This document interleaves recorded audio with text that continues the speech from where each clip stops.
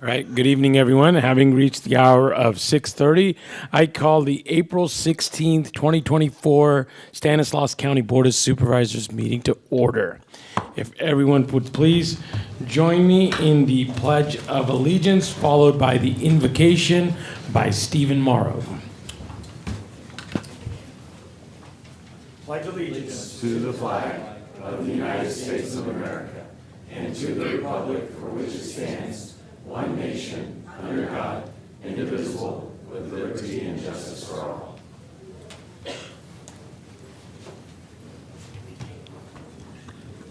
Heavenly Father, we thank you very much for blessing our community, for watching over us and for guiding us, and providing us with a good rainfall this year, which we will really need for our crops and to help support the people of this county. We ask you this evening to grant the members of this board the wisdom to make the good and necessary decisions that they have to make for the county. Some of them will be tough decisions, but the decisions need to be made. So we just ask you to watch over these men. We also ask you to watch over and bless the many members of this community, some who are doing well and some who are hurting. And let us always remember that we must help those who are hurting to help them to succeed and do better for themselves and their family. We ask this in Jesus' name, amen.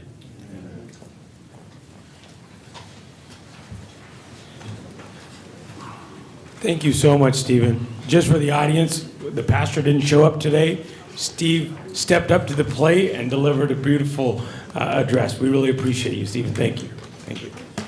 All right. All right, next is public comment period for items not on the agenda. I know I have some public comment cards for items that are on the agenda. I'll be calling out those afterwards. For right now, I'm going to start with public comment. First public comment speaker I have is Nancy Robinson with the Modesto Garden Club.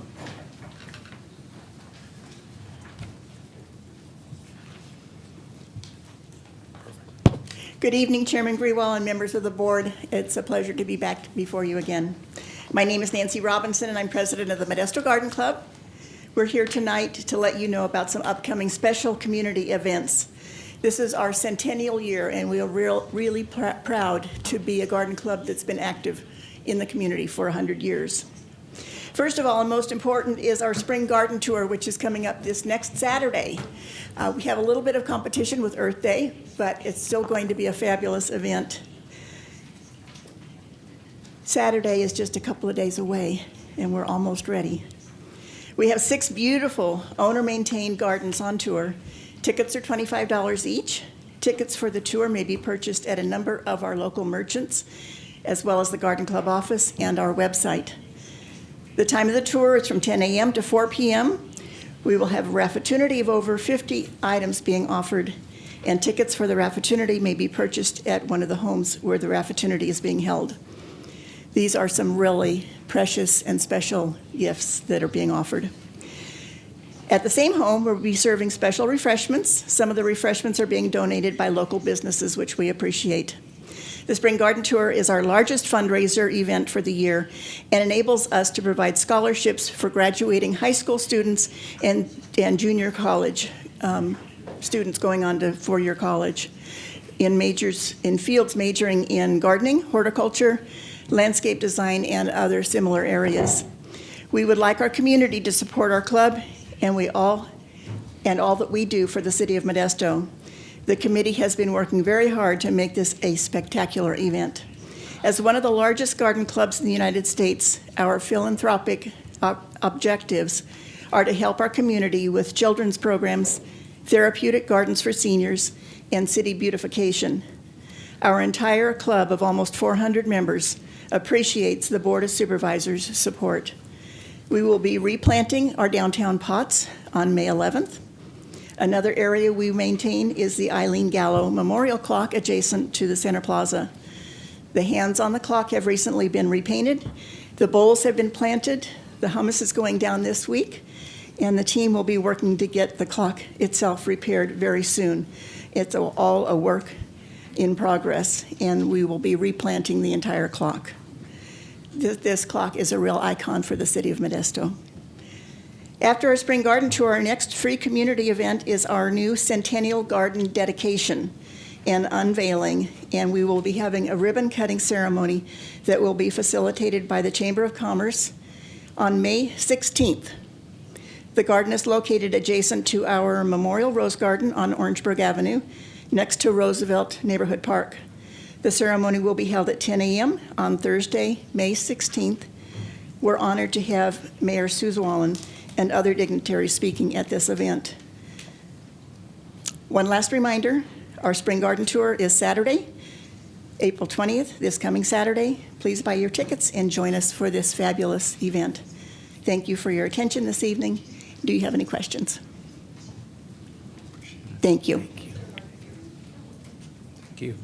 All right, thank you, Nancy. Our next speaker is Maria Moreno.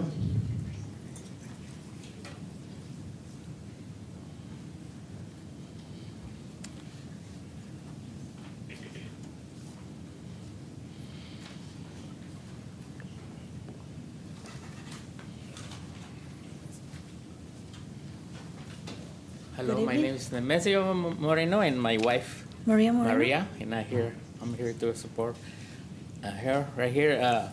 We only want to say a few words. You know, we have a request B1 and B2 to translate in Spanish, please, if it's possible. Oh, That sorry, way- sir. If you're going to speak on a certain agenda item, then when I'm done with all public comment, then you could just speak on item B1 and B2. Oh, all right. Yeah. He's asking for you to translate items B1 and 2. That's his public. Once, can I work it through? Yeah. You know, what I meant is to translate Yeah, translate and the service. papers, and so all our community know, you know, all the people that they don't in Curse Landing. Okay, you're just, I get what you're saying. So a lot of people don't understand English. Like, I don't understand much, but you know, I try. But that's what I will request, you know, for that way we can give flights to the people, you know, in the community cross landing, so they know. And, so that's all. All right. Thank No, you. I appreciate your input. We'll begin. All right, my next speaker is Susan Beasley.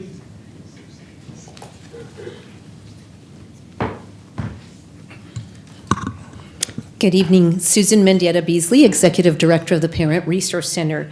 This month of April is Child Abuse Awareness Month, and I'm here to invite you to some activities that we're having at the Parent Resource Center to honor children. Sometimes we think it's from a sad perspective because it's Remembrance Day on the last Friday, which is April 26th. I prefer to turn it into a wonderful day when we think about how precious all of our children are. If all plans go well and you each have flyers and you each have a pinwheel, we will have butterflies to release that day. If we don't have butterflies, I'll have to quickly think of something else to release that will be equally as memorable. So please, you are all invited to join us on Friday, April 26th at 10 a.m., both of our locations. Parent Resource Center operates one location on 5th Street, and we also operate a location in the airport neighborhood. And I'm sure that many of our partner family resource centers throughout Stanislaus County will also be honoring this day. I also want to make sure that I take time to say thank you to the Board of Supervisors and our Stanislaus County partners for the trust and faith that you place in us, not just Parent Resource Center, but all of the partner family resource centers as we carry out our work to build strong, healthy families, to improve the function of our families, to make them as healthy and self-sufficient, sustainable as we possibly can. Also want to let you know, this one's a little bit quick, but I thought I'd mention it. April 17, which is tomorrow. Also, we're featuring a building resiliency workshop for parents tomorrow. It's focused on understanding trauma in the family. And then into May, we will spring into wellness in May because May is Mental Health Awareness Month. From 9 to 12 on Saturday, May 11th, we'll be having some of those presentations, a CalFresh nutrition presentation, lots of activities for family and children. You're invited to join us as your schedule allows or come join us for all. And now each of you has a pinwheel. There's a story behind the pinwheels. These pinwheels are recyclable. They're handmade by students at a leadership class. One of our board members is the leadership advisor, and so she had her students make these for us. They actually do blow in the wind because, as I've mentioned in the past, the pinwheel is a symbol of a happy childhood. And that's what we want for all children in our Stanislaus County. You'll also notice that there's a tag there at the bottom. It does have a QR code that'll take you to our social media. And if you feel very, very generous, or perhaps you're not able to join us, you can certainly make a donation to us. So again, you're invited to come join us. Help us spread the word, share your pinwheel, display it, and we look forward to seeing you at any one or more of our activities. Thank you. Thank you so much, Susan. Thanks, Susan. Right. Next speaker I have is Mary Kate Johnson. I'm sorry, I wanted to address one of the agenda items I didn't know. Oh, do you know which agenda item? Well, you're supposed to address it, but I think you can shut it down, so it's that. Okay, I got you. Thank you.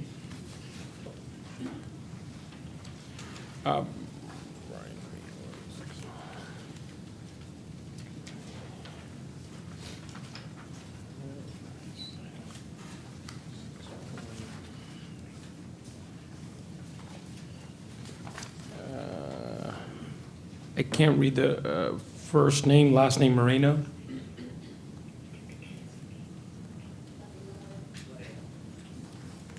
You was. Both of them came up. Okay, perfect. Miguel Donoso? Yeah.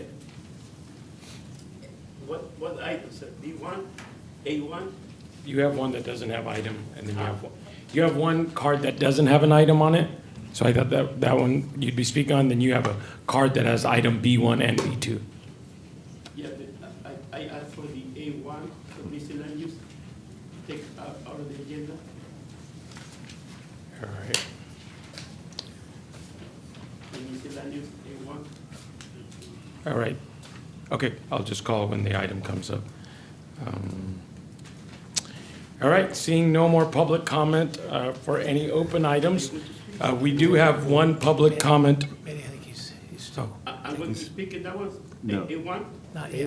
No, there was one that didn't have any item on it, so I thought you were just going to speak public comment. But now since you're speaking on an item, I'll just call you up as the order that I got it. A1. Okay, In miscellaneous. Not yet.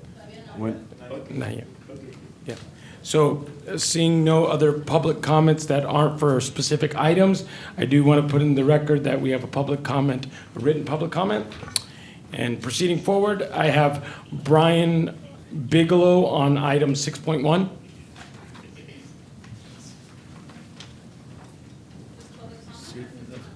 That's all here. All right, well, I apologize. So I'm going to, after public comment, I'm going to move to consent calendar and look for a motion for consent, but the following items have been taken off consent. I apologize, I'm doing this as I'm got these in. So item B1 and B2, A3, E3? A3, and B7.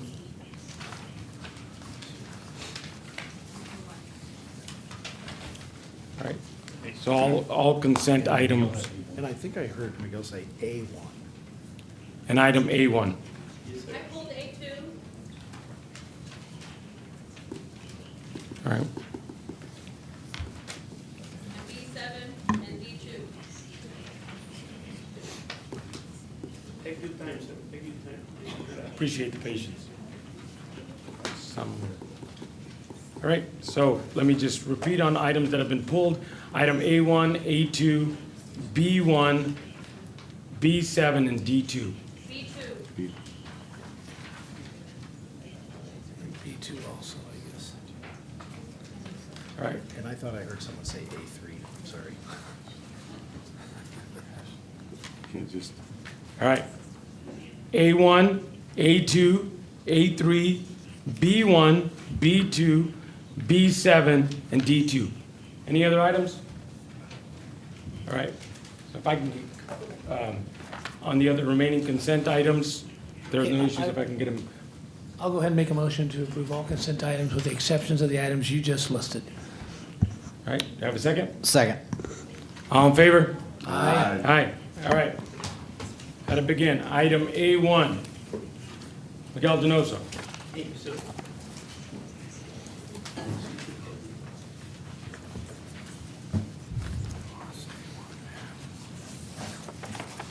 Thank you, Mr. Chairman.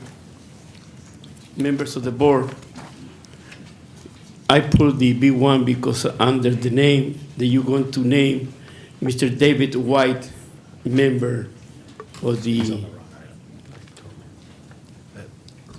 I'm sorry, it was item A1. A1, yes, I'm Okay. sorry. I'm So sorry, that's the sir. approval of the minutes? Huh? That's the approval of the minutes for March 26th? No, the, what David White is, Must be A3. be approved. A3. That would be A3. A3, I'm sorry. No worries. So you might want to check for. Any other one comment on A1? No, that was my mistake, sir. All right. I was so nervous as you. I'm not nervous, but No, I you're know, getting I know. confused and making me The nervous. confusing, yes. Yeah. It's part of the All right. confusion. So, any speakers on item A2? All right, please come up. I'll call you back up for A3. Thank you, sir. No, I'll call you back up for A3. I gotta go through A2 right now. Ahorita sigue usted, están hablando sobre el A2, ahorita sigue el A3. Okay, gracias. Ya, Thank you. Si tuvieran traducción propia o hablaran bilingüe, sería más fácil. Good afternoon, Board of Supervisors and community members. On item A2, you have the acceptance of the resignation of Ignacio Chavez from Stanislaus County Local Task Force on Solid Waste Management. I've come to the board several times to speak on this local task force for solid waste management, specifically sharing a personal story and commitment to attending the local task force meetings where we are supposed to be addressing solid waste issues. The local task force is obsolete at this point. The meeting was supposed to take place this Thursday. And we've been informed that several of the people that sit at the local task force were planning to attend this meeting. But it was canceled yet again because there was a lack of quorum. And there is a lack of quorum almost every time the local task force has to meet. And that's because the local task force doesn't serve or meet a need for those who are at the local task force. The local task force is meant to comply with a law that was established in the 89, I believe, and it has surpassed its purpose. We have new laws that require the states and jurisdictions, to comply with many laws like SB 1383, 1826, SB 54. All these laws are coming into play. And the local task force is not focusing on those laws. And so people who sit at this board find no reason to attend these meetings. And then when we finally get people to come to those meetings, they get canceled because there is no quorum. Other times, the meetings get canceled because there is a lack of agenda item, as if there was nothing to discuss. When we talk to city folks who the county represents, the cities who are in charge of their solid waste or recycling programs are struggling and are in need of support. And this local task force can be that group or that support for these smaller cities or smaller communities, or just communities who are really interested in learning from each other, best practices when we're dealing with waste. So it's unfortunate that Mr. Chavez, Ignacio Chavez, is resigning for the local task force, and I foresee many other folks either retiring or not, but I would ask that the Board of Supervisors review the objective for the local task force and reassess its purpose as it's not meeting any need for any of the jurisdictions that attend the local task force. Now, Covanta has cited that they are no longer able to or viable to do business in the state of California. They want to leave the county, and I hope you let them leave. But before you let them leave, that we actually implement a plan to take care of our waste when we are no longer going to be incinerating it. And for those of you in the public here, we burn 800 tons, or we have the capacity to burn 800 tons on a daily basis. That is every single day. And that is a toxic practice. It's not sustainable. It's dirty in so many ways. And so we are happy that Covanta is needing to leave because they can no longer do business. But we urge the county to really invest in zero waste practices, policies, and infrastructure that are going to allow us to keep things from the landfill. And we cannot do that in silos. This local task force on waste management that the county basically leads needs leadership. The cities, the other jurisdictions that you represent at the local task force need assistance. We need a universal message for the whole county so that we all are sorting and separating our waste in a proper way to keep green waste and greenhouse gases from being emitted at the landfill, so that we can properly compost, so that we can properly recycle materials that are recyclable, and educate community members to stop buying materials that are not getting recycled. And that is doable, but only with leadership. And the county is at that seat right now. You have that task at the local task force. And so, unfortunately, I hope to see either people leave this task force, for those of them who are not even attending and who do not allow community members to have a voice at this local task force, because we can't have public comment period at those meetings either, because those meetings are canceled, again, because of a lack of agenda items or lack of quorum. And it is very important for some community members that we are actually addressing this need at a county level, because again, we cannot work in silos, and we ask for your leadership in this area to ask and really work with the local task force folks at the Environmental Resources Department to review. We can't even talk about reviewing the purpose of the local task force because there is no quorum. We can't get things on the agenda because there is no quorum. So how are we supposed to have these conversations? Please be a leader in this area and help Will and Rob navigate through these best practices to really think through our commitment to zero waste and keeping things out of the landfill by being a true leader. Thank you. All right, next speaker I have is Miguel Donoso on item 8.3.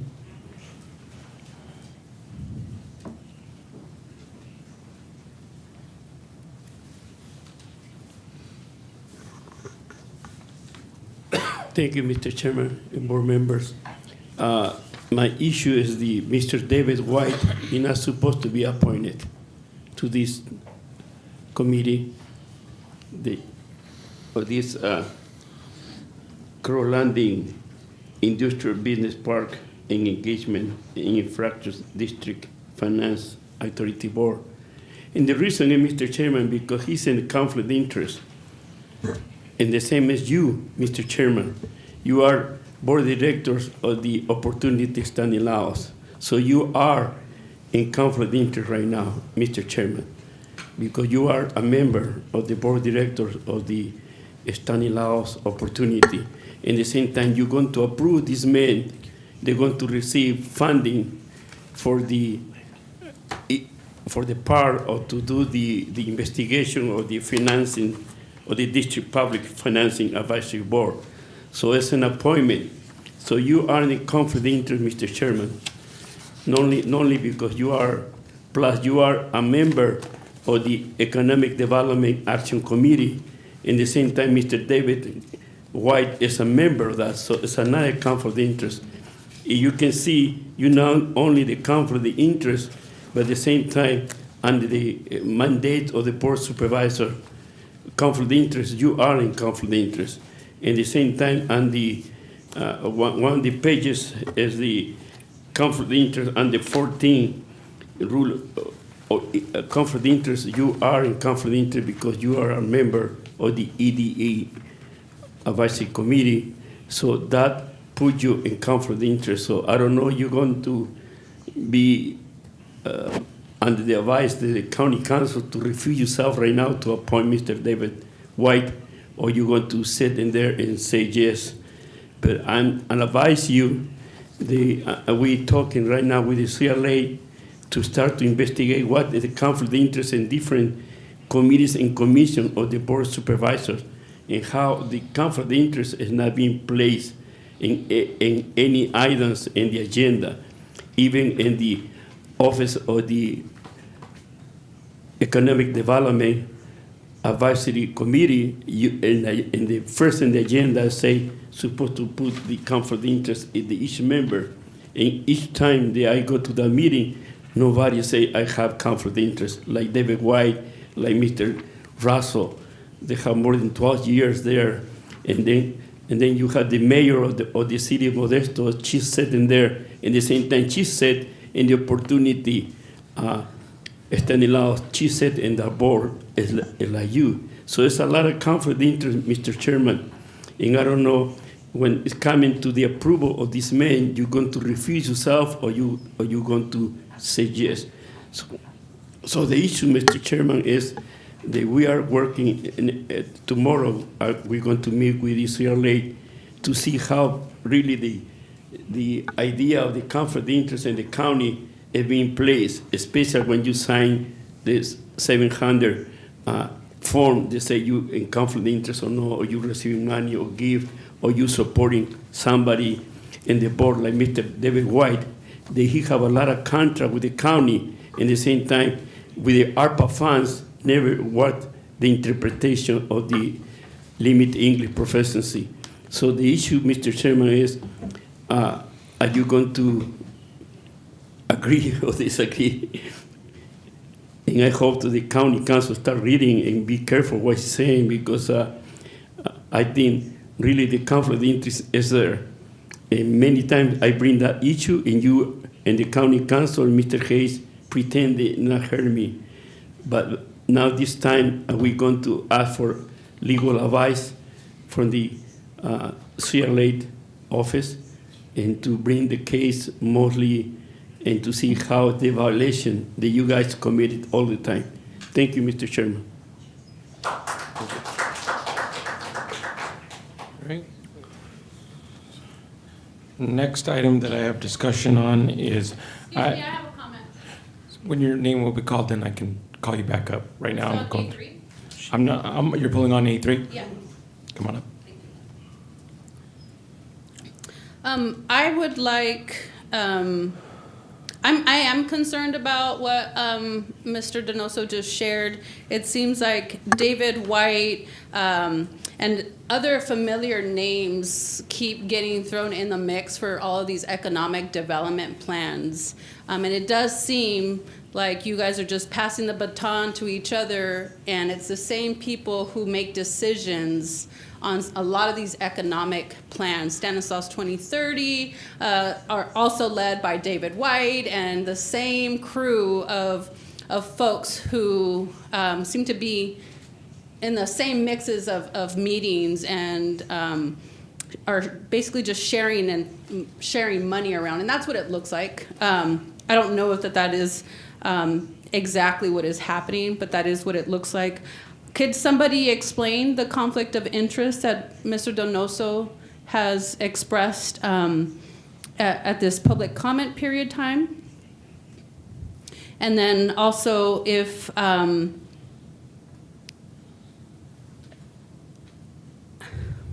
me think, I have a few more minutes to think about what I'm asking. I would like to know what type of conflict of interest all of these relationships have, and what type of investments these individuals are getting and putting into these meetings. I keep hearing the same names in all of these things, and so it just seems very fishy. And then all of those folks are in these meetings and spaces where we're asking for information in Spanish. So are you intentionally placing English language only people in positions of power to make these decisions and then decide that Spanish speakers, those who only speak Spanish, don't need to know? Because that would be a racist practice. And it seems like it's very intentional. Because when we come to ask for translation and interpretation of documents, you come up with some reason why we can't provide that document in Spanish, or why you're not legally mandated to do so. So I would like some information on what type of conflict of interest is possibly at this table here with this item, and that you not approve this until you can clarify some of the concerns by community members. And if they're not legit, then please explain how they're not, instead of just leaving us hanging. Thank you.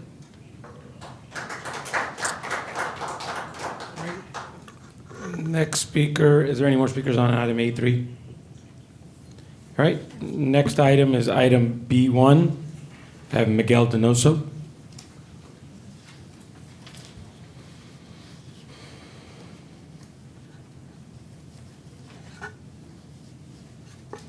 Yeah, Mr. Chairman, I'm requesting that because that document in regard to the cross landing is that we need to be the interpreter to the people that live in that geographic area, Mr. Chan Candy. That population of cross landing alone is almost 75% or 70% Latino, Mexicano, Mexico-Americano. At the same time, almost over 40% speak only Spanish. So the issue is how you're going to have the families or that person that pay taxes, many own houses there and pay taxes. So how that going to be reported in that to give the information to the family that live there? They don't have access to the what you are presenting right now to approve of funding to opportunity. And at the same time, I think the violation of Mr. David White is big in the sense of conflict of interest. So it's two items. One is I requesting that document to be in Spanish, and the other one is to be how is the Mr. David White continue to receive more funding from the Mr. Hayes issue, and how the county council is still not understand the conflict, the interest is there. Mr. David White is the member of the economic development, where you are, Mr. Chairman, the new representative of the board of the supervisor. Mr. Grigwell, you are. At the same time, how you have people like the mayor sitting there, at the same time you are member of the board of directors, the opportunity, the Stanislaus opportunity. So it's very, really, it's a matter of the public information, not only that, but at the same time, how is the ethics work there? The ethics is very important in our community, and it looks like you are constantly violating the ethics.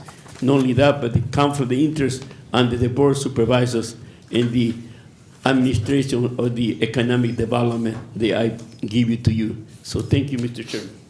Right. I have another speaker on item B1, and on their name, they just have speaker number 3.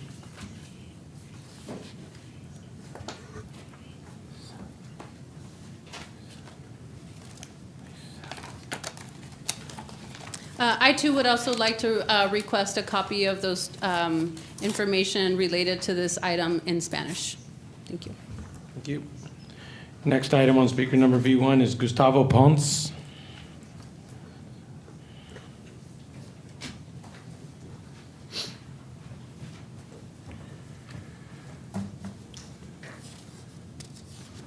Which item? What number?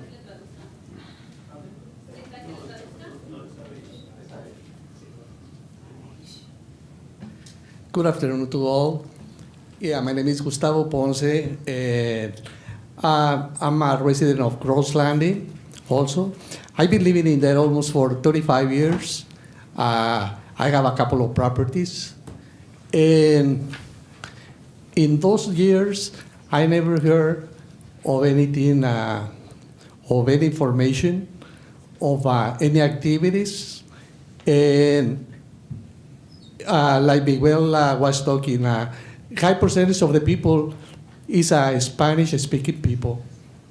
Also, my English is not so well, but I try my best to speak and understand.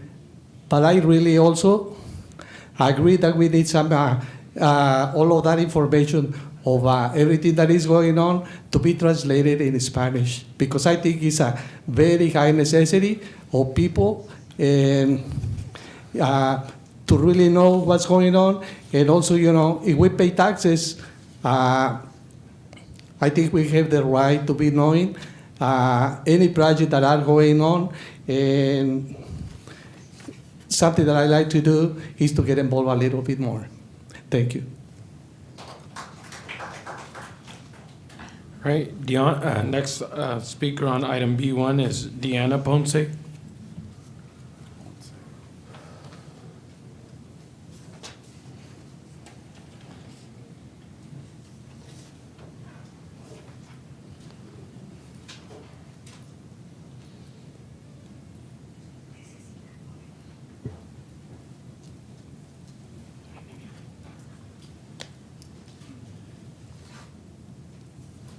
Buenas tardes.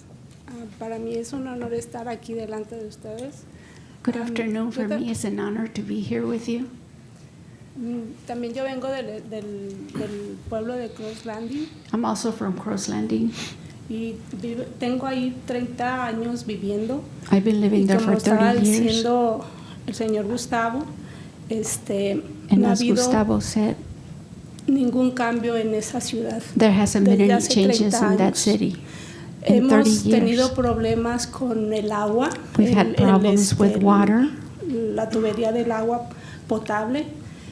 Que Drinking water. no ha sido cambiada It hasn't been en changed todo este tiempo. in all this time. Entonces el agua, The ahorita water, los tubos right now, están ya muy podridos everything is y el rotted. agua está oliendo mucho a The tubes are drenaje. rotted, and it smells. Entonces sí pedimos nosotros So we are que se nos asking notifique más a la comunidad they hispana, let us know porque more. no habíamos tenido Those of us that are comunicación, Spanish speaking, más bien noticias de que hay este tipo de asambleas. because we didn't know that there were this type of meetings. Nos enteramos por el señor Miguel que We only found nos out invitaron a through una Mr. junta en Miguel, Bonita because they y de ahí invited fue us donde to a empezamos meeting. a tener contacto y And that's where we necesitamos started to nosotros have también ser contact. informados porque si And we estamos need to be pagando informed. taxes, If we are creo que paying también taxes, tenemos derechos. I believe we also have rights. Entonces pido que se nos ponga más So I atención ask to put more a attention nuestra comunidad to our community para también crecer, queremos so crecer that we can como also pueblos. grow. We also want to develop and grow. Muchas gracias. Thank you.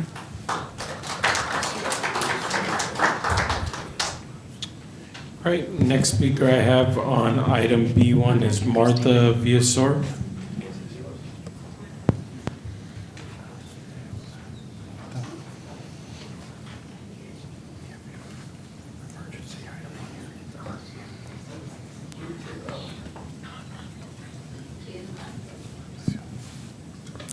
Muy buenas tardes. Good afternoon. Me da gusto de verlos. I am glad to see you.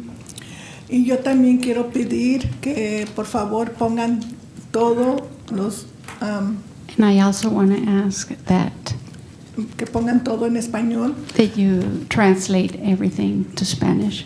porque cada vez que vamos a una parte Because every time we go somewhere, está todo en inglés. everything's in English. Nosotros firmamos y We no sign, sabemos qué es lo que estamos firmando. And we don't even know what we're signing. Y siempre los dicen, no, And they always tell us, nosotros te ayudamos. we'll help you.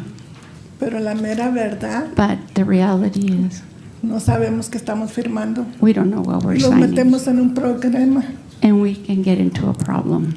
So, por favor, les So pidemos please, we ask you, Y les estamos pidiendo una y otra vez And we keep asking you que por favor pongan todo en español to please have everything in y en Spanish otro idioma available. también que van a necesitar. In other languages that might be needed.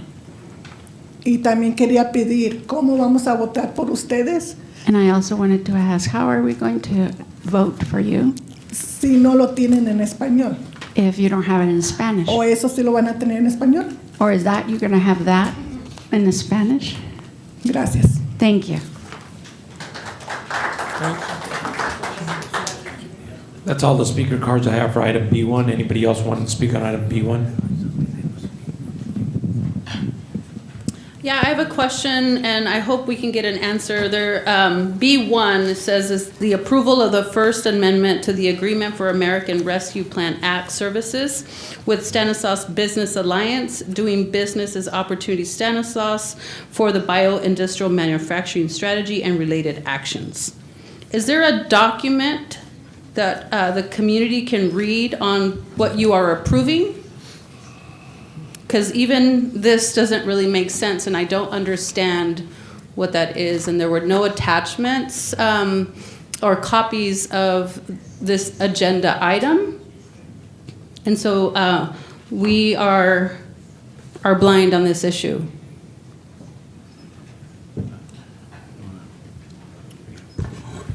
So we actually have an agenda item on the agenda, so I'm not sure. There's an attachment, your is that what you're question saying? is. If you look at the, So I have to go online. if you look at the actual agenda, there's an attachment that has a copy of the amendment that's being proposed for approval by the Board of Supervisors. Okay. And it would be executed only upon approval of the board.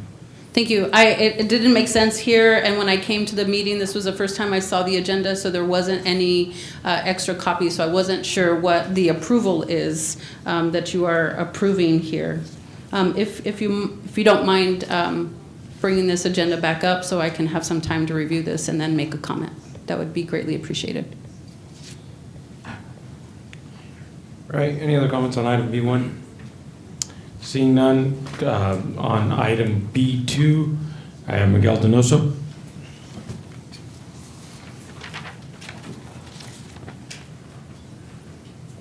The same issue, Mr. Chairman. I'm requesting two items. One is the conflict of interest of Mr. David White, and the other one is to the translation of that document for our community to understand and to be part of the process. It looks like every time that we come here, ask you to please to make the interpretation. And according to Mr. Hayes, the report of the bilingual that's going to come pretty soon, he said the 6%, 8% of the average community is monolingual. I think that's wrong. That's not correct. And we have a newspaper this morning, in Modesto B, they say that almost 35% the interpreter and they come to here sometimes, Mr. Ramirez, he said the over 30% is monolingual in this county. So I don't know what Mr. Hayes coming from that report of that number. So the issue is, number one is continue the conflict of interest of Mr. David White to approve you, and I know you want to approve because that's what you do, 99% approve whatever Mr. Hayes says. So I'm scared that somebody is going to say no. It's very rare. But at the same time, Mr. County Council, I hope so they take note and listen what we're asking. Every time we come here, we're asking for interpretation in every document, especially ARPA. And the ARPA money say you have to the insurance of the document to receive money. You have Mr. Hayes and the County Council, Mr. Boss, is not being in place. In missing that part, they say the Civil Rights Act 1964 has to be placed to ensure the money is going to come to you guys from the requested ARPA money. It has to be under Limited English Proficiency Act. So I don't know if the county council and Mr. Hayes doing it purpose to, we continue to asking for that, or it's something that you guys oversee and not to put it in place, and Mr. County Council supposed to really revise that and not there in the application. So I requesting that very important information, because we need the monolingual people to be participate in the process and not happen. Thank you, sir. Thank you. Next speaker I have on item number B2 is speaker number 3.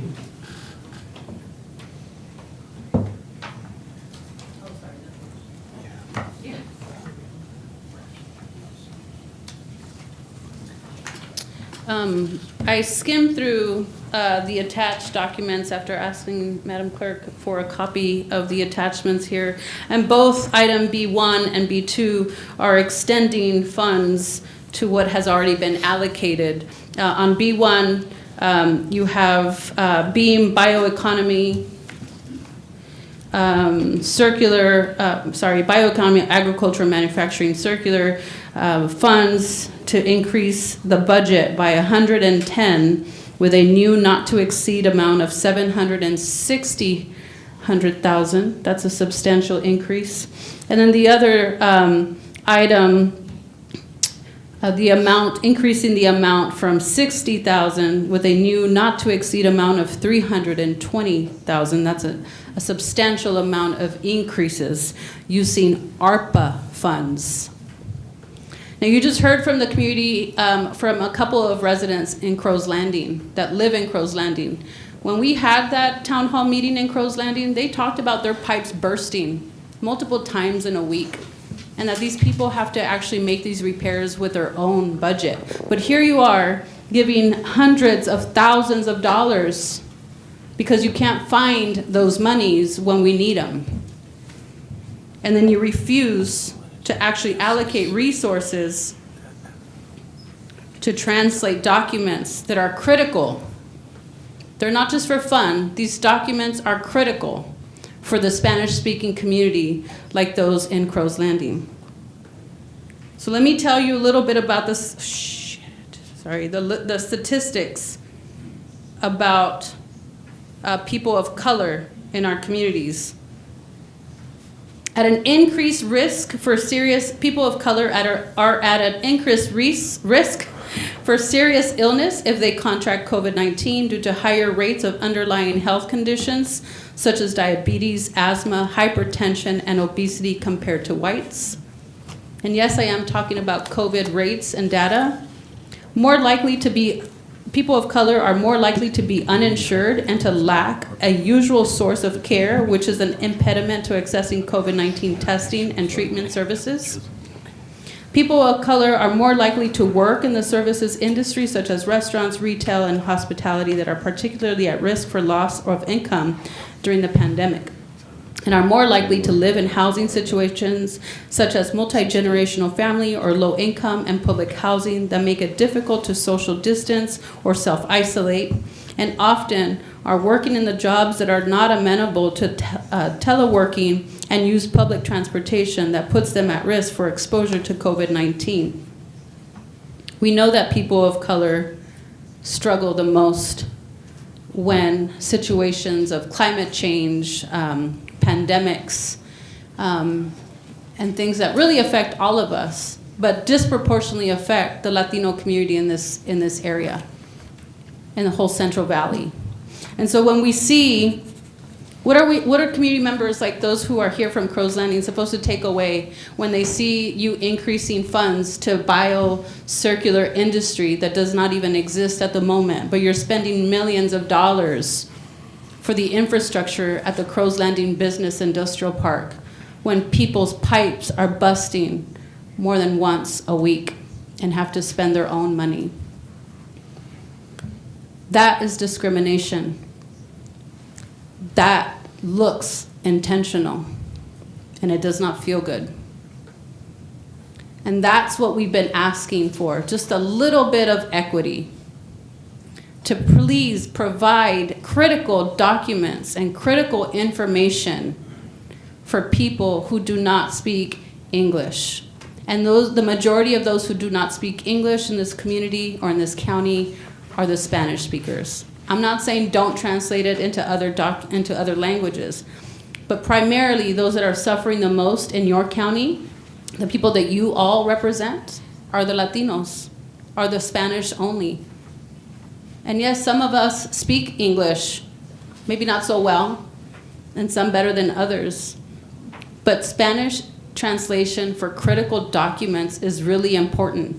And when we see allocations of hundreds of thousands of dollars being allocated to research and to find out how we can make bioindustry work here while we struggle day to day to make ends meet, is discrimination.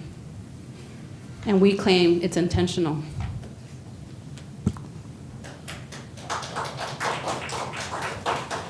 All right, next speaker on item B2 is Gustavo Ponce.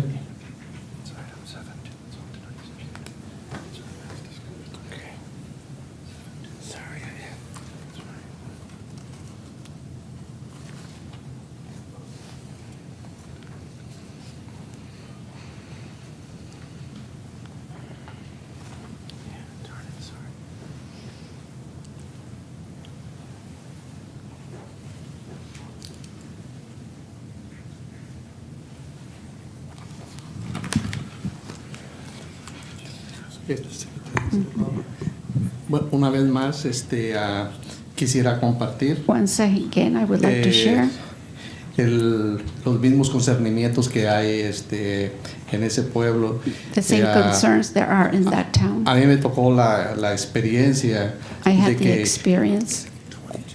aproximadamente unas 4 o 5 veces se rompió la tubería. About 5 times. A mí me tocó verla y The estaba pipes totalmente burst, corrosida. and I saw how corroded it Y was. cuando fueron a arreglarla, And when lo they que went le to fix pusieron it, fueron más unos tipos plásticos They just put over some plastic y unas clampas. and some clamps. Y después, como al mes, And se then volvió a about a romper month otra vez later, la it pipa. bursted again.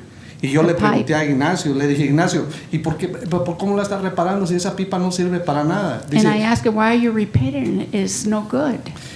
Dice, no, es que no nos quieren aprobar más presupuesto, And no he tenemos says, we don't have presupuesto. more budget. Le digo, pero si estamos pagando impuestos But nosotros, we are paying taxes entonces, ¿por qué no here? tenemos derecho nosotros Why don't we a have our tener right to have un agua que sea segura para safe nosotros y para water nuestras familias? for us and our families?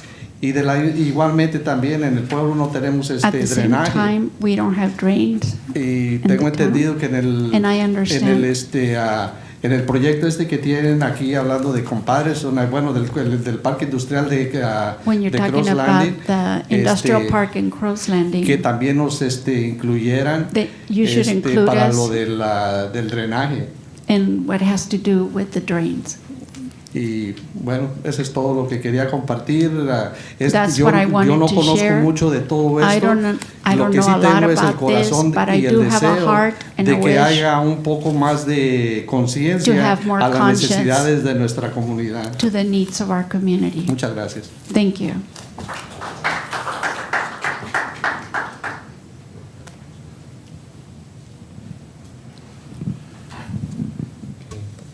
Next speaker for item B2 is Jaime Calderon.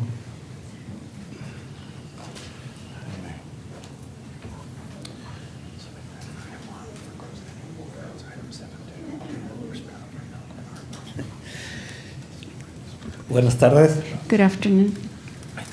Jaime Calderón, campesino y poeta. Jaime Calderon, I'm a poet and a farm worker.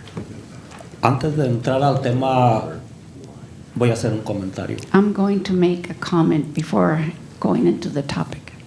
Seamos justos. Let's be just. Me gusta ser justo a mí. I like to be just. Quiero agradecer a James. I want to thank James. Hace 2 años abrí mi desempleo About y 2 years ago, no tenía respuesta. I opened my unemployment and I had no answer. Gracias a él, And thanks to him, estoy recibiendo mi desempleo ahorita. I am now receiving my unemployment. Muchas gracias. Thank you very much. Seamos conscientes, sí se puede. Let's be conscious. We can do it. Ok. No sé qué tan importante sea para ustedes su ciudad, I don't know how important is your city to you, pero para mí sí es. but for me it is. Estoy buscando la forma de ayudar, I'm trying to find a way to help, a pesar de mi nivel educativo y económico. even though at my level of education and Somos economic. somos un gran porcentaje We are a great percentage de los que vivimos aquí que no sabemos inglés of those that live here that we don't speak English. y somos capaces, crean.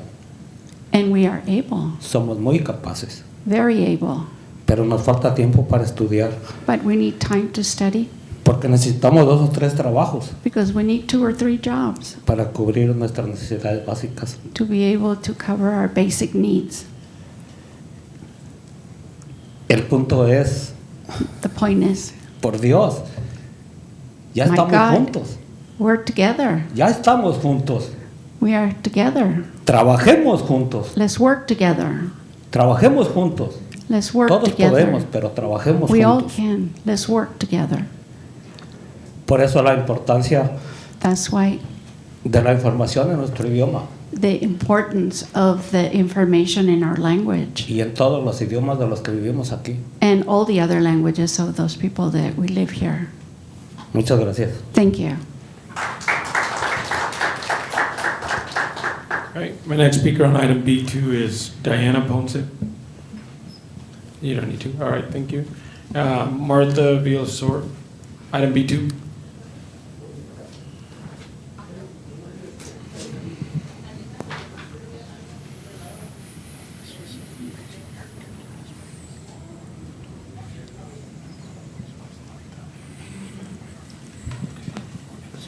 Ven qué bonito es cuando hablan en su propio idioma. See how beautiful it is when they talk in your own language. Es muy bonito. It is very beautiful.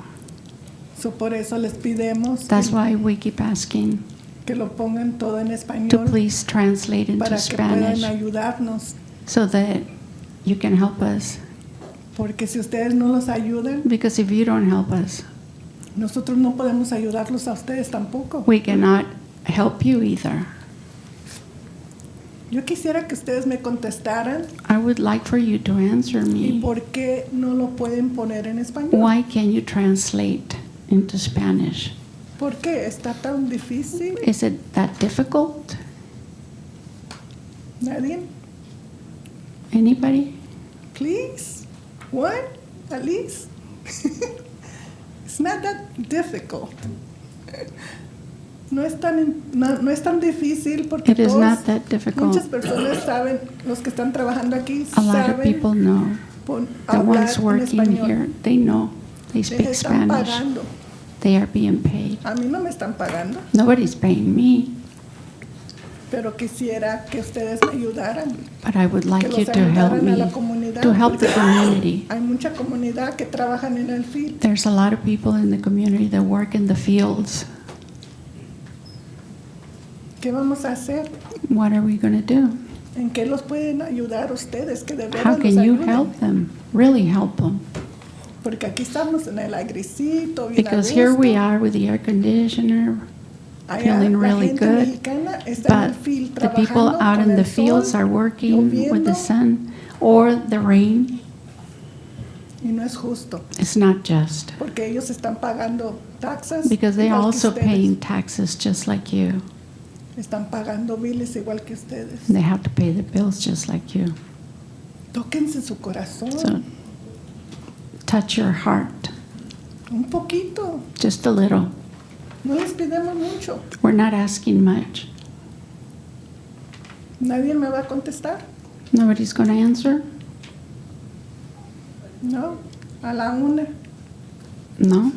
a las dos, 1, 2, a las tres. 3? Thank you. Thank you. All right, any other speakers on item number B2? All right, seeing none, I have comment, public comment on item B7 by Miguel Donoso.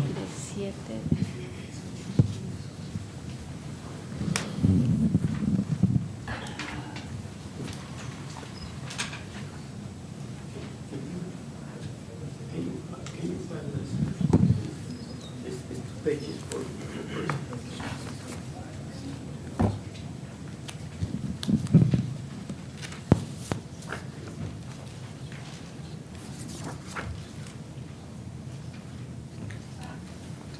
pages for president.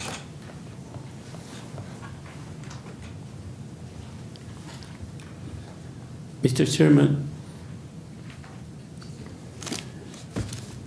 I'm waiting to pass the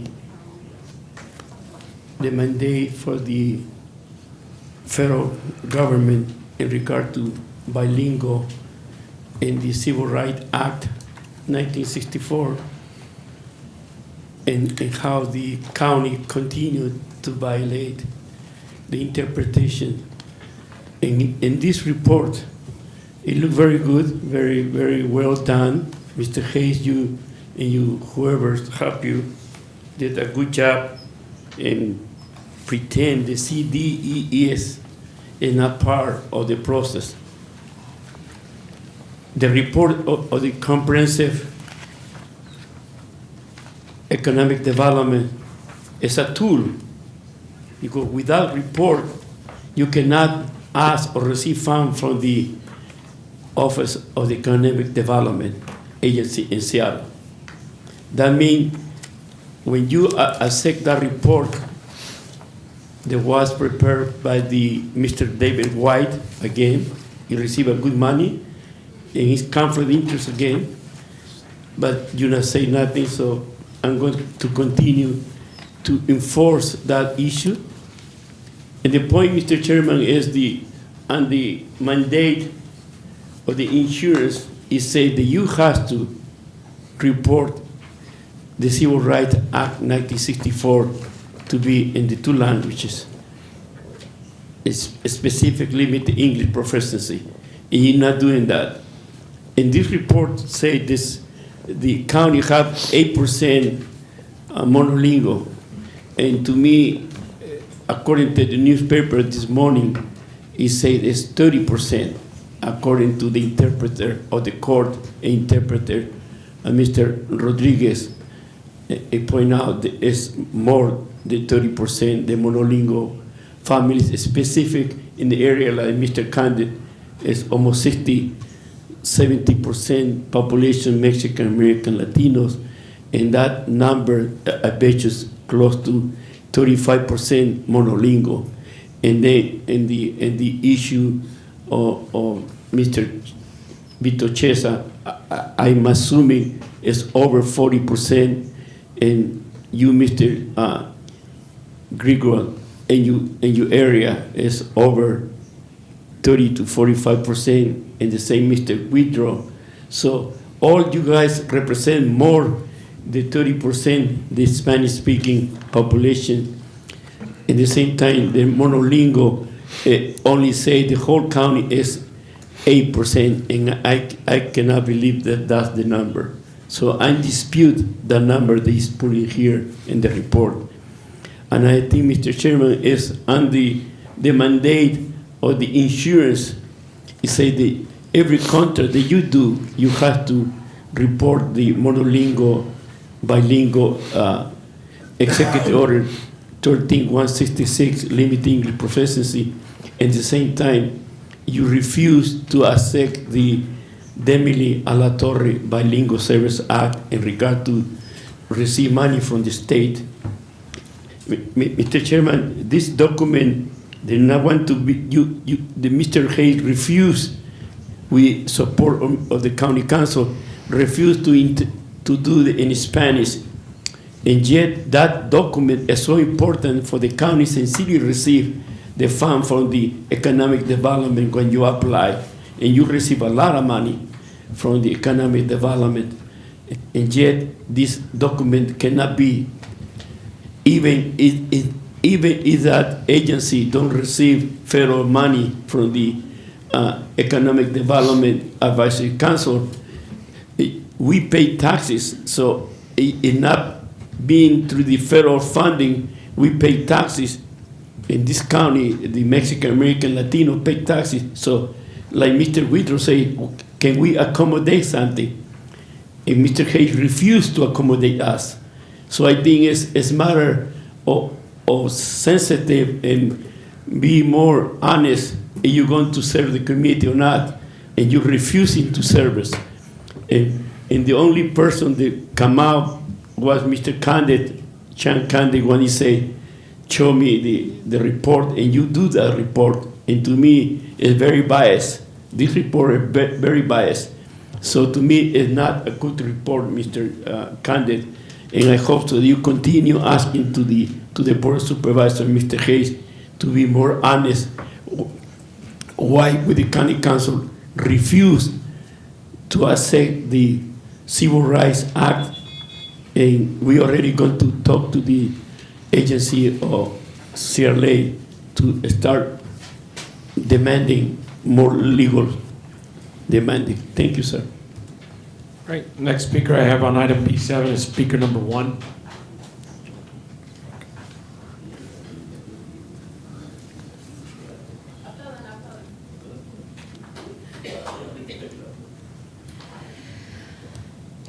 I was expecting to get a presentation, but I guess because it's on consent items, you don't have to do a presentation, even though the community has asked for the explanation. You provide it to us in English only.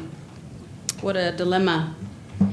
According to the Modesto Bee, I'm not sure what article Mr. Donoso was referring to, but I quickly just typed in Spanish speakers in Stanislaus County, and the Modesto Bee article from last year in October of 2023 popped up, and it said more than 36% of Stanislaus County residents over the age of 5 speak Spanish.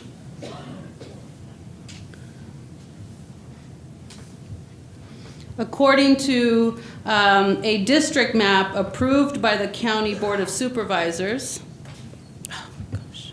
sorry, my phone isn't cooperating. District 1 has 36.45% Hispanics, and District 2 has 41.78% Hispanics. District 3 has 49.75% Hispanics. District 4 has 44.74% Hispanic. And District 5 has 66.74% Hispanic. Those are significant numbers, and you are intentionally discriminating against those Spanish speakers who cannot understand. Not even your answer to the question posed by Spanish speakers to ask you to investigate if you are legally obligated to translate documents.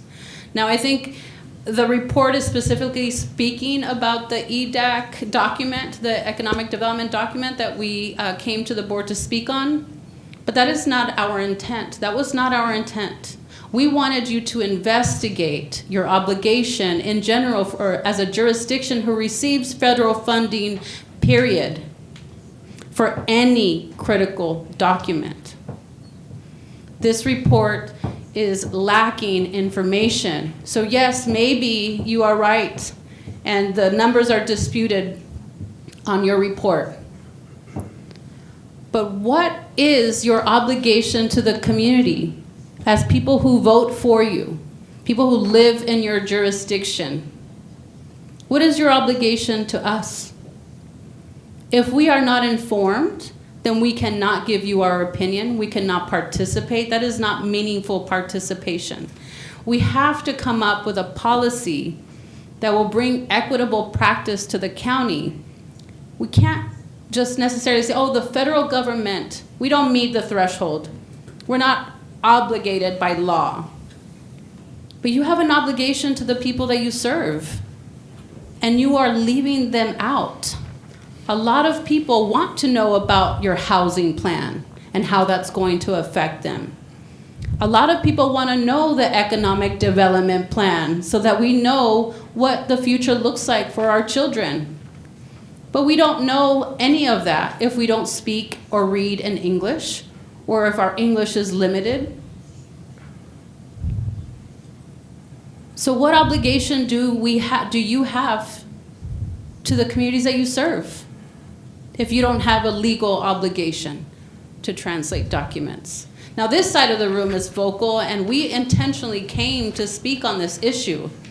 I encourage people from this side of the room to just come to the mic and say, I support for translation if you want to. I think it would show the Board of Supervisors that it's not just Spanish speakers who support Spanish speakers. Your report is very inadequate. I'm an English learner. It does not serve us. But yet, you guys make hundreds or $100,000. I don't know exactly how much you make just by being Board of Supervisors, and then you also have a job. At least most of you do. I am a co-founder of a nonprofit organization, and I dedicate my time to making sure that community people like those who live in Crow's Landing, who you leave out, that I reach them and that I give them basic information as best as I can. And I don't even make $45,000 a year. I'm doing your job while you get paid. That is an injustice. It is discrimination. It is racist. Call it what you want to call it, but it is what it is. And I encourage people to come and say, me too, at least. Any other speakers on item B7? All right, I'm going to bring it back to the board because a colleague of mine wants to have comments on item B7. Supervisor Chance Condon. Thank you, Mr. Chairman. Yes, I do appreciate Mr. Bowes and staff for their hard work on this document. I did pose the question on December 19th regarding the threshold.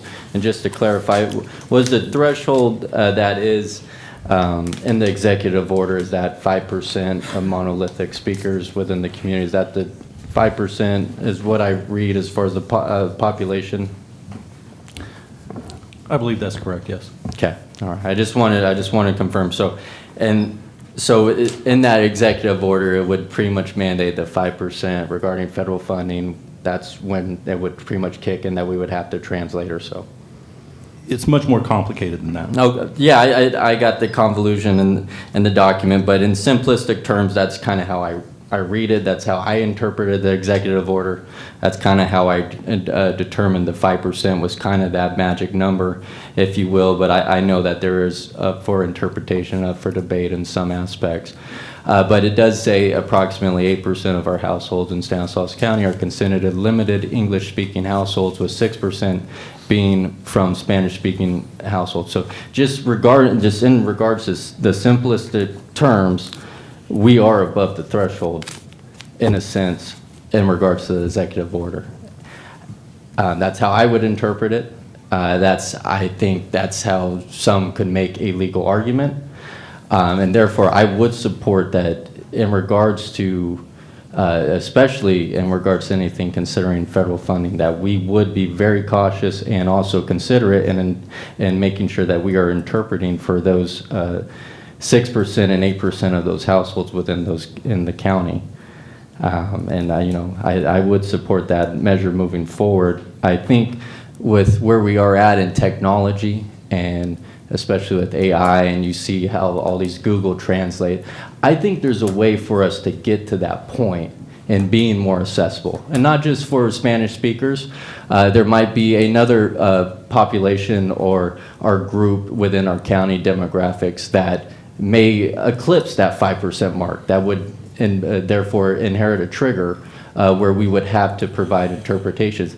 I really think there's a way. I think we should relook at this. I think we should look at other avenues where we can get some sort of translative services through technology and working with different options where we can make things more accessible for our folks who showed up this evening and for the folks who live within our county.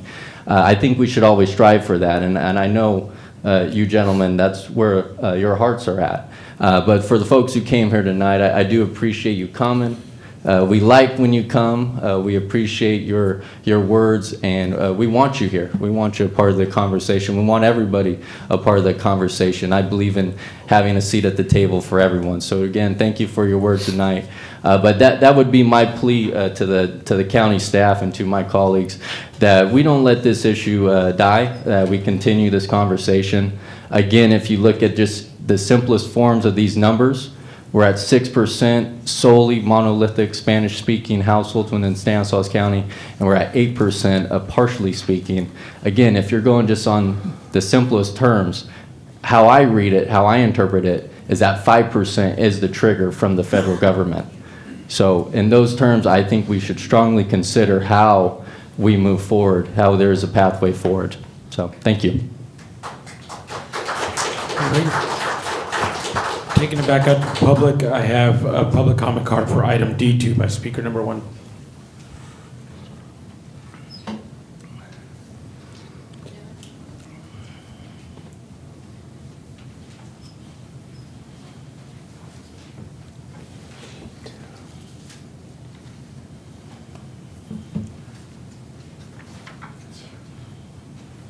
I think my comment for this was, again, you're approving to set a public hearing that is forthcoming on April 30th, the Department of Housing and Urban Development entitlement programs, and I urge that your presentation be translated bilingual in English and Spanish, along with any documents and attachments that you have, so that those who are interested in learning what is the county doing as it relates to this issue, that they can be informed.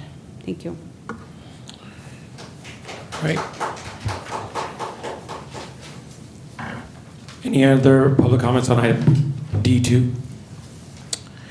Seeing none, I'm going to bring back the consent calendar back to the board, and I would like to request approval of items A1, A2, A. Yeah.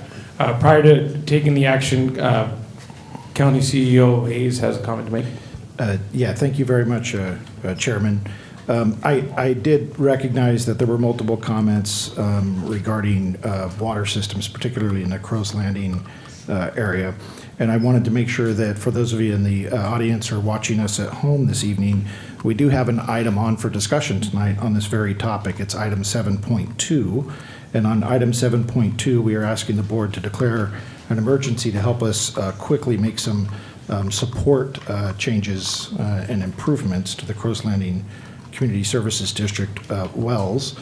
And I know there were some comments just regarding county investments in that area. You're going to hear this later in our presentation. But I know if those of you who were not tracking this was on the agenda, I wanted to make sure we brought it to your attention. That project is about a $3 million investment from the county to support the water district in Crow's Landing, and a majority of the funding there will be from our ARPA funds. So that'll be on later tonight for discussion. And if I just want to reinforce that, so we would encourage everyone who is here tonight, in particular from Crow's Landing, to stay. And so you would be able to find out the facts about what we are, what we have done, what we are trying to do. And I would support, as far as Chance, he says all of our hearts are here for our community. A lot of accusations made here tonight, very disappointing and upsetting to all of us, knowing how hard all of us work. The majority of our time goes towards trying to help our disadvantaged and our Hispanic populations in our community. So those are very disappointing. And I would support that we do whatever we can to try to translate it, for nothing else, to get the facts out there as compared to something that's going to individuals. It's not true. So I would encourage that we try to figure out a way to make something like that work. But I'd encourage you all to stay here tonight so you could hear the facts as compared to maybe what's being told to you about the work that we are doing, and this is just one example of it. So hopefully that's translated. Can I have a? Can I have a? So I'm sorry. Go ahead. Go ahead. No, I have a question, because on our website we have the translate function to the left when you get on the main page, and you can go to many languages. And I know it's much easier because it's static, right? Everything there is static, so I know it's translated correctly. What is our legal obligation? Because the AI, like when they do language translation while you're talking, and you read that and it's not always what we say or what's said from the folks. It doesn't pick it up. So what is because I would agree with Chance that the technology is just about there, but if you translate it through an AI and the language doesn't pan out exactly correctly, is there a legal obligation on us?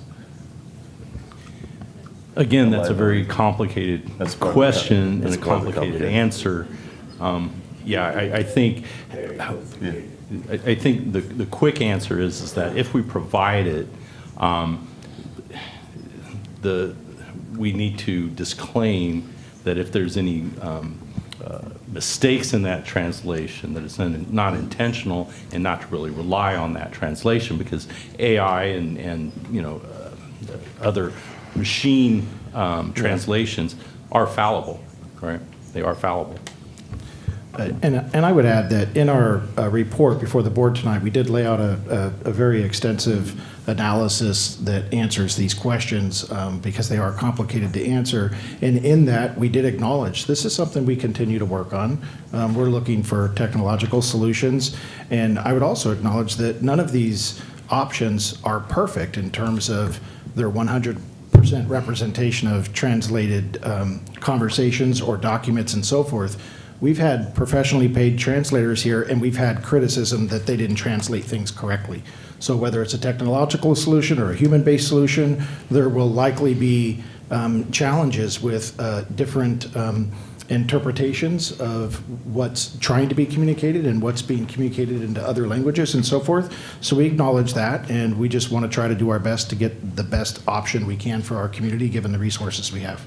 Yeah. And I think that's very reasonable, and I certainly never want to be the one who allows the perfect to get in the way of the good. I would just really like us to continue this conversation. I would almost want us to table this item so that we can continue this conversation specifically around the federal mandate of that 5% trigger. Because again, I think we're running up against a wall with our 6% or 8% numbers. I really do. And I think we need to be conscientious of that. And so if we could just keep this conversation alive, maybe we can table this and have it be an ongoing conversation to try to think of creative ways, outside the box ways, where we can see how we can be more accommodating. Can I ask then, if you want to table this specific paper, it's not because you disagree with what's written there, you want to see some different action. So I'm trying to understand why we don't adopt this, because it doesn't say we're not going to. It's just... Yeah, I guess I would probably have a hard time supporting this tonight, and this how it is because just in the simplistic numbers, I do think that we're above that 5%. So I would have a hard time supporting that with us being at 6% monolithic speakers in Stanislaus County, 8% who are partially. I would have a hard time supporting this tonight. And that's why if we can continue this conversation, maybe we can include our community members who are here tonight so that maybe we can hear suggestions on how to do better outreach to those monolithic speaking communities. I would be in support of that. But I just think there's ways where we can try to bring in technology. And again, the technology might not be perfect. It might not all be there yet. But again, I don't want to let the perfect get in the way of the good, and I want us to keep exploring how we can be more accessible. So, Manny, can I just jump? Sorry. So all this is really just an update on our obligations based on our county council's interpretation of the law. That's all we're looking at here at B7. It's just an update on that. And so, and for us to accept the update, I don't have trouble with accepting our county council's update on this based on interpretation of this. I think what you're saying, Chance, is I agree. We're going to continue, as we've said we are, and we will continue to figure out a way to try to make this work one way or the other. But I'm okay with just accepting what's been, a lot of time and effort was put into this, I know, to try to interpret. But I think he's questioning whether the number is correct. Well, again, in our obligation to that number, because it's here, the DOJ Safe Harbor requires that all vital written documents, if more than 1,000 LEP speakers are eligible for likely to be affected by the program or activities. And then to further go on, it says, and the number affected constitutes to 5% of the total population that program affects. So again, if we're at a 6% monolithic Spanish-speaking community based on the 2022 survey, we're above that 5%. If we have a partiality of Spanish speakers at 8%, we're above that 5%. That's just my hesitation. Now, if there's a different interpretation of that, I'm all, yeah, go ahead, Jody. I just. So I think what I would point out is when you read the staff report, you'll see that there's a multi-factor analysis to determining this. The language threshold is one portion, is one of the factors for consideration.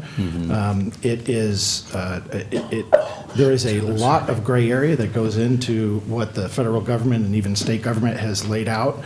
But I can tell you that in working with county council, and this report is a collaborative effort between county council's office and the chief executive office. So we got a few folks in our office that have looked at these issues as well. But on our side, what we've done is we've tried to take this information and then look at what are we currently doing in our organization with our written materials out in the community, particularly around vital records. And vital records are defined in here and determined.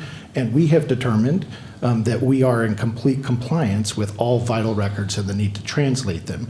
That's why we were comfortable bringing this item forward. We think it answered the questions we were asked to answer. But I acknowledge they are complicated, and I do just want to say on the record that we do believe that we are in compliance with all of those standards. No, and I understand the position of the county. I totally get it.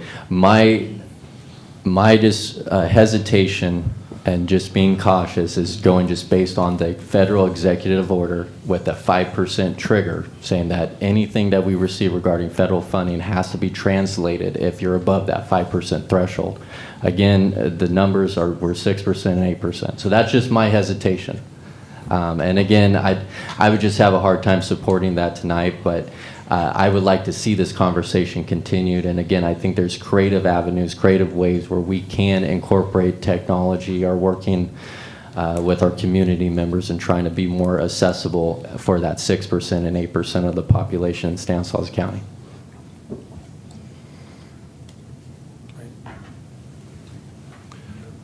Well, I know there was some disagreement with respect to the numbers that have been reported in this update, and Alicia has some good information on that.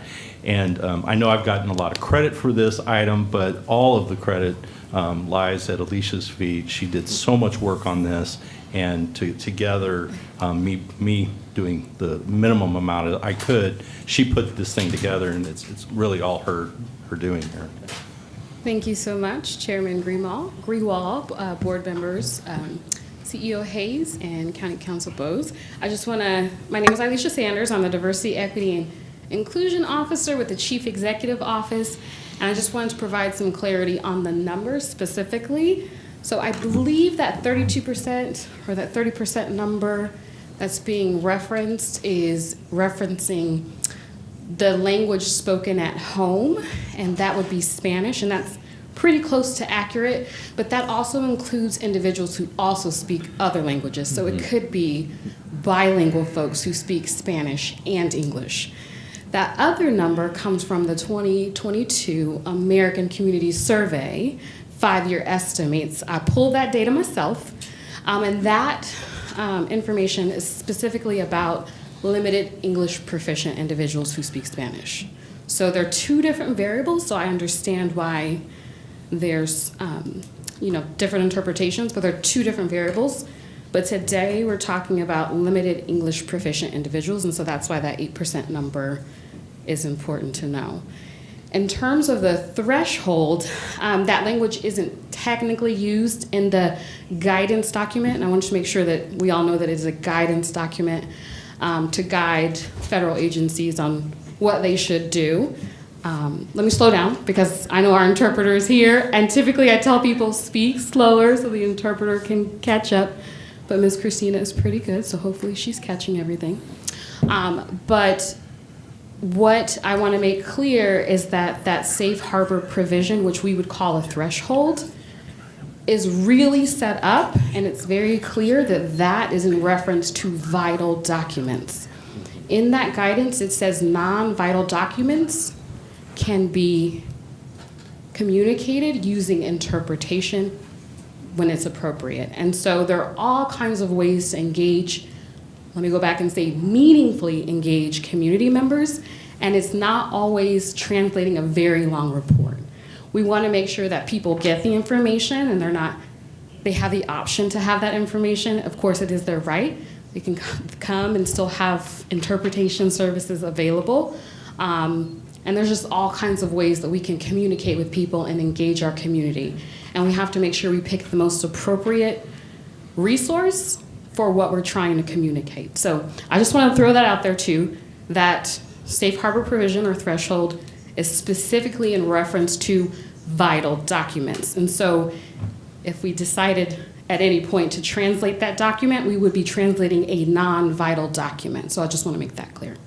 And can you clarify what's the definition of a vital document? Absolutely. The federal government makes it clear as mud, as they do. But what they do say is typically a vital document is something that creates legally enforceable rights or responsibilities, such as leases, rules of conduct, notices of benefit denials, things that are legally enforceable. So if I'm going to go to jail, I want to make sure that I know all my rights and that everything that I have there is in something that's vital, that I have that information.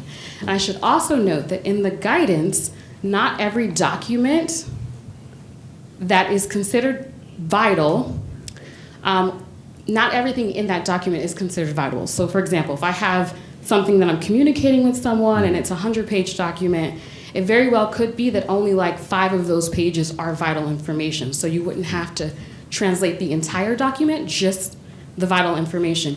And I'm not saying that to get around any obligations. I'm saying that because you want to make sure that you are communicating information meaningfully to people too. And so I say that to say that. Does that answer your question? Yeah, then I guess a follow-up would be, is this only beholden to federal funded documents? So that guidance was written specifically for federal agencies and their recipients. Got it, okay. For programs and services. Okay, well, again, with that 8% threshold, the 6% threshold, and the 5% being that trigger, I would just have pause in proceeding forward without at least, accepting that. I mean, I understand it's a guidance document, and this is for federal only type of translation services. But again, I think we should be in compliance with the federal government and try to meet the needs of that executive order. That's just been my position. And I think the numbers are pretty plain in that matter. But thank you for your hard work. We appreciate it. And, Martha actually made a comment earlier. She made me chuckle a little bit, but she is 100% right. We translate our ballots and our ballot statements into Spanish. So when it does come voting time, it is in Spanish as well. So she's absolutely right. It made me chuckle a little bit when she said that. But she had a good point. So I just think we should consider that. We're at a 5% trigger. We have in plain percentage, thanks to all of Alicia's hard work, 6% is a monolithic household, 8% is a partial Spanish-speaking household. I think in order to protect ourselves, and we should at least continue this conversation and explore options of how we can meet the needs and being accessible moving forward. Any other clarifying questions for me? Thank you, Lisa. Thank you for your hard work. Thank you. Thank you. Okay. Any other comments from the board? No other comments. I just want to go ahead and just make a motion here. So I appreciate Chance's position on this. I'm going to go with county councils. We're going to do everything we can to continue this conversation and figure out ways to make it so that individuals, if they want to have this information translated, we'll figure out some way to do that. We will continue those efforts. And again, I encourage all of you to stay here and to wait to see what's going to happen with Crow's Landing. And you can hear, again, the facts of what we have done and what we're going to do.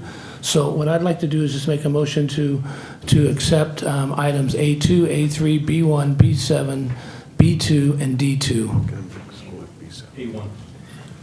It's an A1, an A1. A2, A3, B1, B2, B7, and D2. That's it. Would you be amenable to taking B7 on a separate vote for? That's fine, sure. Thank you, I appreciate it. Okay. All right, so all consent, motion to approve all consent items other than item B7. Do I have a second? Second.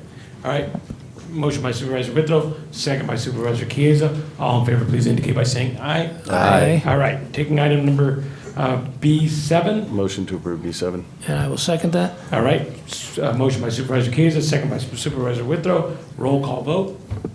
Very good. I'm getting it. District 1 Supervisor Buck Condit. Aye. District 2 Supervisor Vito Queza. Aye. District 3 Supervisor Terry Withrow. Aye. District 5 Supervisor Chance Condit. Nay. And District 4 Supervisor Chairman Grewal. Aye. All right, motion carries. Thank you so much for who all participated in public comment. Now we're going to public hearings. Please, as the CEO requested, please stick around for residents from Crow's Landing and other areas that are interested in 7-2. But moving to public hearings. Public hearing to consider elimination of the county-provided primary care services and physician training support at Paradise Medical Office and the specialty and physical rehabilitation services and some services at the McHenry Medical Offices. Mary Ann Lilly and her team will be presenting. Thank you so much.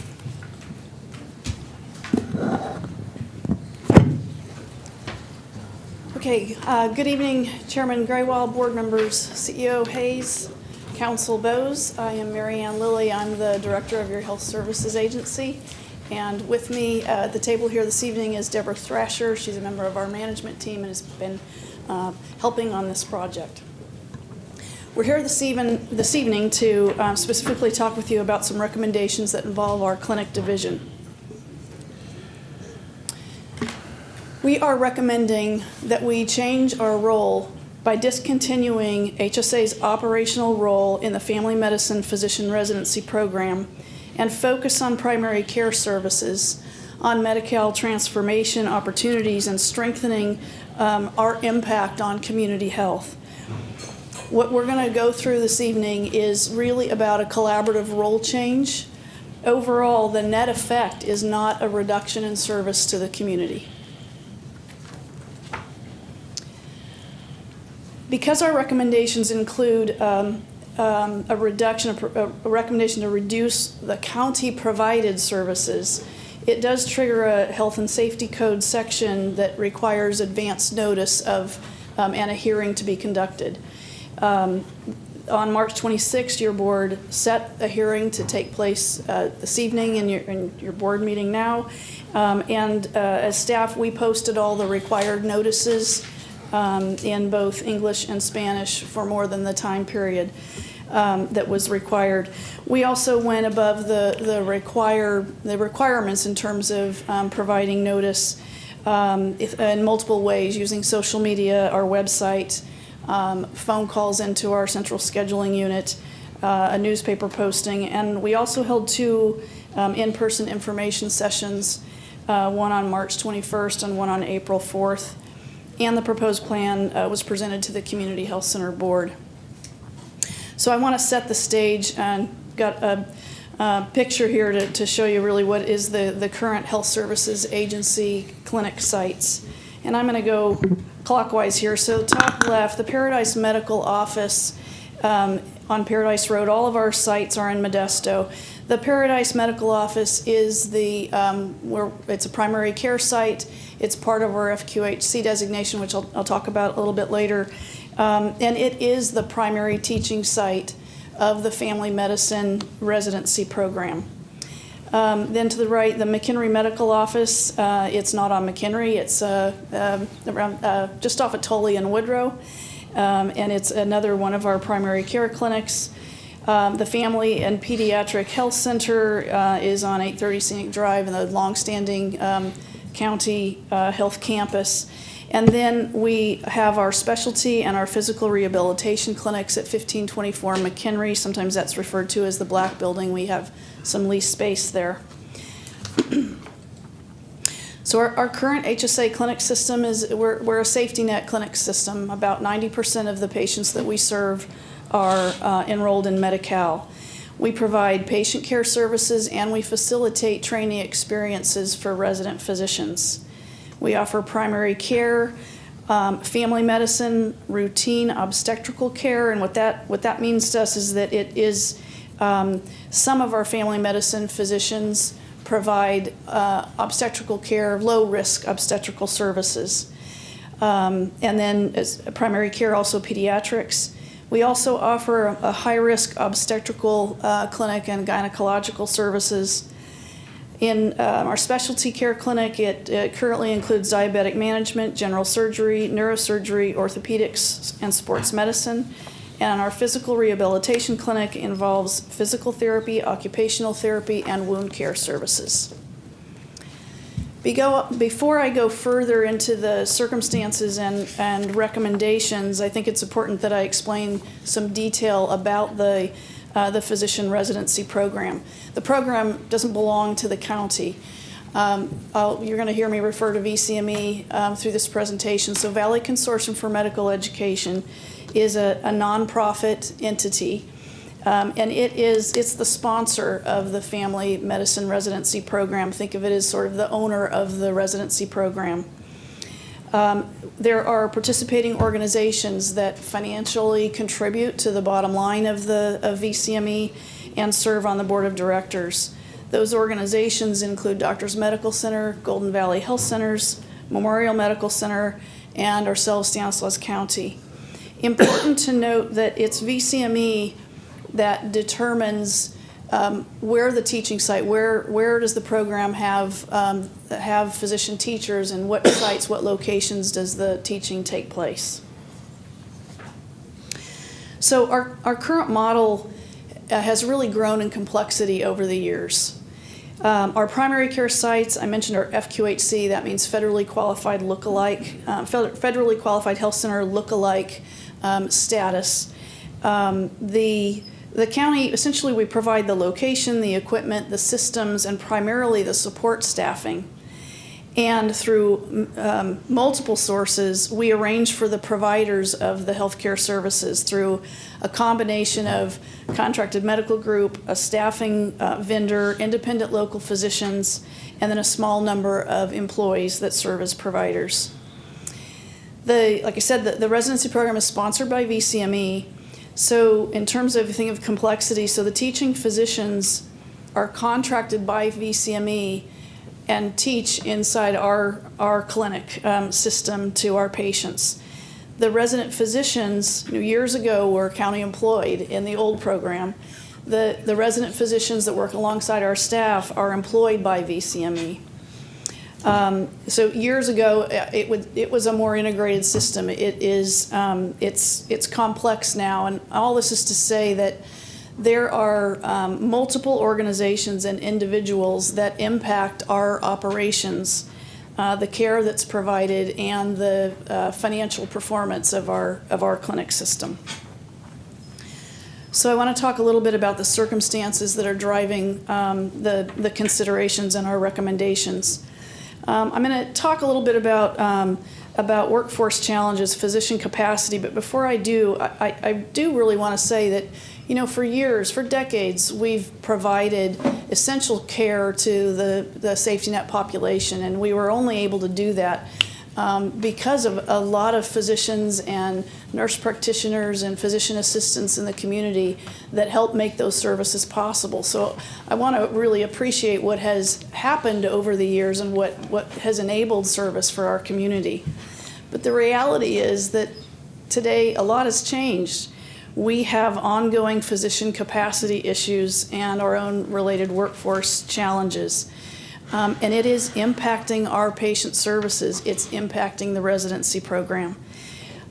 We have good doctors, but we don't have enough. We have part-time, we don't have enough doctors in some cases. It is, just to give you some examples of when I say it's impacting patient services, we are canceling appointments. Sometimes if we don't have a physician, we could be impacting 15 to 30 individuals. And in some cases that we're scrambling because some of what is needed is it's time sensitive. It is impacting our timeliness in terms of there are delays in being able to respond to messages, respond to patients. And sometimes there's some missed training opportunities for the program. There are also, we've been working on, we have some contract limitations. There are some opportunities there, though, that we're working toward. The patient demand is really greater than our capacity, and particularly under our present model. The current model is fragmented. It is impeding our efficiency and our performance, which is impacting our patient services and the delivery of health care. Also, VCME has experienced structural growth over the years. So there are 2 different residency programs under VCME. Originally, there were only 3 participating organizations, but Golden Valley Health Centers became a participating organization a couple of years ago and is financially contributing and helping with the governance of that organization. But there are gaps, just like I'm saying about our clinic system. Some of them are the same gaps that are impacting the residency program. And there are opportunities, but in at least one situation that I'm going to talk about, it presents a vulnerability for HSA. VCME really acknowledging the concerns that were occurring, pursued through the accrediting body approval of a second primary teaching site that would be at a Golden Valley Health Centers site. That accreditation, the approval for that second site came through in February. That would essentially mean splitting the program, which would remove capacity from the Paradise Medical Office. So if that were to occur, it could address some of the concerns of the residency program, but it would create some negative impact for our Paradise Medical Office. But it does signify the level of concern and the need to address our model and shortages. You've also heard a fair amount over the last year or more about CalAIM, about the state's Medi-Cal transformation initiative that's about improving supports for patients that in ways that can improve health outcomes. There are strategic opportunities that we really like to be able to focus on that we think could maximize our role in the local safety net healthcare. When looking at alternatives, you also look back and you kind of reflect on what has changed in the local delivery system, and it has really evolved. It looks a lot different today than it did 10, 20 years ago, and that's a good thing. Before the county, the community residents really did rely on the county clinic system for health care. Today, there's been an awful lot of growth over the years with Golden Valley Health Centers, Livingston Community Health, and others to offer more access for our growing population, and the percentage of those Medi-Cal recipients that rely on the county system is much, much less. There's also, looking at the healthcare regulatory environment, state law, there's certainly been changes over the years that have impacted our clinic system, and in terms of the purpose of the county clinic system. One important purpose over the years of the county system was to provide the service under the medically indigent adult program. That all counties have a responsibility under the Welfare Institutions Code. But with the passage of the Affordable Care Act and in our state, the Medi-Cal expansion and other eligibility expansions, those that were indigent that relied on the county system have gained eligibility in the Medi-Cal program. So that's at least one purpose of the county clinic system. It really looks different today than it did in the past. In terms of what's going on with Medi-Cal transformation, I think it calls for reprioritizing our resources to focus on our strength and the opportunities. The residency program, it's very important, and it requires a good deal of attention. And in terms of looking at the circumstances and alternatives, there are challenges, and we're looking at this as a means of reprioritizing our resources. So as we set out to plan, we had some planning objectives. We wanted to preserve patient care services. We know we have challenges, and we needed to come up with solutions, but we want to preserve patient care services. We want to protect the family medicine residency program. This region needs physicians. We need physicians. The program is an important vehicle for that. We want to strengthen our workforce capacity, align our staffing levels with what our role is. We want to concentrate resources and focus on primary care and the opportunities that are before us that could really enable us to better meet community need and have an impact on community health. And of course, we need to be financially responsible. We know that we need to look for solutions and alternatives that don't require a new general fund expense. So now I'm going to go into more detailed about the actual recommendations by site. So these next slides are by site. I'm gonna really concentrate on the right-hand side. The left just gives some information about what occurs at that site.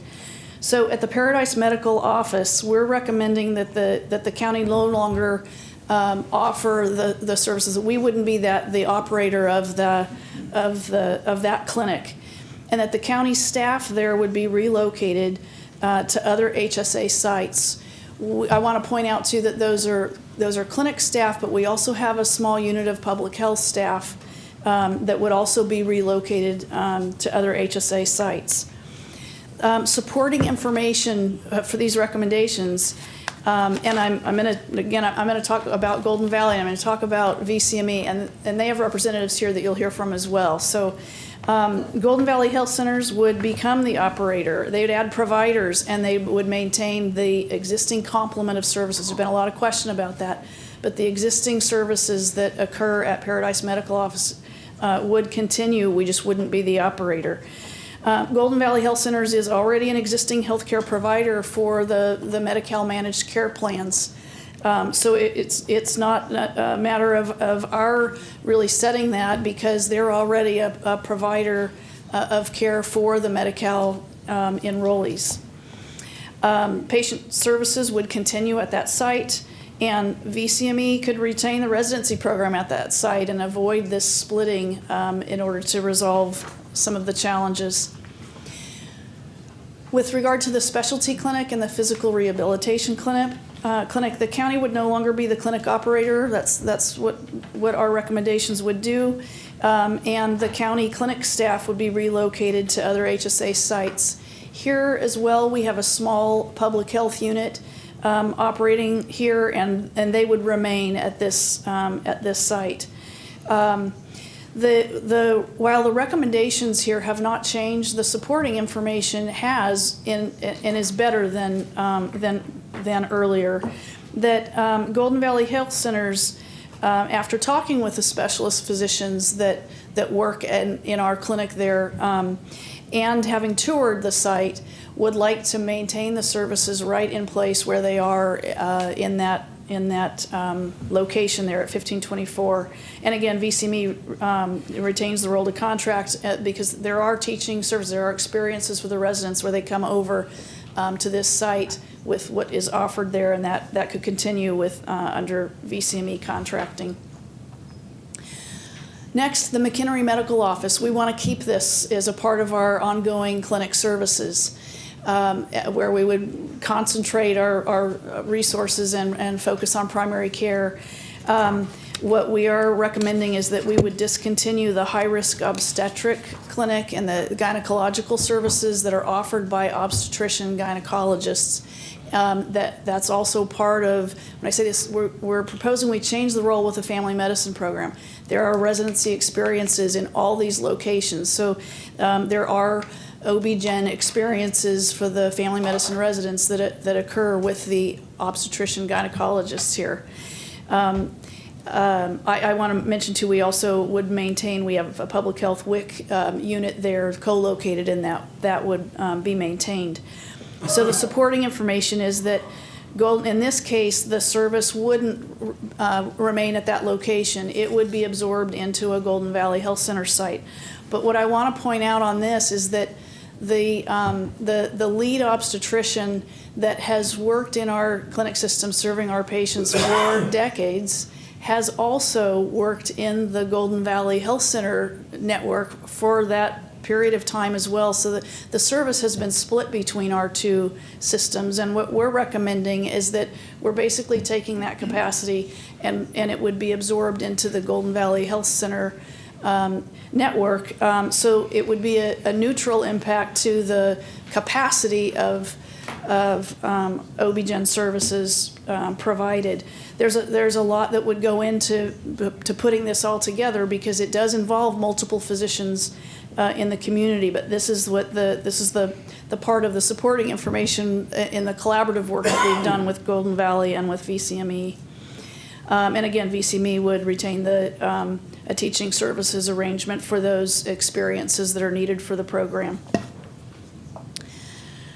So what would we do? We would refocus and concentrate our resources at our Family and Pediatric Health Center site and our McHenry Medical Office site. Our workforce capacity would be improved by the relocated staff. We would need to add after-hours urgent care services to one or both of the locations because where we offer that now is at Paradise. So that would be something that we would be adding and would require staffing. I've got develop, I probably should say enhance. As far as care teams, we see opportunity to work within the physician and supporting staffing to better manage our patient panels. Everything that I'm talking about is not going to suddenly add a lot of physicians. The whole community needs more physicians. But there are better ways that we could work, that we could manage, we could structure how we're providing care in our clinics. That would be an improved operational structure. It would enable us to provide more in the way of training and development for our staff. And in turn, it would enhance our performance measures management, looking at different clinical performance measures and how we have interventions to improve the health outcomes for our patients. We know we need to do an electronic medical record upgrade. Whether we were making these recommendations or not, that's something that we really need to do, and we've done some preliminary work toward that. We want to explore other opportunities where there may be other service gaps. We want to leverage that FQHC lookalike designation is important. It allows some enhanced reimbursement that allows our clinics to be sustainable. And it's hard work. There's work that goes into maintaining that FQHC designation. We have it. Let's leverage it and see what other means that we could do that to better meet community need.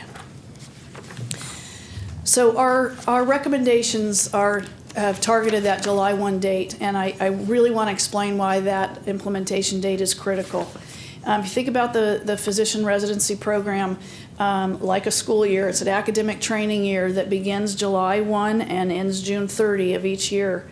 Family medicine residency training is a 3-year training program. That's not at our discretion. That's nationally, the family medicine residency is 3 years.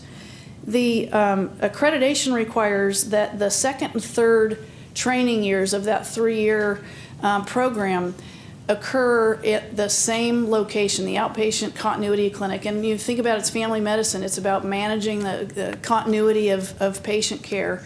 And that's important when we're talking about whether a program would be split or would be maintained in the same program, the same location. July 1 implementation is, it's really imperative because of what goes into that change at the academic year. I think we've got third years that are finishing, graduating out, and hopefully staying here to take care of our community. And we have first years that are coming in, and I'm using we loosely, they're VCME resident physicians, right? That are coming in. They go through orientation the end of June before they actually start having face-to-face interaction with patients. It involves policies and workflows. Importantly, it involves how to maintain medical records in the electronic medical record system. We're on a different system than Golden Valley Health Centers is. So we're on Athena, Golden Valley's on Epic. Well, they'd be training on this program, and it's critical. This is where the medical record information is that is a tool for medical decision making, medication information.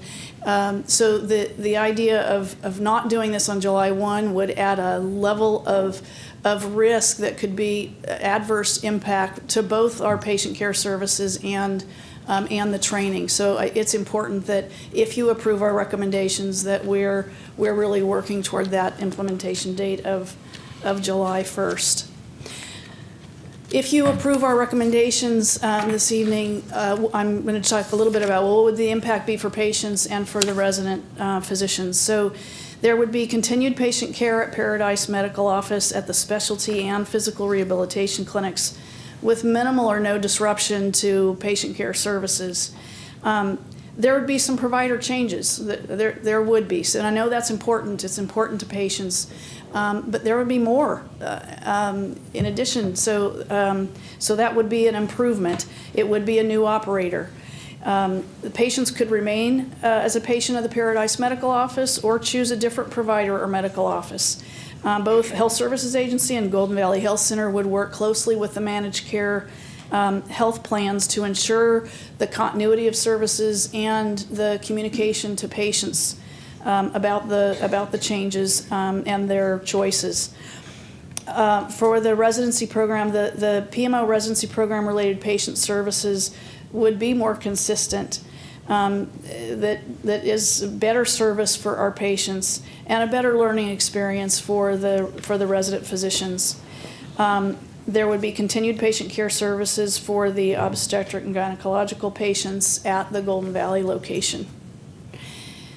The resident physicians would continue training at the Paradise Medical Office location. Training would improve with added physician teaching capacity and more consistent physician presence at the Paradise Medical Office, as that's one of today's challenges. For VCME, the program would be strengthened. The program wouldn't need to split into two locations with two different operators. In terms of, there are a lot of community physicians that have served as faculty and mentored trained physician residents, and there would still be opportunity for physicians, in addition to Golden Valley Health Center physicians, to be teachers in the program. And importantly, I want to point out our recommendations don't mean that we wouldn't have anything to do with the residency program. We're recommending that that the county continue to participate in VCME with that important goal of physician retention for our community. We'd change our role so we wouldn't be in that day-to-day operations that we are today. I have more to share with you, but at this time I'd like to stop and I'd like you to hear from both VCME and Golden Valley Health Center. So first I'm going to invite up Dr. Eric Ramos. He is the designated institutional official for VCME, and following him will be David Quackenbush, who is the incoming new CEO for Golden Valley Health Centers. Good evening, Chairman Graywall, Board of Supervisors. Thank you, Mary Ann, for that introduction. First and foremost, I want to thank the Stanislaus County for its almost 50 years of support for the residency program. I was a fortunate graduate back in 1992 and spent 22 years in private practice in Modesto. The importance of this change is really to make sure that we are aligning our physician residents that come to our community to practice in our community when they graduate. A lot of times what we've found is that physicians are going into hospital medicine or they're leaving our area. Our goal now is really to create a pipeline of physicians that are going to stay in the community. Now, one of the important things that for my decision in starting and joining private practice was really the mentors that I had during residency. People like Garfield Pickle, who's still in the community. People like Brian Bigelow, who's in the audience tonight, who was one of my teachers and mentors. It's important that we have mentors and role models in the clinic that are seeing the patients alongside the residents so that the residents understand what that relationship, what that feels like to grow a practice, to have family members come in, and bring other family members, to refer families and friends to you as a physician.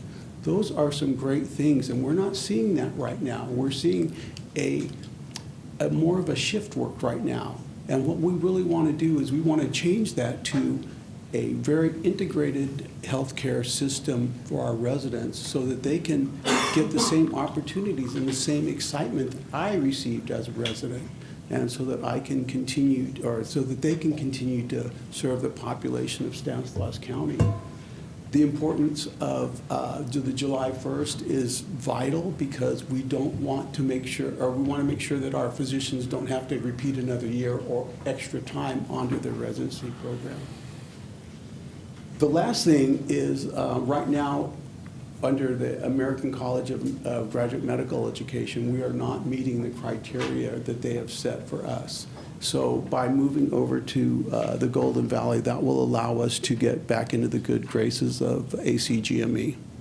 And I will turn it over to David Kratovich.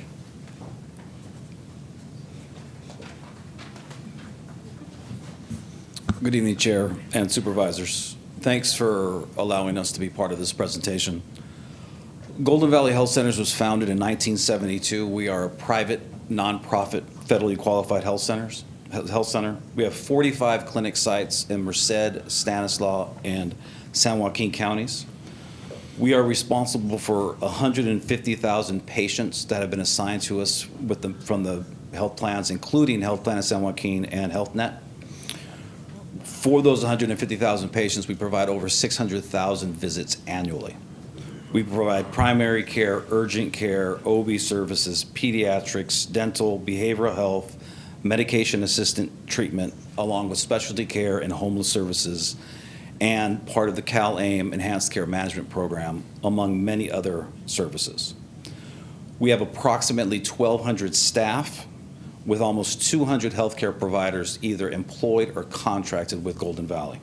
Those include family practice doctors, internal medicine doctors, OBGYNs, pediatricians, advanced practice practitioners, dentists, LCSWs, podiatrists, and many, many more. Specific to Stanislaus County, we have exactly 96,858 patients assigned to us currently. That means 65% of our patient population are Stanislaus County residents. Of those 96,000 patients, 60% are Latinos, and primarily those Latinos are Mexicanos, and a third of them prefer to speak in Spanish. 77% of those patients receive Medi-Cal benefits. And just within the county of Stanislaus, we have 23 clinic sites. We provide over 10 specialties, and we have 629 employees that reflect our patient population. If you all approve the transition of the Paradise Clinic and the Specialty Care Clinic, we are committed to continuing the services at the Paradise Medical Office, including family medicine residency program, primary care, urgent care, the Rainbow Clinic, the geriatric clinic, the OB resident clinic, amongst the other services that currently exist. Additionally, if you approve the transition of the specialty care clinic at 1524 McHenry Avenue, we commit to the rehab services and the specialty care services already in place. Not wanting to get out front of the board decision, we have had preliminary conversations with all of the specialists at the specialty care clinic, and the majority of them would love to transition to Golden Valley to continue those specialty services. We will also, as Director Lilly pointed out, we will also take on the responsibility of the high-risk OB clinic that will be absorbed into our women's health clinic across from the street from Doctors Medical Center. And just a point on the high-risk OB, we provide a substantial amount of high-risk OB services currently. So what the county would transition to us is already in our normal services. The first step, and I want to make sure I'm very, very clear on this. The clinic, both Paradise and the specialty care clinic, will not close. It's hopefully a warm handoff, a transition, a collaborative process. At no time will those clinics close. So I want to make sure I'm very clear on that. The first step in the potential transition is to make sure we work collaboratively with the HSA for a smooth transition. But secondly, we will very quickly look at what we can grow at both the Paradise site and the specialty services. We have every intention to grow the specialty services and the clinic services at Paradise. As Director Lilly pointed out, we've been a long-time member of VCME, and the CEO, myself, and a regional medical director are on the board of VCME, so we're very involved in the operation. And we have 2 current employed physicians that are already part of the faculty at VCME. We also have many other providers that have graduated from the program and that are very excited to participate in the transition of the VCME clinical continuity clinic under Golden Valley. We already participate in the Medical Pathways Program, the We Will Regional Education Collaborative, and we already host students from UC Davis and from UC Merced as part of their prime programs. And we also proudly participate in the nurse practitioner and PA rotations with UC Davis and Stanislaus State. So clinical education is not new to us. And I would also point out to the supervisors, not only having the VCME program training students in the Valley with hopes of keeping the students in the Valley, it is also a recruitment tool for us for other providers that are already licensed. We have many providers that are jockeying for position to move from their current locations to the Paradise location to work with students. Many providers are advocates for the student education. So lastly, I would just point out that we pride ourselves on collaboration. We have met with many community groups leading into this conversation. We will continue to meet with community groups in the West Modesto area. We also have formed a patient advisory committee that was part of our strategic plan last year before this even came to us, where we would welcome West Modesto and Stanislaus County residents to be part of the patient advisory committee to directly influence the services we provide at Paradise, at the specialty care clinic, and throughout Golden Valley Health Center sites. So thank you, and I'd be remiss if I didn't mention and recognize directors. She won't like this. Director Lilly's hard work on ensuring these services stay in the county with or without Golden Valley. She's been a staunch advocate for these services to be maintained, and I just want to recognize her for that. Thank you. Thank you, David.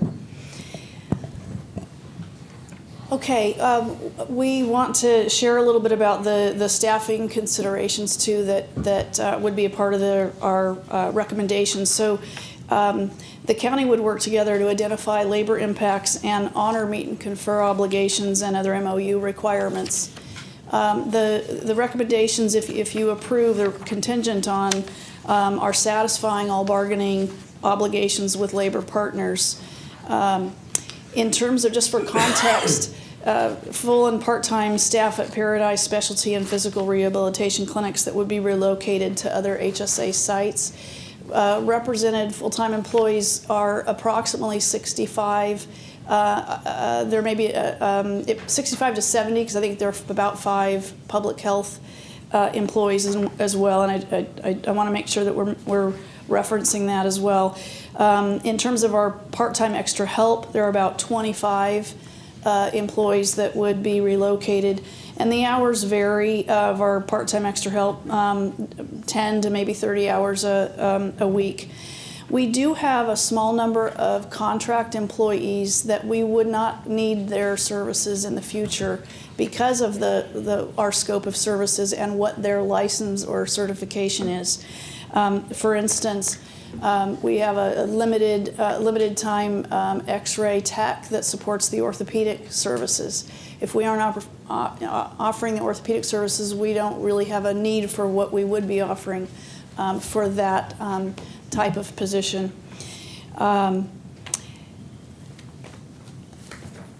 Okay, as far as the medical provider staffing, we certainly would still need our medical provider staff for FPHC, for our Family and Pediatric Health Center and our McHenry Medical Office sites. We're in active contract renegotiations with the Scenic Faculty Medical Group and MedX, both of which have been providing physicians and mid-level providers, nurse practitioners, and physician assistants. We also have continuous recruitment open for nurse practitioners and physician assistants as county employed positions. And as part of what we're looking at, we're considering a restructure around the medical leadership to support what I was talking about the enhanced care teams at each site. So I've talked a whole lot, but not about the financial impact. There are a lot of moving parts to what it is that we're recommending here. And there's some pluses and there's some minuses. We are estimating this to be a cost neutral overall plan. And I've categorized some of what those impacts would be. There would be increased workforce capacity cost at our remaining sites, but some of that would be offset by generated revenue. We would have some cost avoidance in terms of some of our rent expense, some of our write-offs that are related to some of the inefficiency that is part of our current challenge. There's also revenue opportunity to support enhanced health care through CalAIM and other health plan incentive funding. Change is hard.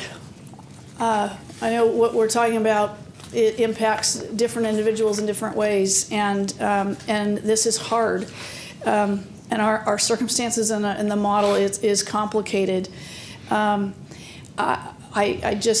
We have issues that we really need to address, so that changes are needed as we go forward. But I mentioned those objectives that we had, and what we've gone through and tried to share with you this evening.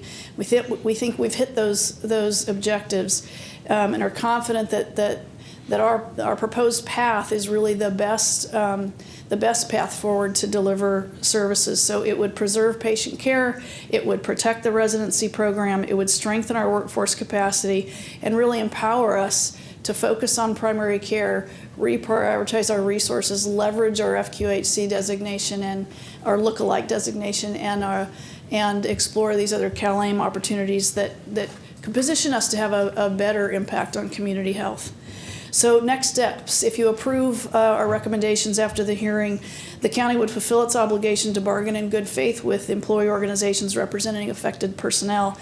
There's a lot of transitionary work that would need to go on. We'd need to work on the fixed assets and medical record sharing, all the things that we would need to work with Golden Valley on to ensure that uninterrupted, ongoing patient care services. To the extent some of what we would be looking to do would require Board of Supervisor approval, we'd be returning to your board with those, asking for permission there. We'd be coordinating with Golden Valley Health Centers and VCME on the transition of the operations to ensure patient care services and the ongoing training. We'd be coordinating with Health Plan of San Joaquin and HealthNet, the two medical health plans that we work with, to assure uninterrupted access to patient services and coordinated patient communications. We'd relocate county staff to the remaining HSA sites and provide training if needed to support their success. And they would be assisting with the transition needs and enhancing our ability to provide good patient care. And with that, the staff recommendations. We're asking you to conduct a public hearing pursuant to Section 1442.5 of the Health and Safety Code to consider the elimination of the direct provision of clinical services and operational support of the physician residency training by the County Health Services at Paradise Medical Office on, about, or before June 30, 2024. Consider the elimination of the direct provision of obstetrician-provided obstetrical and gynecological services by HSA at the McHenry Medical Office on, about, or before June 30, 2024. Consider the elimination of the direct provision of clinical services by the county HSA at the specialty and physical rehabilitation clinics on, about, or before June 30, 2024, which include orthopedic, sports medicine, neurosurgery, general surgery, diabetic management, physical therapy, occupational therapy, and wound care services. and then to authorize me or designate to fulfill the operational activities associated with the implementation of these recommendations. And with that, I will stop and try to answer any questions you have. Well, thank you so much for that presentation, everybody that took part in that presentation. Members of the board, any questions? For staff? Okay. Not at this point. All right.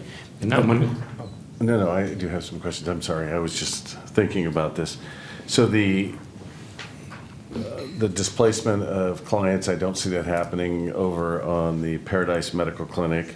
The only, and displacement's a bad word, it's really about where access is available for OB/GYN, because we're gonna close down McHenry, and they're going to absorb it into their other sites, from what I read. Are the sites here locally in Modesto? I'm gonna get nods. So all the clients can be picked up here in Modesto's at some location. Okay, that's very good. We talked about moving after-hours care. We have to provide some after-hours care over on Scenic. Does Golden Valley provide in Modesto any after-hours care? I see lots of nods. That's a good thing. I figured that was the case. Can I just mention? Yes. Because Golden Valley would maintain the after-hours services at the Paradise Medical Office, and we would add, so that would be a pickup in access to after-hours services. Excellent. And the ACGME that we're not in good graces with, you said we're going to be in good graces with the transition. Is that because of patient care ratios? No, it's... if you want to come back up to the mic, that'd be great. Yes, thank you for the question. To get back into the good graces of ACGME, we have to have practicing physicians at Paradise Medical Office. So those are the role models I was speaking of earlier. Excellent. Okay, I'll have comments later. Thank you. any other questions?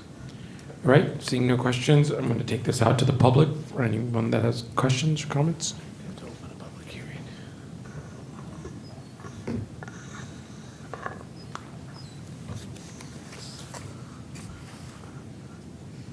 I'd like to ask a question to those that were presenting.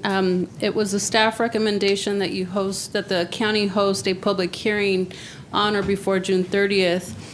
Would you recommend that or require or suggest, advise the county that presentation be also provided in Spanish? I know that we have presentations, visuals, and those visuals are also important to get the message across. So would you advise that presentation be in Spanish and English, or in any other language, based on the data you guys shared? This tonight would be the hearing, so this was the presentation. But we can have other information sessions where we would share this information and have. And I might add, sorry, Mary Ann, to jump in. We've had 2 hearings out at the clinic with interpreters. Okay. I don't think you read either of those, Bianca. No. But we've had 2 hearings with interpreters. Thank you. I appreciate that. I misunderstood the staff recommendation. Thank you. And I apologize. I know I have multiple speakers on that have already pulled comment cards. So first I'll ask Perfecto Munoz.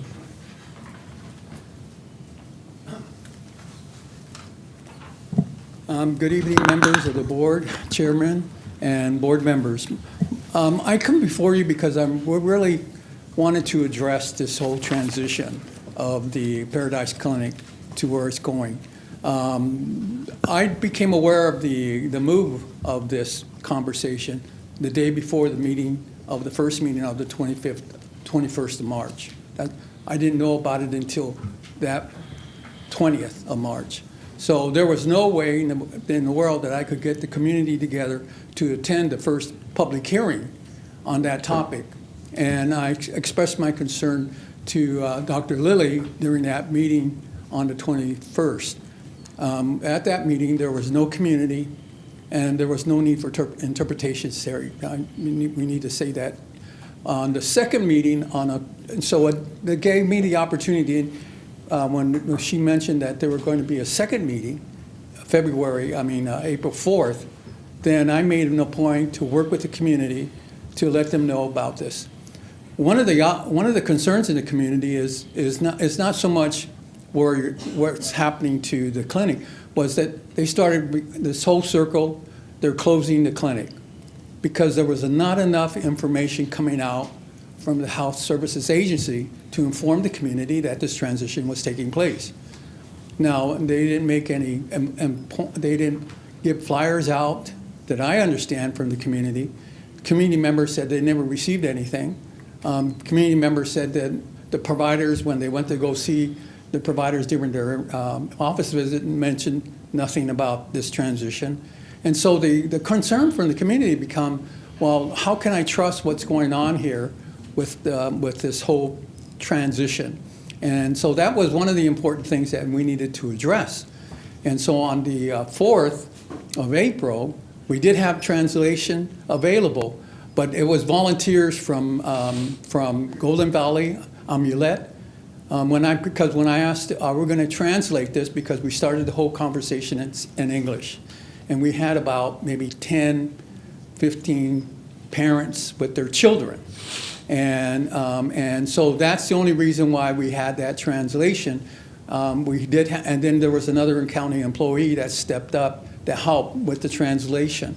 So the question is how transparent are we doing what we're doing in terms of trying to educate the community? It's not a question of having information in Spanish. The information is communicating to the community to let them know that this is coming about. Because what I am doing is I become a minority fireman. I'm putting out fires in different places. When I think I got it under control, then it pops up over here about nothing's being done. They're not telling us the truth. And I'm taking the position that in my trust with the county and my experience with most of you that are on the board, that we're going down a right way.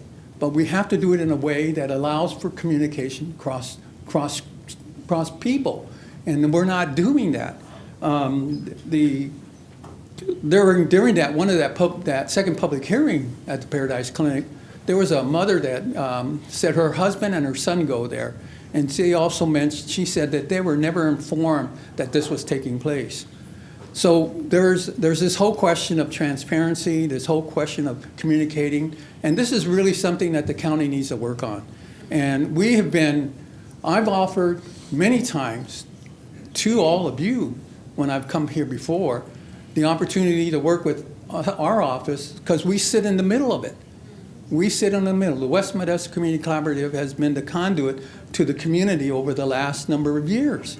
We went from a small community organization serving maybe a couple of thousand, and last year in 2023, we served over 14,000 people. 14,000. And that's because people come to us for help. They see us as a trusted agency and a messenger to get the information to them, because I want them to have good information before they start passing out bad information, because bad information is not good for any of us, you and us, because we have to deal with it on a daily basis. And one of the things I suggested during both public meetings is that we have a community advisory committee. And David had mentioned that they have one currently, but I'm proposing that there needs to be another kind of committee, like an oversight committee, represented in that community that can sit down with the Golden Valley team to talk about how we can make this transition a soft and easy handoff. Because the fact is that most of the clients, most of the patients that go there, 9,800 lives have been served in 23. 2,800 were served at the emergency out clinic, and then 23. So the numbers are there. The people are coming. And I think that's a good thing, because they're coming to get some care. But we have to be able to do this in a very meaningful and logical system way that benefits the outcome of the patient. It's not what we're wanting to gain from it. It's what's going to happen to that individual who's going to see a new provider, and how do they make that soft handoff to that new provider. I know my time's up, but I do feel that it's important, if we're going to have a public hearing, that we listen to everything we have to say. One of the last things I'll say is I mentioned to both the Golden Valley team on Monday, that we should have a meeting at both in a town hall in this community, both in the morning and the evening, but multiple times, not just 2 times and we all go away, but multiple times so people come in and hear what Golden Valley's all about and what are the services that they provide, but at the same time, how we can be the conduit to ensure that the messages that are getting to the community is well heard. And therefore, I think that those are the things that we need to do. I think that all of you have the same goal as everyone else here, is to ensure the wellness of people, the families, the children, and those that we serve in the community. And I hope that you will consider that, that we have some kind of oversight. And I think, Janet, we talked about that, and I'm not sure if that's going to, Mary Ann, that we talked about that, and I'm willing to work with anyone in this building to make that happen. Thank you. Thank you. Next speaker is Noe Palermo.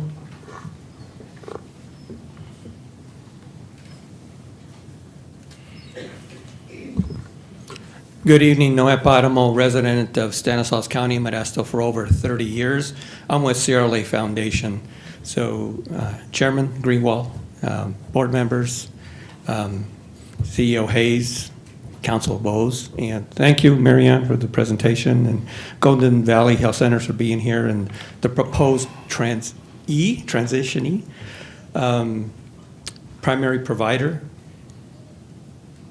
I was here almost 5 years ago, in July of 2019, when the transition happened from these clinics here in Ceres and in Turlock, and I believe Waterford as well, to Golden Valley and Livingston.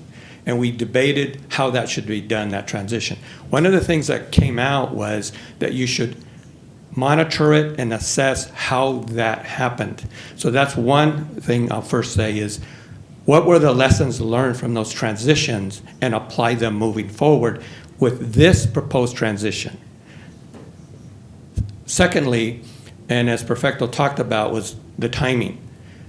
It has been no clear transparency. I submitted a comment that there should be a delay, that the 14 days was a minimum. It was not what you have to follow. You could have had more time, and also the delay in the implementation. And that was accepted. But that was not done to extend anything, but you acknowledge you received it. So what it looks like is time of the essence for the community and time of the essence for the county and the providers. So both are looking at what's for the best here. And so that's where you need to go, in that direction. So I did prepare some comments, and I'm going to look at this thing. But since this is a public hearing, I'll know that I'm okay, right? Okay. Secondly, the elimination needs to be adequately and thoroughly vetted this time. The extent of the services to be eliminated and transferred impacts more than the 13,000 poor residents. In this transition, the county has a duty to provide healthcare services to indigents and the poor, including the most impacted communities of color with high-risk health disparities. This includes, but not limited to, as has been presented, access to all levels of care and services with a high assurance of quality care, that there be a standard applied, the transfer of patients, that the notices be linguistically and culturally appropriate. We've had much discussion on that tonight, and I appreciate that dialogue. The patients need to be informed in a community-friendly manner, that they know what's happened to this care. Because as we ask each other individually, it's our person. That's what matters, our physical and mental health. We would want to know the same thing. Proximity and transportation is key. As you're shuffling around services, transportation should be embedded and made a requirement that those patients have access to transportation. I know that language is in Medi-Cal and should be applied here. Obstetrics and gynecological services have been discussed. Communities of color at a high risk So that has to be assured. So appreciate the question on that.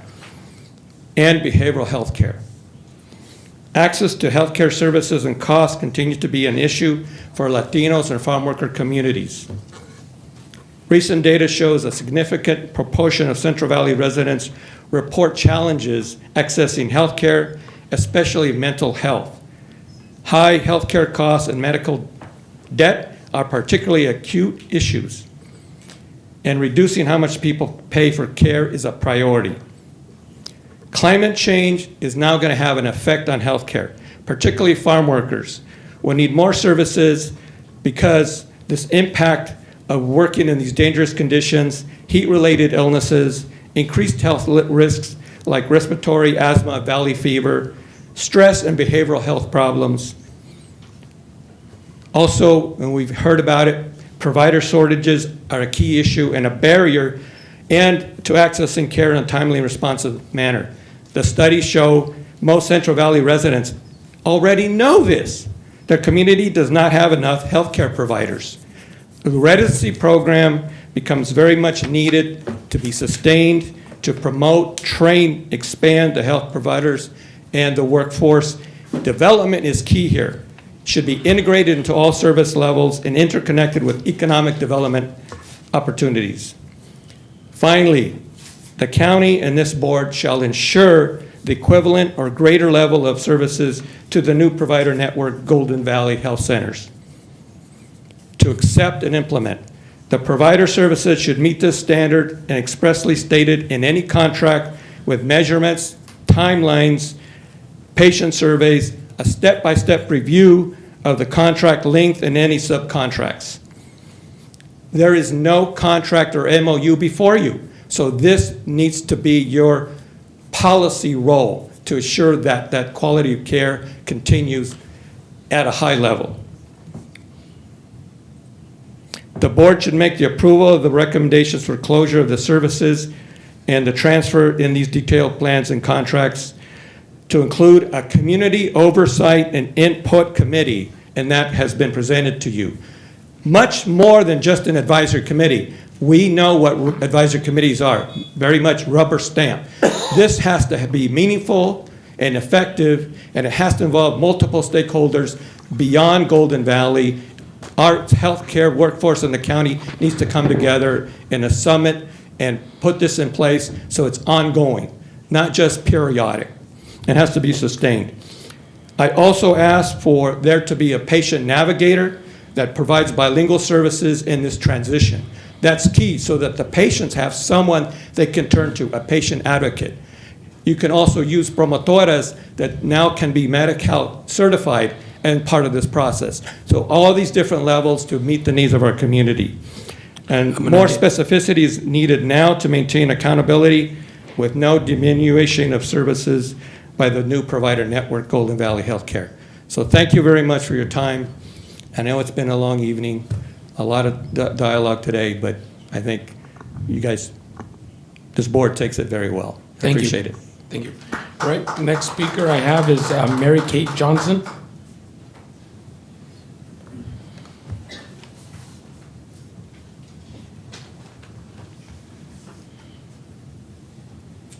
Hi.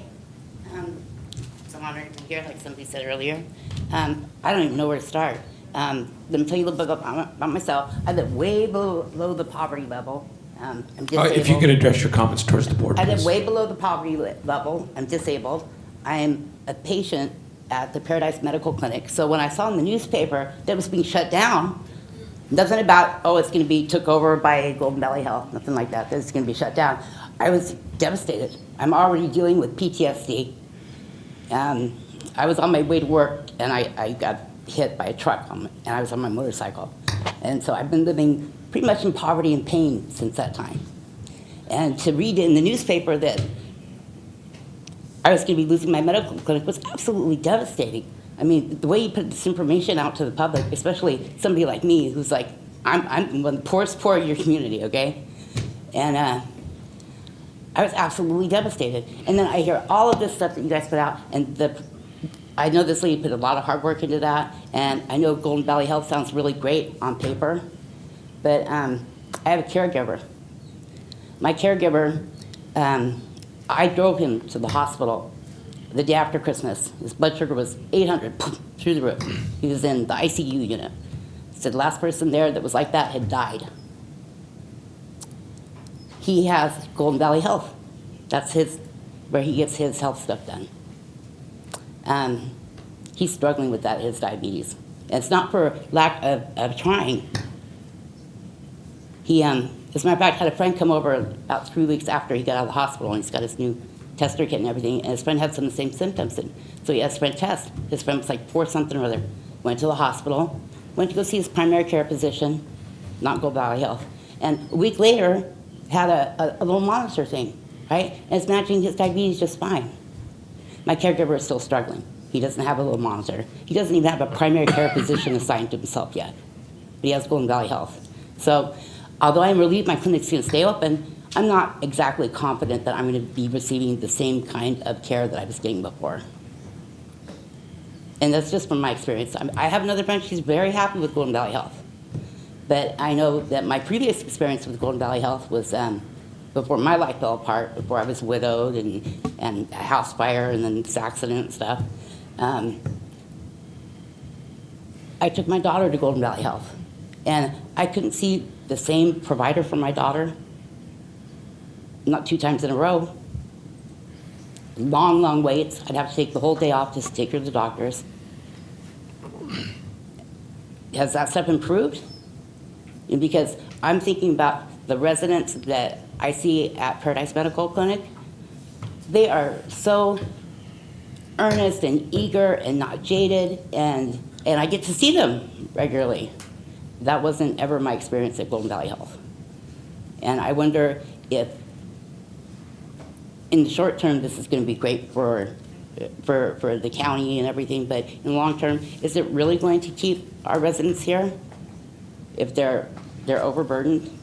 Because that's what I saw at Golden Valley Health, was that the doctors barely had any time to talk to you, and there was no consistency in the kind of care that you got.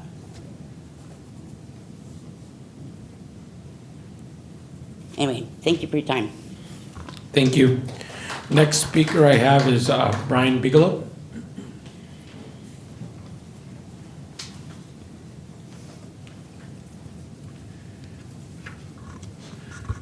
Good evening, Mr. Chairman and members of the board, and thank you for allowing me to address you tonight.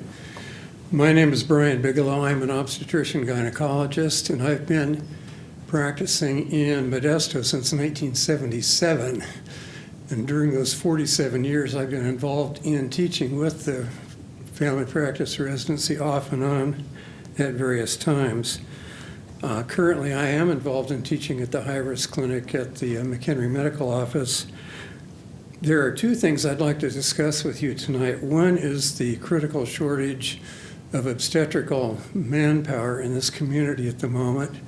And then the other is the transition of moving the high-risk clinic from the McHenry Medical Office over to Golden Valley.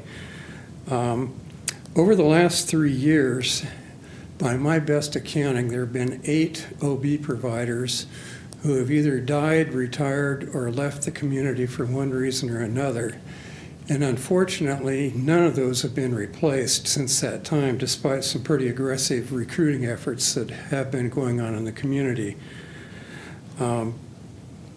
Several of the people who no longer are in the community had a very high percentage of Medi-Cal patients in their private practices. Currently, there just are really 3 entities outside of the federally qualified counties in the HSA. That would be Kaiser, Sutter Health, and then there's 1 private group still left in the community. All of those entities have Medi-Cal contracts, but due to their other patient requirements, they're very limited in the number of Medi-Cal patients that they will take. So it's a very selective thing, which leaves a large pool of Medi-Cal patients without providers at this point. The other thing that has happened in relation to that is that the community physicians who were involved in teaching in the family practice program in the high-risk clinic had to stop their involvement because they were so overwhelmed with patients within their own practice. So a year ago, right about now, Dr. Christopher Grover, who was referred to earlier, who has the dual role of being both an HSA physician and a Golden Valley physician, contacted me about whether I would be interested in getting back into teaching with the residency program. Officially, I'm somewhat retired, but I still dabble in medicine a little bit and still enjoy doing that. He also approached Dr. Norman Lowe, who's also a retired physician from the community, and we both agreed that we would get involved in the teaching of the program. At that point, there were no community physicians still involved in teaching. There was some involvement by Golden Valley and by Dr. Grover, and that was it. So what is going on at the clinic is that there are 5 high-risk resident clinics at the MMO every week, high-risk OB, which see a total of 12 patients per clinic, and all the clinics are pretty much overbooked at this point. So that's a minimum of 60 patients a week. If you multiply that out over the course of a year, there's over 3,000 patient visits for high-risk OB happening at the MMO.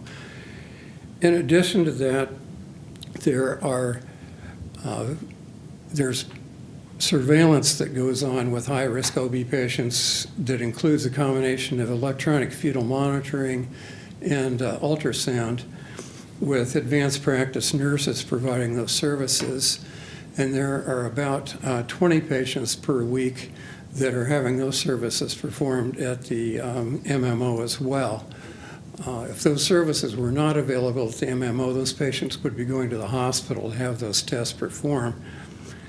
And then in addition to that, at the MMO, there are 2 clinics per month for dealing with patients with abnormal pap smears, which comes to about 20 patients a month as well with that. So you can see that there's a fairly significant patient load going on at the MMO in the high-risk clinic. I'm currently supervising 2 to 3 clinics a week, and I'm also doing the abnormal pap smear clinics as the only provider doing that. Dr. Lowe is doing 1 clinic a week, and then a few Golden Valley-related physicians, and Dr. Grover supplying the other clinics along with us. Dr. Lowe and I are both willing to continue doing what we have been doing under Golden Valley supervision. And we did have a Zoom meeting with Dr. Villarama, who's the medical director at Golden Valley, a couple of weeks ago. We offered our services, and he said that the Golden Valley would be happy to have them, and we're very willing to do that. So my concern, in addition to the manpower problems, is just the logistics of getting everything that is at the MMO now into Golden Valley by the 1st of July due to the number of visits. This is different than the PMO, where it's sort of a walk-in operation where Golden Valley is just going to take over PMO as it is now. With the MMO situation, all those patients that are being seen at the MMO are going to have to be transferred into Golden Valley at that point. And I'm just concerned that the time frame is really short for making that happen, even with the existing people continuing to teach and the manpower still being about the same. So I just would encourage, as this goes forward, that there be a good process in place for this transition. And I fully understand the July 1st deadline that's been talked about here tonight and how important that is. But there may be some sort of stopgap interim sort of thing that has to take place in order to get things to happen. I don't want it to happen so quickly that it doesn't get done well and then falls apart and there's a big disaster over the whole thing. I am not speaking for Golden Valley, I'm just speaking for myself here tonight, so I defer to Golden Valley in terms of how they wish to work with HSA and getting that whole thing to occur. But those are my 2 concerns tonight about the lack of obstetrical manpower in the community and the logistics of getting everything that's at the MMO over to Golden Valley within the time frame suggested. So thank you very much. Thank you. Sandra Lawson.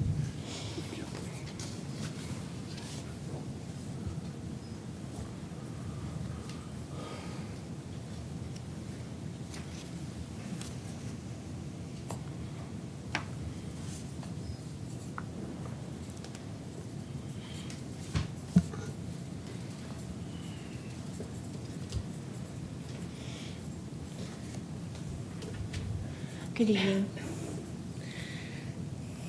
Just give me a minute here.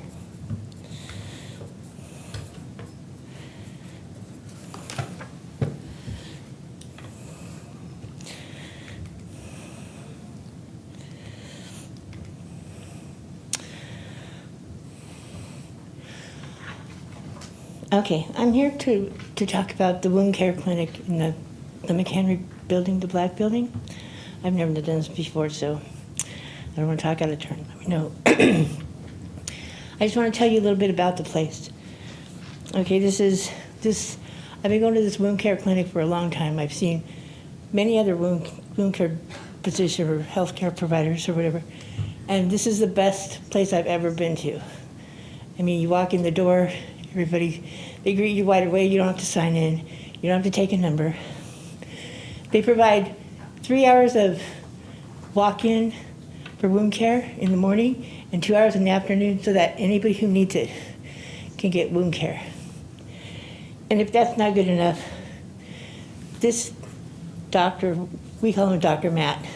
That's his, I'm not even sure what his last name is. But he comes in on the weekends on his own time for like an hour in the mornings on the weekends, and he even comes in on holidays. He came in for me one time on Christmas Day.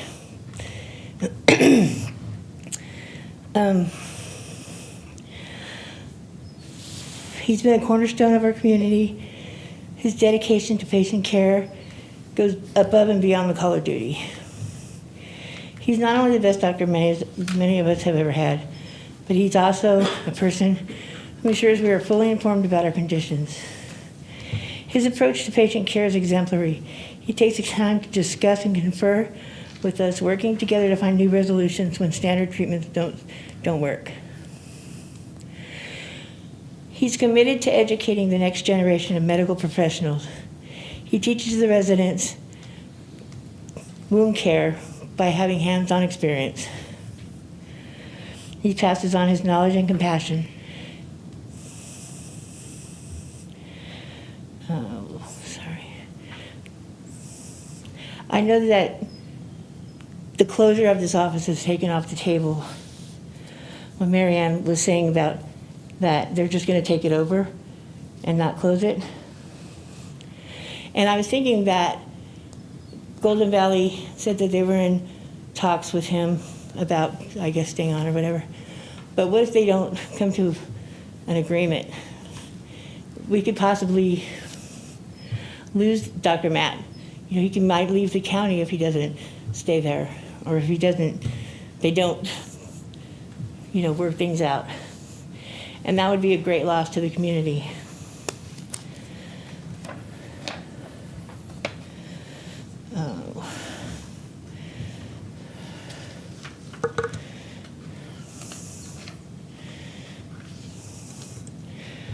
Like I said, I've never had a wound care doctor as good as him, and he would be a tremendous loss to the community. I'm just hoping that he, decides to stay, and if he does, then I know that some of his workers, his staff members, have been interviewing for other jobs because I've been in there when they're gone on interviews, and I talk to the girls because I go there often. I have a condition, and I'm really nervous, sorry. So that's all I wanted to say. I just wanted to tell you a little bit about the place and to maybe consider not taking it over. Or I don't know much about Golden Valley. I just know that if they don't come to the right conclusion, that I don't want to get another wound care doctor. I don't want to have to look for somebody like him. This guy is like the first one that doesn't hurt me. And he's fun and friendly, and he's just such a people person. Thank you for your time. Thank you. Are there any other members of the public liking to speak on this item, wanting to speak on this item? All right, seeing none, I'm going to bring it back to the board for any questions. Supervisor Chance Condit? Just a quick one, and Mary Ann, great job in presenting, and the briefings leading up to this. I know we had individual briefings were excellent. You provided very thorough information. I just want to clarify and also reiterate for the public, we don't have much choice in this matter. This is going to happen this is happening. So if you could please kind of expound upon that. I think I understand the question because there's really more than one entity involved in what we're talking about. Mm-hmm. Your board has authority over the services that we provide. Mm-hmm. And so you certainly have authority to act on the recommendations that we've presented. The impact to the physician residency program, Yes. VCME decides. Yes. And given the circumstances, we are faced with the potential of losing a good portion of the residency program. Exactly. Regardless, so I think that's what you're. Exactly. That's what I was referring to. Yes, I think you've got that right. Okay. Thank you. Any other questions from members of the board? I have comments, but. Go ahead. Questions, comments. Okay. So 5 years ago, I think, Noe was talking about, we went through the first process. Maybe Terry and I were only on the board, but I can't remember exactly what had happened. But that kind of started us down this path. And the transition in Houston was the other town, I think, that we were missing, Houston Waterford series and Turlock. And the transition, again, was a little rocky, but yet it turned out to be a good decision. I still stand by that decision today. And Golden Valley is a much stronger organization today than they were 5 years ago. And I believe based on the patient care, the doctor ratios and patient care, that there's going to be better service provided. I would definitely say the rollout wasn't perfect, and we deserve some criticism, but there are other factors involved when you're talking about negotiating. The three things that are really important to me here are patient care, which I think it's going to be okay. And my idea that people aren't going to have to seek care 20 miles away and that they're going to be denied a slot, because it's hard. My son can't even find a primary care physician. And so it's a difficult situation, but protecting the VCME is of the utmost importance, and it's at risk.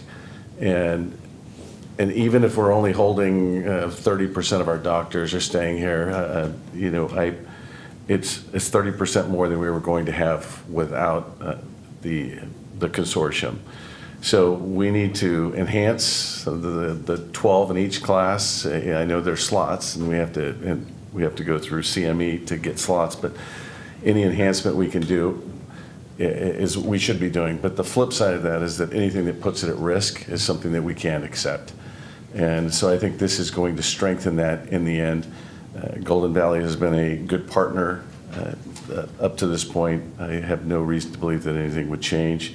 The Paradise, I just pulled up the Modesto article just to make sure that it didn't say that we were closing the clinic, and it didn't say. It said that we were transferring over. But the byline, I think, is a little misleading. And so the transition is fast. We have to do collective bargaining. We have to do private negotiations, and all of this came way too quick. Dr. Bigelow's comments about the transition, I can see that being the most difficult, the OB. So looking at extending that if we need it, we can't be locked into a date, but I think the medical clinic at Paradise and the VCME, I think that we have to stick with the timeline. So, I'm always remiss to say that I think this is going to be a benefit to the community. In the end, I think they're going to find better service in the end.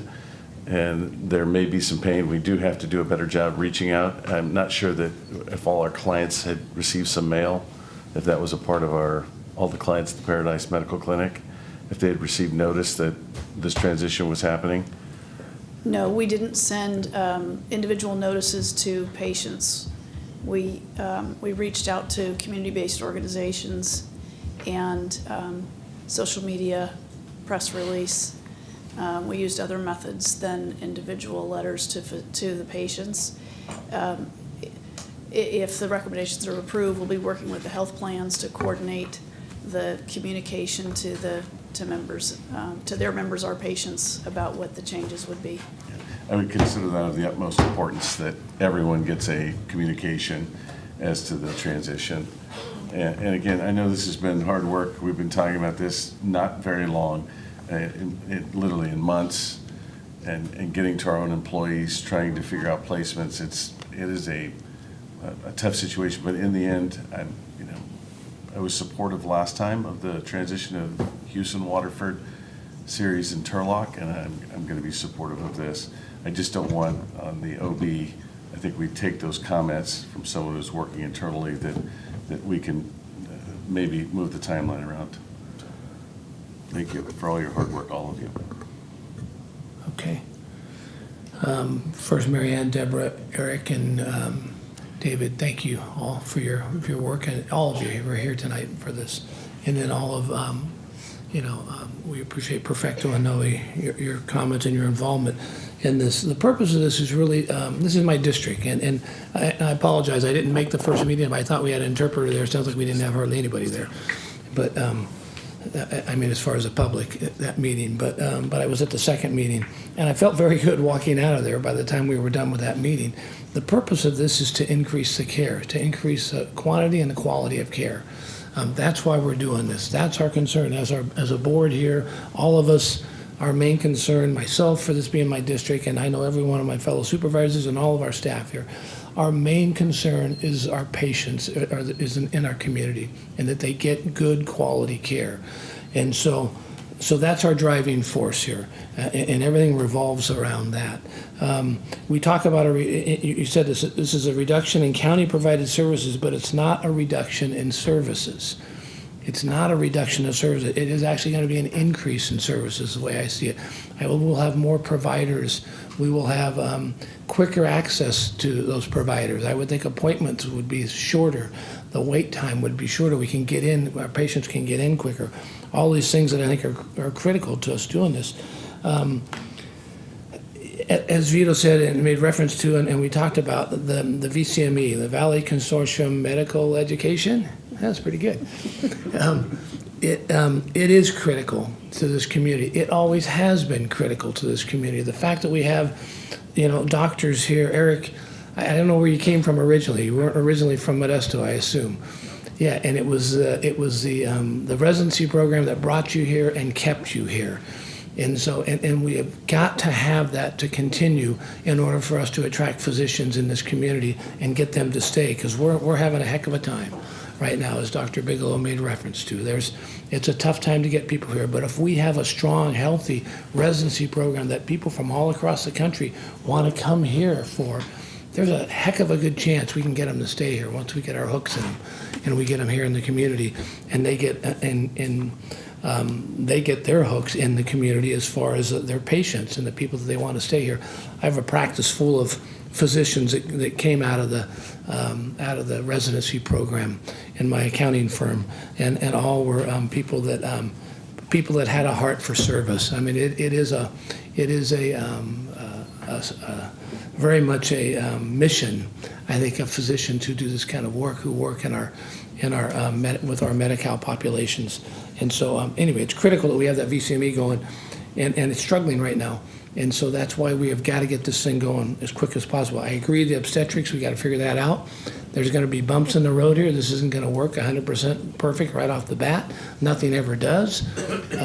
But we know that we will, as we have those obstacles come before us, I know that we can overcome them, and we'll make these things work. And like I said, I'm sure there'll be problems, but we'll make this thing work. So for me, I 100% support this. I guess what we did in the past, 5 years ago, if it was, 5 years ago, just amazing, it was 5 years ago. I was thinking it was a couple of years ago. That transition worked out. As Vito said, there were always bumps, always things that happened, but I know this will work out too. And in the end, this board would not support it. Our staff would not support it. The community would not support this if we didn't think this was the best thing to do, and we weren't going to end up with better care for individuals in our community when this is all said and done. So very much appreciate all the hard work that's gone into this. I know there's still plenty of other hard work that will have to happen to make this happen and probably won't happen seamlessly, but we will get through it. And I thank you all for this, and I very much support this item.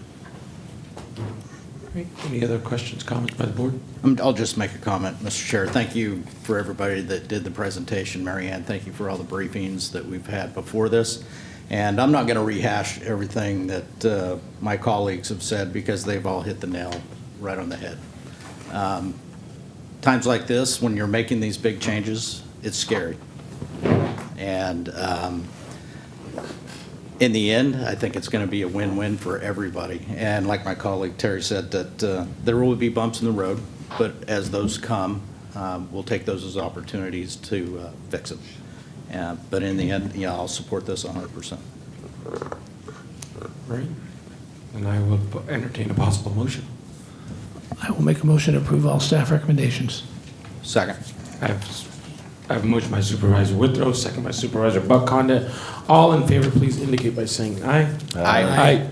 Motion passes 5-0. Thank you very much. Thank you so much for the presentations. Appreciate it.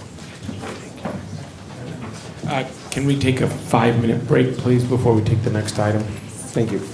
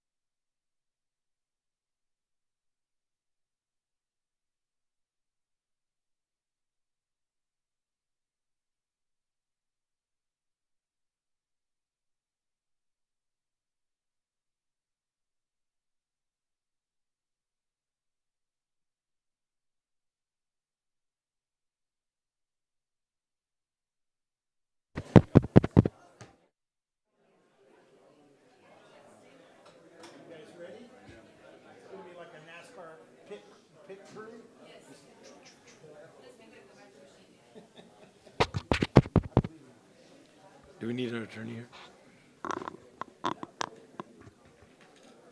Light the beam. Light the beam. Until you get to New Orleans.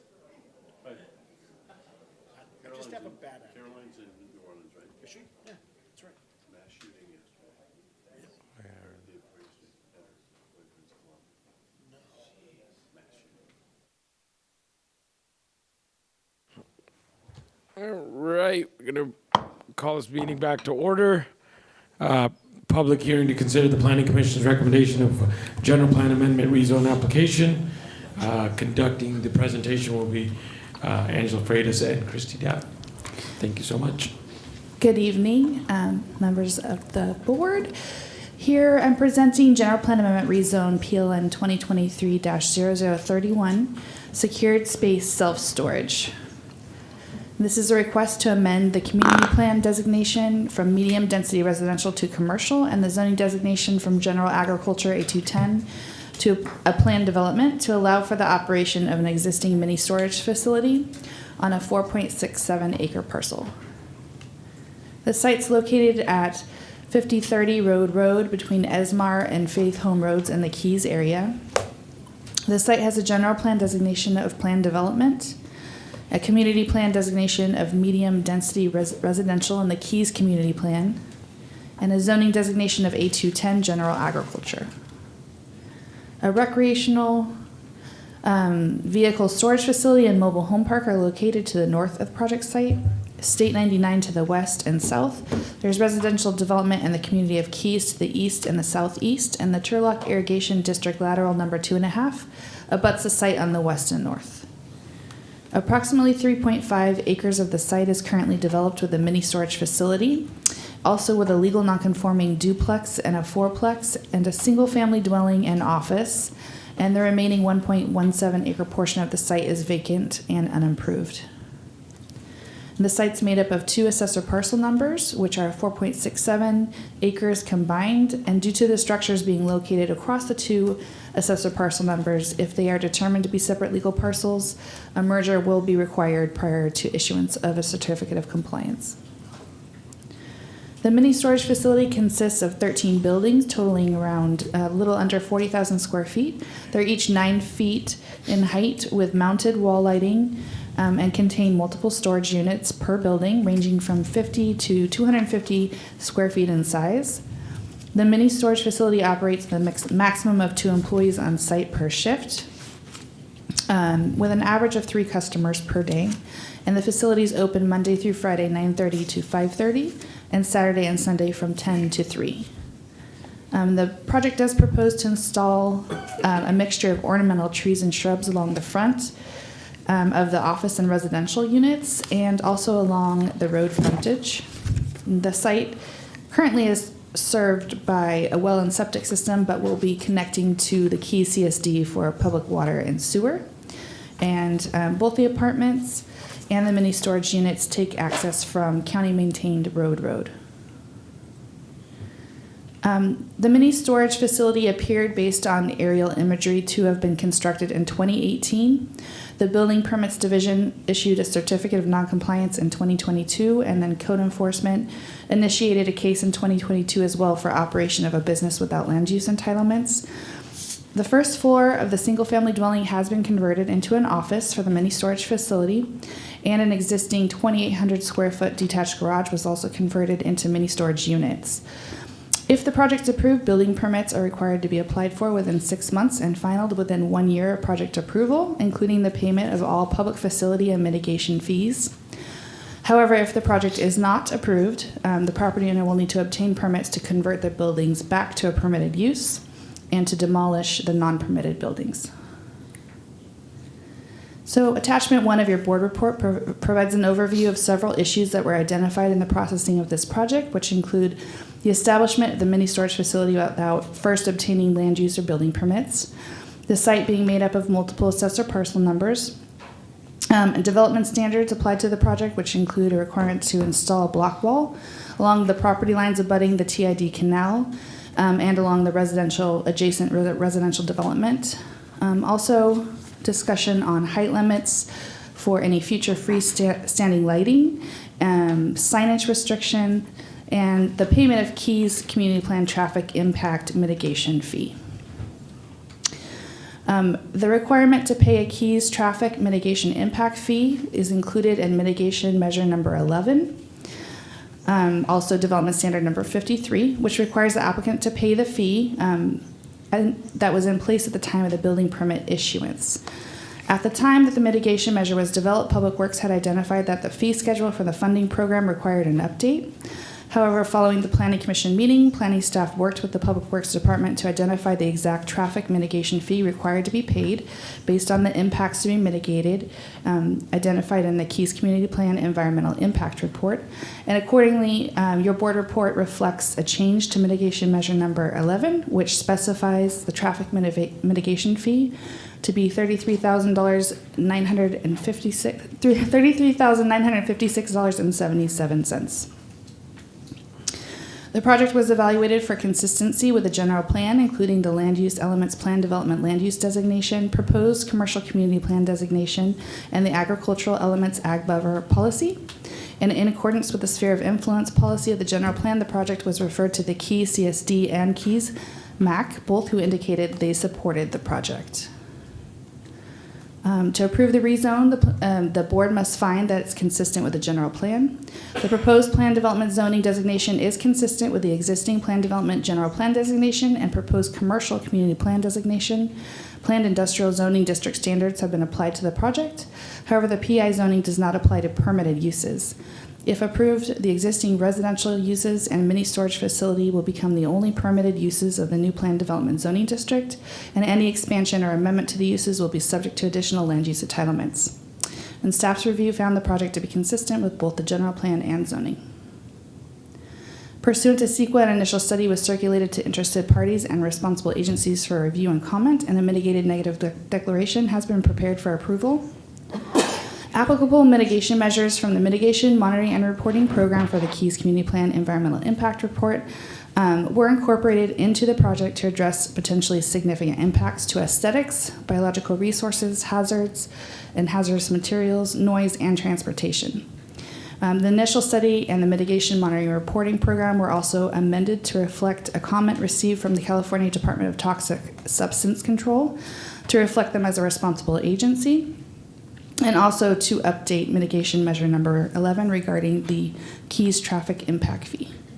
No recirculation was required as these amendments were considered to be clarifying in nature, and development standards have also been applied to the project. The project was considered at the February 15th, 2024 Planning Commission meeting. During the public hearing, no one spoke in opposition to the project.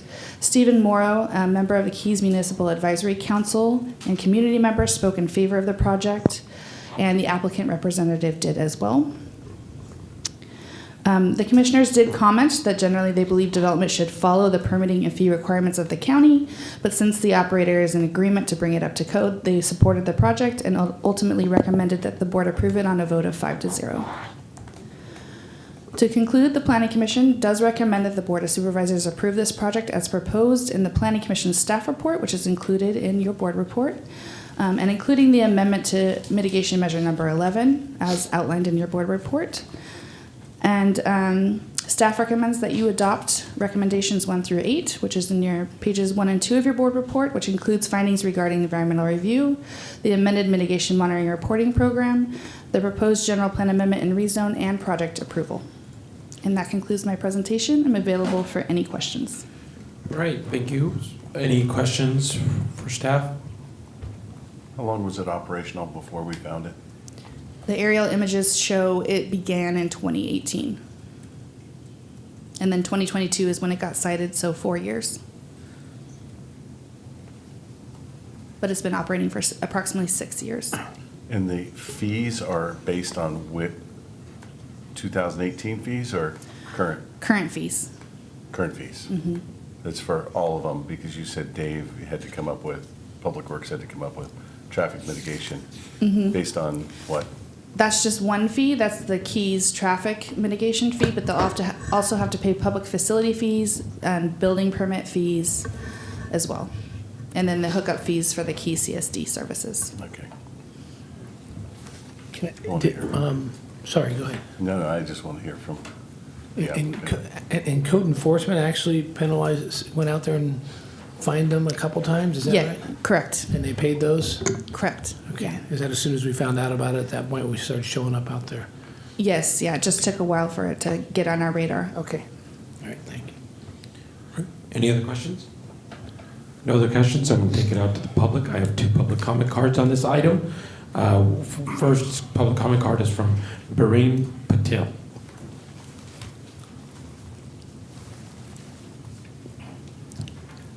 Good evening, Chairman, Council, and Board of Members. My name is Byron Patel. I am the owner of the project Saxi Enterprise LLC. I like to give the updates on the projects. I already in contact with the Christie, with the planning departments, and got that planning or our plans approved. And also I'm working with the building departments. I got the building permit fees, facility fees, all of the facility fees, building permit fees, and also I'm also started working on the storm drain mitigation phase. They also required us to build the masonry walls on the perimeter of the projects, which we're gonna get the code for the masonry walls, and any of the requirements up to the code. I also want to know that I'm there every day at the projects, make sure our community is safe and secure. I request Board of members to approve these projects and give us opportunities to help local Keys communities. Steve from Keys neighborhood, he's here and he likes to talk to about a little bit for that part. All right. Thank you. Any questions? Or thank you. Thank you. All right. Next speaker, Stephen Morrow.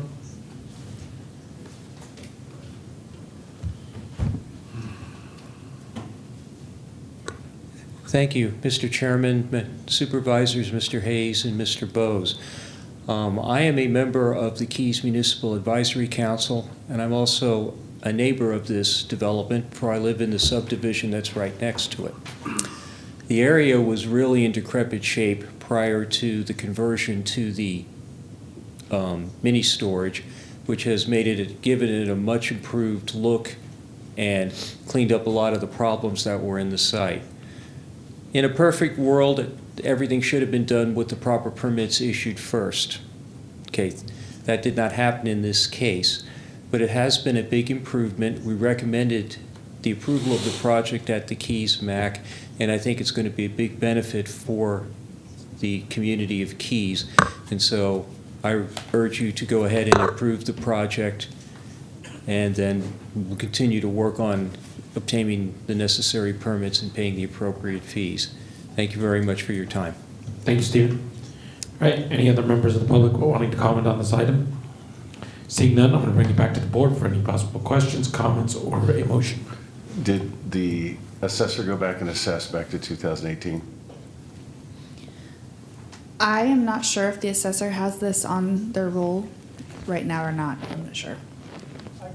Come on up. And were you the owner from 2018 till today? Actually, when we took over, the previous owner never got the permits for some of the storage units already there.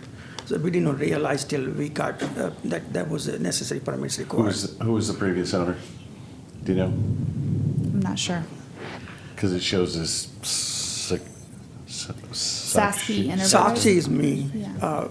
From the 2007 when we took over 17 or 18. Okay. So has it been the assessed? taxes, they are taxing us on the buildings every year. We are paying for the taxes for the structures. 2018 or currently, just now? No, since 2018. Since 2018. Yeah. And we're going to check with, because so this property, and this is under my watch, this is why I'm so embarrassed right now. This property was brought to me from John Lazar, whether they could put in a mini storage there back in probably 2015.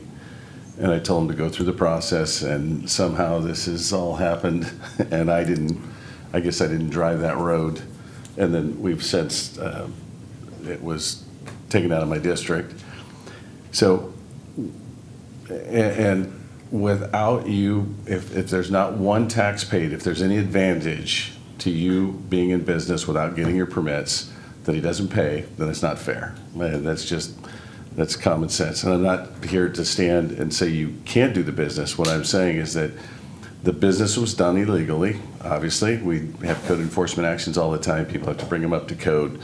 The fines, I'm sure code enforcement's fines were $200 or $500. I didn't read, but they're nominal. They're not discouraging of people doing this over and over. And most of the time it's someone adding on a bathroom or something. It's not putting up a full mini storage facility without us catching it, which is, yeah, and I'm just looking. So I'll be okay moving forward if I know that everything is covered. If we have to work backwards, meaning he was taxed, it was assessed from 2018 on the property tax rolls at the right valuation, and as long as that is all cleared, then I'm okay going forward with this. If it's not cleared, I'm not okay going forward with it, if that makes sense. And I don't know that that is something we can hold up, or we could do this provisionally, move forward provisionally. I'm looking at you, Angela. We're thinking it at the same time. Yeah.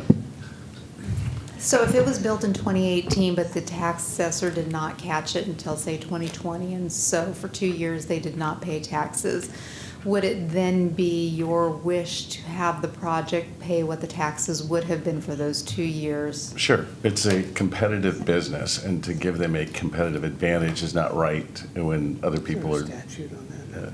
Yeah, what statute's 5 years? That's probably, as I'm sitting here thinking this through, that's probably firmly within the purview of the assessor and not necessarily a Board of Supervisor issue, as I'm thinking that through. But we could continue this. Yeah. We could continue this and get answers, assuming that we're within whatever timelines we need here. Would it be possible to condition the project to That's say the word I was that looking for, condition. Because pay all applicable prior taxes. to issuance that they would have to pay all taxes that would have been owed had the project gone through the proper permitting Since process? 2018. That's an appropriate comment. Yeah, I think we could do that. And even if the statute had run, they could still be added on to some sort of other fees or permit process that Well, if would this- equate to what the taxes would have been. If there is a statute of limitations on paying property taxes, I'm not really sure that there is. I think there is. I'm Yeah. right now. Just not my area of expertise here. Well, and if he's been paying taxes, if he says he's been taxed, maybe he's been taxed correctly, and this is all a moot point. But again, I'm coming back to the fairness doctrine here, that other businesses have had to pay that. And so this would encourage other people to try and get away with it for 2 years if they just have to pay the fees. And there's it's not the same cost, right? Mm-hmm. If that makes sense? Yes. Yeah, I'm I'm just thinking about thinking how we about- go through what the process is to amend the conditions of approval. We might need to pause for a minute and write the new condition, unless you think you can just add it on. The board can definitely add on a Yeah. development standard. Yeah, Coming up with the language That's for it exact- and then yeah. giving it. I was thinking something like the applicant shall pay all applicable taxes that would have been due since establishment of the mini storage facility. required by law.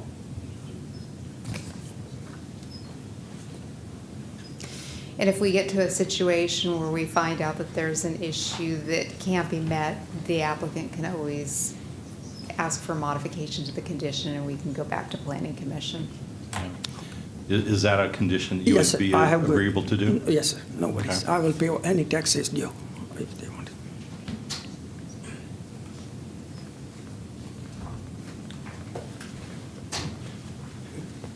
I think that works. Can I, just going forward, what kind of coordination, I'm looking at Jeremy or Christie or Angela, do we have as far as when one of these things are discovered?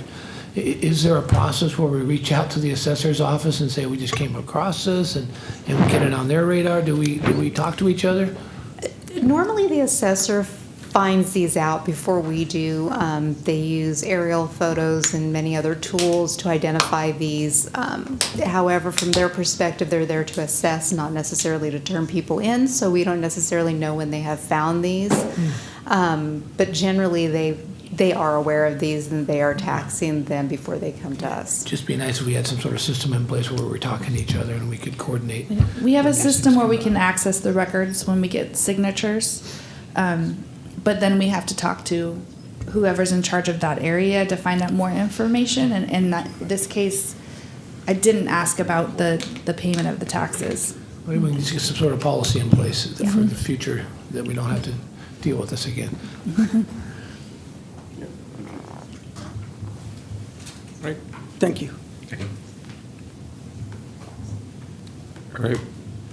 If you would restate the staff recommendation with the. Okay, to add a development standard. Let's put up the staff recommendations if you have that.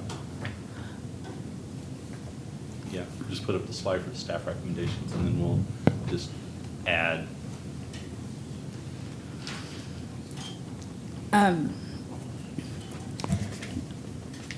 Just trying to find the number. I guess add on to the last development standard. I think you'll be, so the staff recommendations that are in your board agenda item, number 7 is to approve the general plan amendment and rezone, subject to the development standards and development schedules that were attached to the February 15th, 2024 Planning Commission staff report. An amendment to development standard number 53 is outlined in the board report, and then we would be adding to that, and with the addition of development standard number 54 to read as Applicant shall pay any taxes, shall pay all applicable taxes that would have been due since establishment of the mini storage facility as required by law. Yes. And the other thing, you're confident we've captured all the fees, right? Yeah. Yeah, all of the mitigation fees that would have been attached to the Keys Community Plan have been put in place, and they will have to pay through the building permit process all the building permit fees, public facility fees, and all other fees that would have been due to a development that had come in the appropriate way. All right. Do you have a motion? Yeah, that's a motion. All right. I'll second the motion. All right. Motion by Supervisor Keyes, second by Supervisor Chance Condit. All in favor, please indicate by saying aye. Aye. Aye. Motion passes. Thank you. All right, next item. Item 6.3, public hearing to consider the Planning Commission's recommendation of approval for DA application for Medallion Wellness. Conducting this presentation will be Jeremy Ballard. Yes, sir. Let me get set up real quick. No.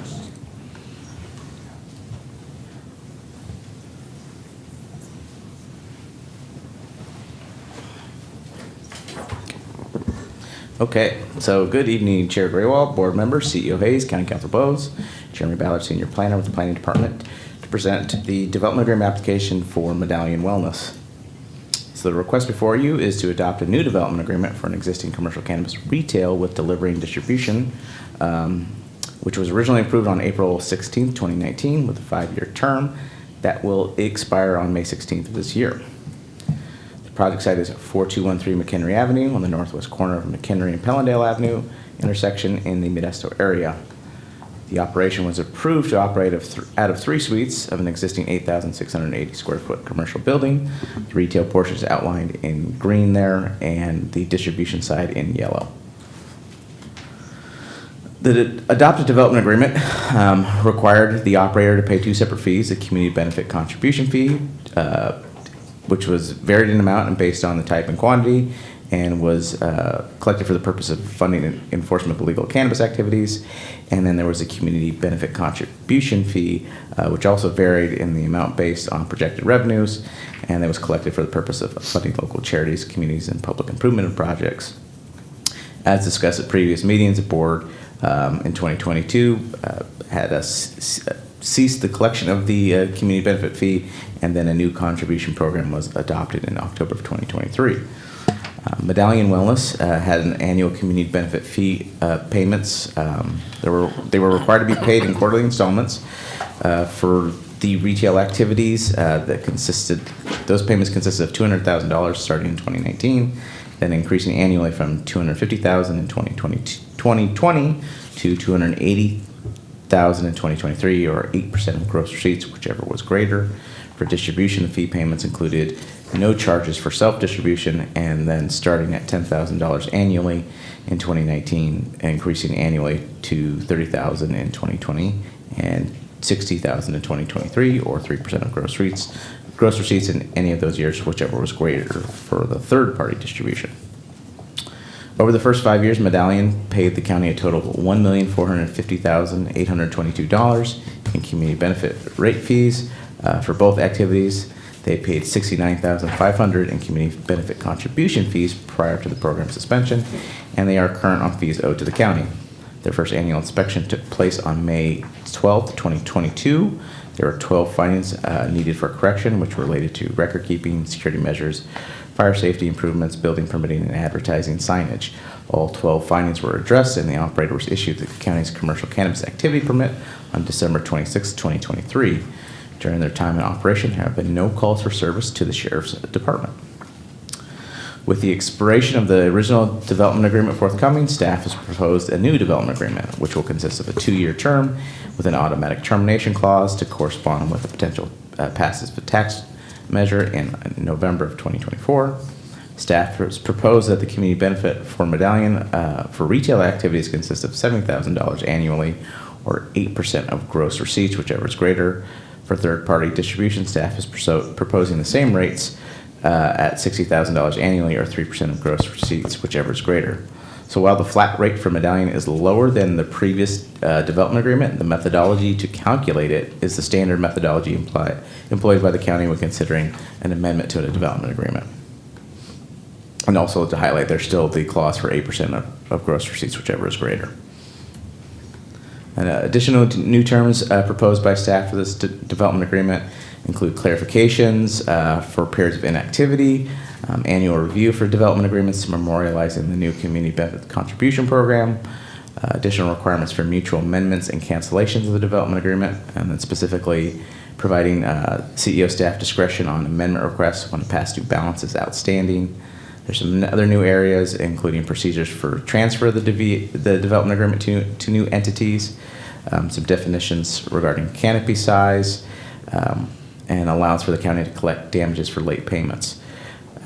The operators requested that 2 new members be added to the Medallion Wellness ownership. They will be required to complete their background checks with the county sheriffs prior to the recording of the new development agreement. Findings for approval of a required development agreement can be found in the staff recommendations before you. As with the initial use permit and development agreement, staff believes the existing operation will continue to be consistent with the required findings for approval. The operator is in good standing with the county with no outstanding fees, has a county community CCA permit and state licensure. Therefore, staff believes the required findings for the new DA can be made as well. The county's planning commission held a public hearing for the proposed new development agreement on March 21st, 2024. During the public hearing, no one spoke in opposition of the request. The applicant's representative, Zach Trevon, spoke in favor of the proposed new development agreement, stating with the lower flat rate amount, they hope to resupply and diversify their inventory to improve their sales. And then ultimately, the planning commission recommended approval of the proposed development agreement on a vote of 6-0. The original use permit and DVA were found to be consistent with the county's adopted general plan EIR, and that no further CEQA analysis was needed. Staff has found that no physical changes from the original determination is present in the circumstance, and staff can find with certainty that there is no possibility that the new DA will have any significant effect on the environment. Thus, the project is exempt from CEQA. So to conclude, staff is recommending that the Board of Supervisors conduct a public hearing, find the project exempt from CEQA, and file a notice of exemption as such. Find the development agreement is consistent with county code and government code for adoption of a new development agreement. And staff is also recommending approval of the development agreement. We're also recommending that the chair is authorized to execute the proposed development agreement, clerk to record the development agreement, and the board introduce, waive the reading, and adopt a new ordinance, which also will rescind the previous ordinance. And then lastly, file a notice of termination for the previously adopted development agreement. And that concludes our presentation. We're happy to answer any questions. Great. Any questions for Jeremy or Erica? All right, then I'm going to take it out to the public. I have one public comment card from Zach Devon.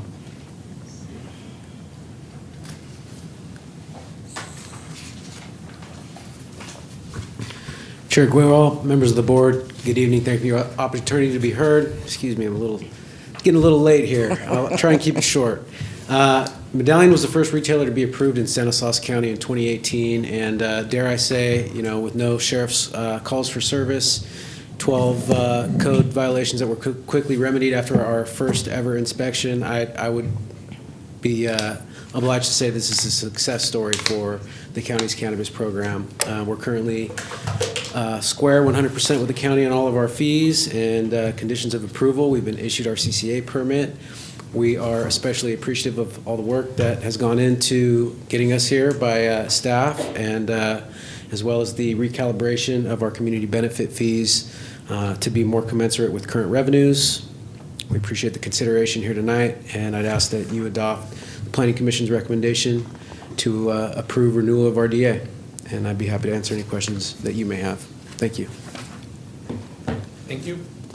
Any other members of the public wanting to comment on this item? Seeing none, I'm going to bring it back to the board for a possible Motion to approve all staff recommendations. Second. motion by Supervisor Keyes, second by Supervisor Chance Condit. All in favor, please indicate by saying aye. Aye. Aye. Thank you. Motion passes 5-0. No. No, sorry. Sorry. Good Sorry. try. Good try. Sorry, it's getting late. It's getting late. All right. Motion passes 4-1. There you go. All right, next item is item 6-4, public hearing to consider Planning Commission's recommendation of approval for the cancellation of adopted development agreement for Bineat. And this presentation will also be conducted by Jeremy Ballard and Erica Ignacio. Thank you again. Jeremy Ballard, Senior Planner. Present the cancellation of development agreement, use permit development agreement number PLN 2018-01489, Bineat. And before we get started, Erica's going to kind of just give you a brief overview of the program. I will make it really brief, and this is definitely for the benefit of the community. Just providing a little bit of context on the history of the program, which started in 2016 when voters passed Prop 64, which is the Adult Use of Marijuana Act, which made it legal for individuals to use and grow marijuana for personal use.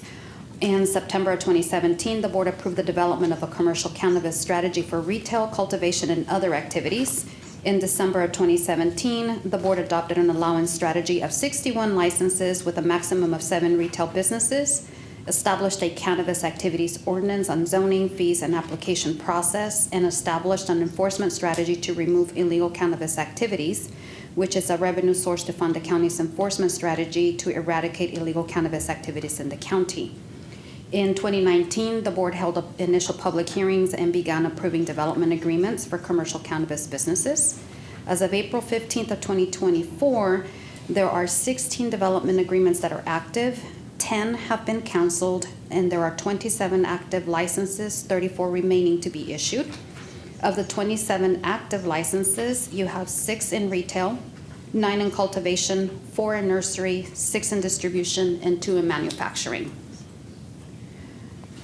Just for a little bit of credit on the commercial cannabis program, we have the committee, which consists of the CEO's office, code enforcement, county council, and planning, and at times we have the ag commissioner join us as well. The committee meets on a weekly basis and discusses operator status, which includes inspections and noncompliance with the development agreement. If an operator has failed to cure default issues, CEO staff will issue a notice of default and refer the development agreement to the county's planning director to take action in accordance with the development agreement and county code, as is the case for Bineat's development agreement. What you see up on the screen right now is just basically the flow chart that we use to identify when an operator's in compliance, they then become non-compliant, and the process that we follow. I'm not going to go through the whole process there, but you see that they have timeframes to meet certain requirements. So with this item before you, this is to cancel the adopted development agreement for commercial cannabis retail business.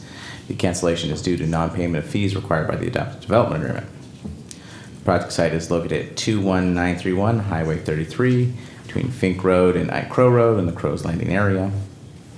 The site is surrounded by a mix of commercial and industrial uses to the north, south, and east, and residential development to the west. The project site is developed with a 625 square foot commercial building. The Board of Supervisors approved the commercial cannabis retail business on August 13th, 2019. As with the previous item, this development agreement had operating conditions for procedures for operation, as well as two main components for payment, the community benefit rate for collection for illegal activity, cannabis activities throughout the county for enforcement of that, and then community benefit contribution. The annual community benefit rate is paid, in this case, also quarterly and by type for BINATE. Their community benefit fee rates for retail consisted of a range of $105,000 to $120,000 annually, or 8% of gross receipts, whichever was greater. To date, BINATE has paid the county a total of $748,682 for the retail activities. And then, although no longer collected, the community benefit contribution required in this DA ranged from $10,500 to $12,000 annually, with BINATE paying the total amount during this period of $26,500. As part of the required annual inspection, which took place in July of 2022, it was determined that the operator had not completed their conditions of approval from the conditional use permit that was approved. They didn't complete a condition in the required time frame. Thus, the use permit was deemed expired and required reapplication, which the operator did on October 7th, 2022. During the processing of the use permit, the operator of BINATE requested a transfer of their development agreement to a new operator. And as a result of the sales agreement, that was a transfer as required as a result of a sales agreement. The transfer process was initiated on March 2nd, 2023. The use permit was placed on hold to allow for this process to be completed. However, the transfer process was never completed by the proposed new operator, leaving the original members of BINATE as the owners of the development agreement for the retail business. Concurrently with the transfer process, BINATE's community benefit rate payments to the county ceased in Q1 of 2023. Only one partial payment in Q2 of 2023 has been made to the county since. Based on the terms of the development agreement, specifically Section 15, the operator's been notified of their failure to pay for each quarter, and currently owe the county, as of this evening, $120,477 for retail fees. Without the payment, the operator is now in a state of default and has been referred to the planning director for action, in accordance with both Title 22 of the County Code and Section 15.6.2 of the adopted development agreement. So in accordance with Chapter 22 of the County Code, a cancellation of a development agreement for noncompliance may be requested by the county, provided public hearing is held in conformance with state law.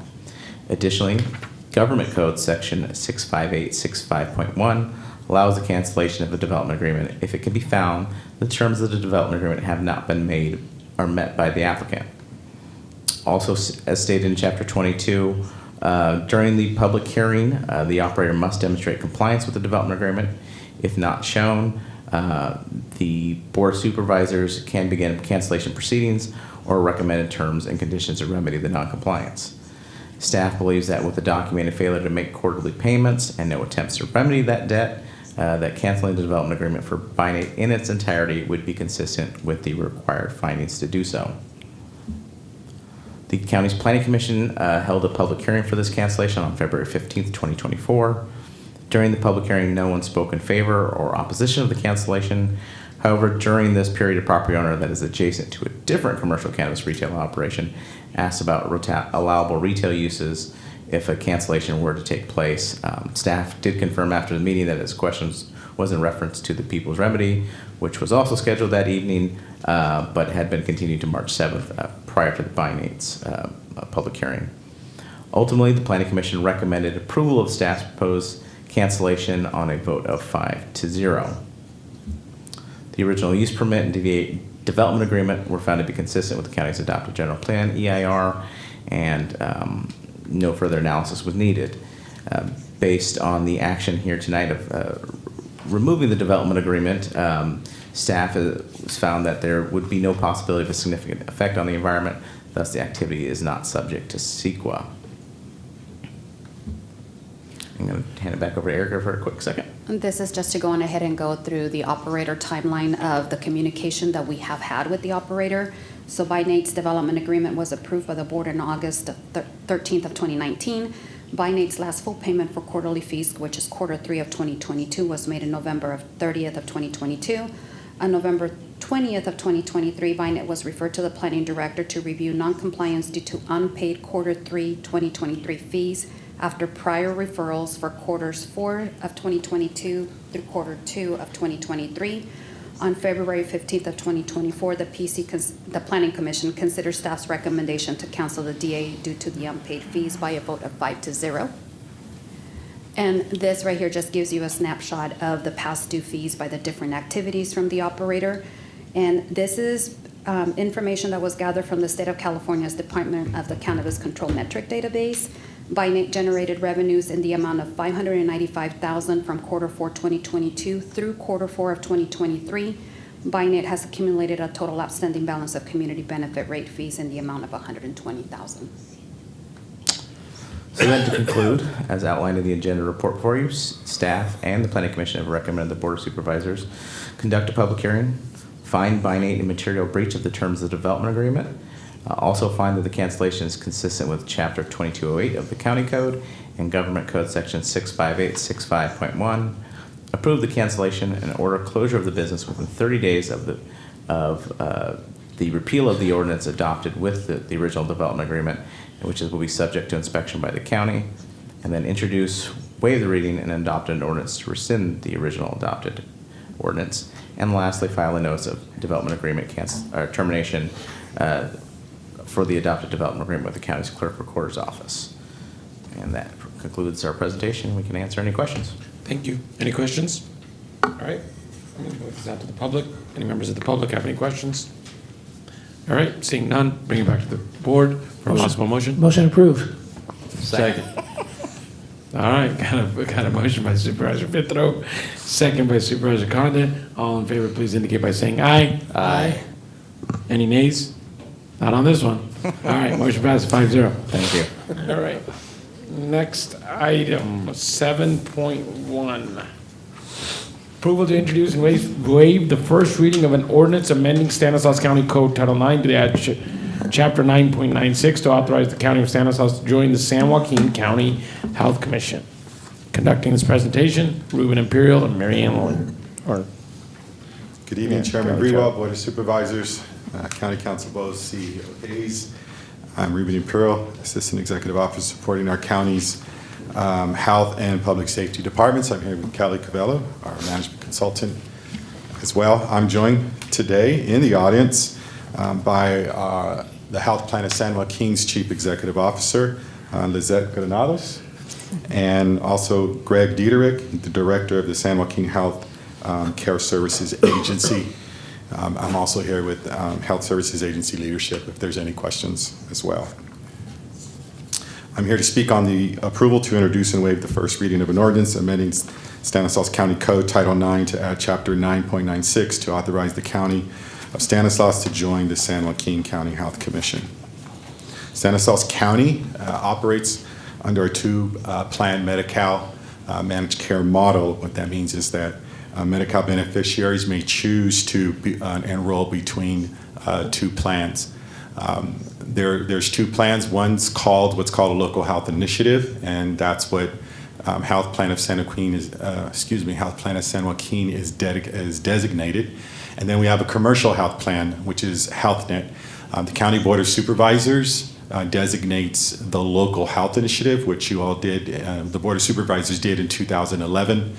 And the State Department of Healthcare Services procures the commercial health plan, and they have done that.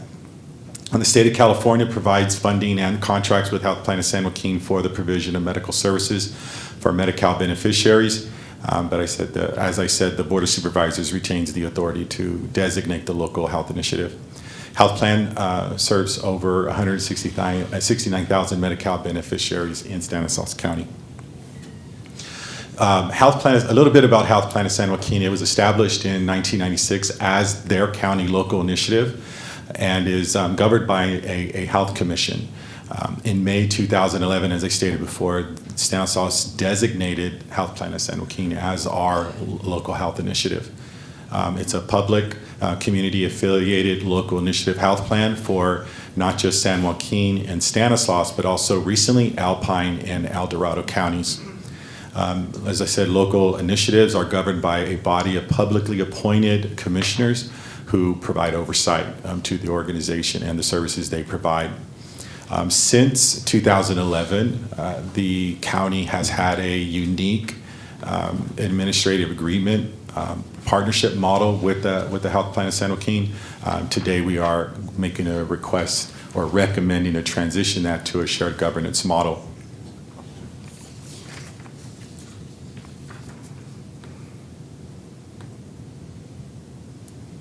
So what we're recommending today is to transition from an administrative agreement model to a shared governance model. With that administrative agreement, actually it's one of a kind in the state of California, and most counties that, well, all counties that oversee or that have local health initiatives are part of the commission and part of the oversight governance board. We are aligning ourselves with what's happened across the state. The administrative agreement that we had did bring in revenue that has averaged anywhere from 1.8 to 2.3 million since 2018. However, the advantages and the benefits of joining the commission far outweigh this revenue. We feel that there are other opportunities, especially with recent Medi-Cal reforms and just other initiatives that would definitely add much more value to the local healthcare system than this current structure. The governance model will provide an opportunity for greater stewardship and governance of health plans efforts to improve community healthcare system access, quality, and outcomes in our community. Additionally, we've got several initiatives that you are all well aware of, things like Care Court, SB 43, the expanded conservatorship law, and overall efforts that we are undertaking around to improve and address homelessness services. So this moves us in a much more, this moves the county to have much more of a role in how these Medi-Cal services are aligned and integrated with all these initiatives that we are currently undertaking. So the ordinance enables the county board of supervisors to appoint 4 commissioners of the 13.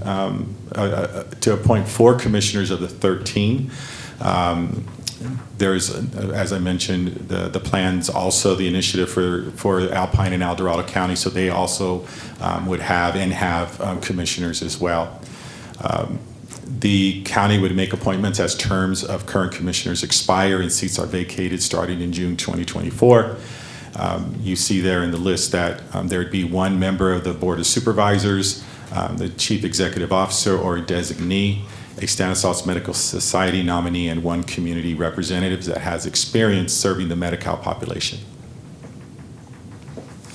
So here's a bit of a visual that shows the changes. There's still 13 seats. And as you can see, the County Board of Supervisors has relinquished 1 of their seats to move over to the county, to our county. The physician representation, there's been 2 that have given up to add us, and then 1 community at-large representative. There is no termination clause in this ordinance, or as we would see maybe in other JPAs or collaboratives on how we would terminate the agreement. There's no clause because a decision to no longer participate in the commission would basically equate to the county seeking to revoke its designation that the health plan of San Joaquin would be the local health initiative. If that was to occur, there's an extensive process of us notifying DHCS a year in advance and several other things that would need to happen to move in that direction. So the staff recommendation today is to introduce and waive the first reading of an ordinance adding Chapter 9.96 to the Title 9 of the Stanislaus County Code that will authorize the County of Stanislaus to join the San Joaquin County Health Commission. And with that, I'll take any questions. Questions? Just real quick, Ruben, thank you.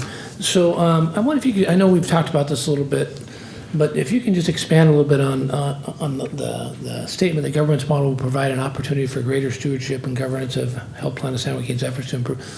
I know we're talking about the reduction in this revenue, but just expand a little bit about what that really means as far as what additional opportunities are going to come with this, just so. Yeah, you know, concretely, the being on the commission would be able to guide funding and fiscal policy of the health plan in a way that we see would benefit the community and the local healthcare system far beyond the revenue that we receive as part of this administrative agreement. There's no, there's no promise of here's $2 million to replace it, but we definitely see the added value and the gains of joining the commission and being an owner and a partner in this commission.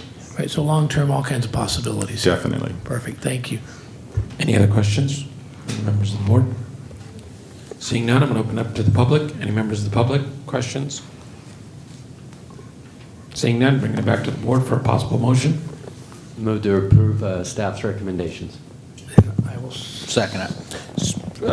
Motion by Supervisor Chance-Condit, second by Supervisor Buck-Condit. All in favor, please indicate by saying aye. Aye. Aye. Motion passes 5-0. All right, thank you. Thanks, guys. Next item is 7.2, approval to declare an emergency in accordance with the Public Contract Code, Section 22050 for the emergency repairs to Crow's Landing Community Service District well number 4. And the presentation will be conducted by Theron Rawson. All right.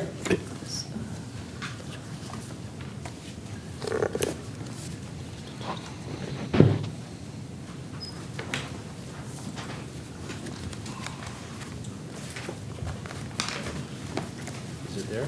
Yeah. There you go.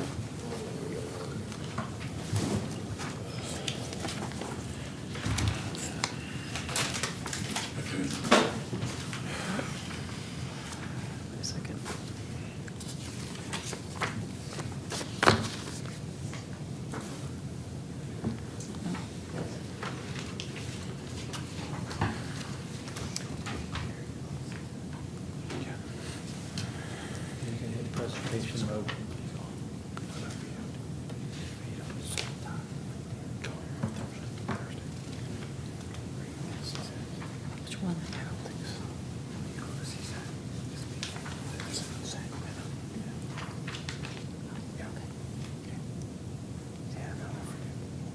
I got stuff all week, I can't. Good evening, Chair Graywall, board members, CEO Hayes, and County Council Bowes. I'm Tracy Madison, Assistant Director, Stanislaus County Public Works.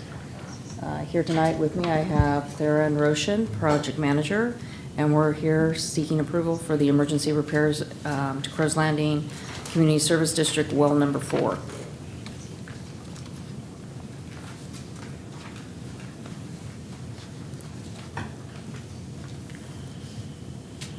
The Community Service District is east of the Crow's Landing, to give you a project vicinity of the Industrial Business Park.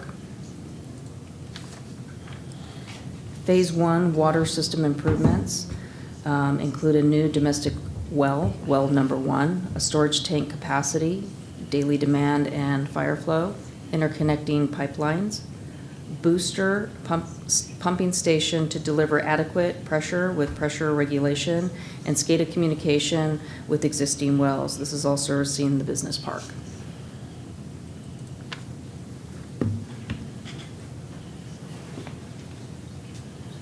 Here's the Crow's Landing Community Service District, which shows where the well 4 is, as well as well number 1 and well number 5.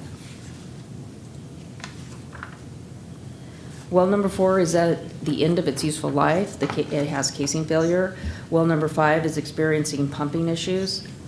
The county installed well number 1, which will be the primary supply to the business park and back up to the CSD. Both entities need reliable backup supply, and having a reliable water system in time for the summer season is imperative. Recommendations for well number 4 replacement: drill a new well adjacent to the existing well number 4. You can advance the slide. Oh, sorry. Well number one, with well number one parameters, existing well number one will be placed offline. Relocate well number 4 equipment into new well as an interim. Modify piping and electrical. Design ultimate improvements to match well number 1 and provide standby contractor for well number 5.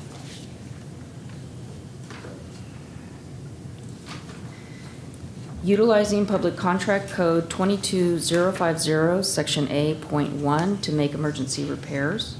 Public Contract Code 22050C, Section C.1 requires staff to report on the emergency at the next regularly scheduled meeting until the emergency is terminated. The actual cost of the repairs is not yet known, but estimated to be $1.3 million. Staff will return to the Board of Supervisors with cost updates. It should be noted that improvements to the water system for the CSD will be approximately $3 million and will be using ARPA funds. Staff recommendations is to declare an emergency in accordance to the California Public Contract Code, Section 22050, for emergency repairs to Crow's Landing CSD well number 4.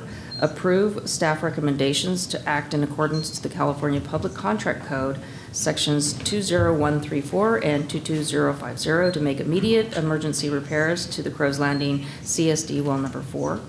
By 4/5 vote, make the following findings. The repairs are necessary to prevent the loss of essential public service.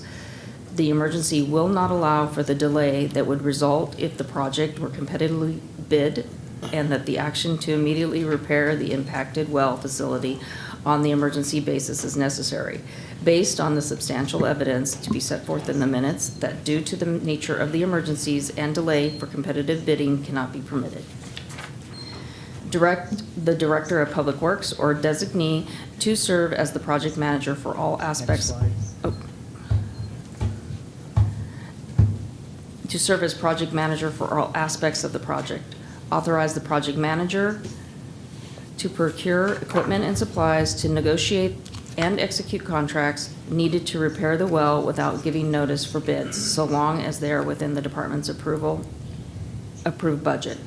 Require the Department of Public Works to report to the Board of Supervisors on the status of the emergency project at its next regularly scheduled meeting and every 14 days thereafter until the repairs are completed as required by Public Contract Code 2205, Section C.1. Direct the Auditor Controller to increase the estimated revenue and appropriations by $1.3 million in the County Operations Crow's Landing Industrial Business Park Project Budget Unit and the American Rescue Plan Act of 2021 ARPA Budget Unit pursuant to the attached budget journal. And if you have any questions, therein is our technical advisor. Thank you so much. Any questions from members of the board? I just have a couple of questions and comments, and I'll keep it brief because I know we're burning the midnight oil. I do want to thank our residents from Crow's Landing for being here tonight and riding out this meeting to the very end, so thank you very much. I know this item's important to you.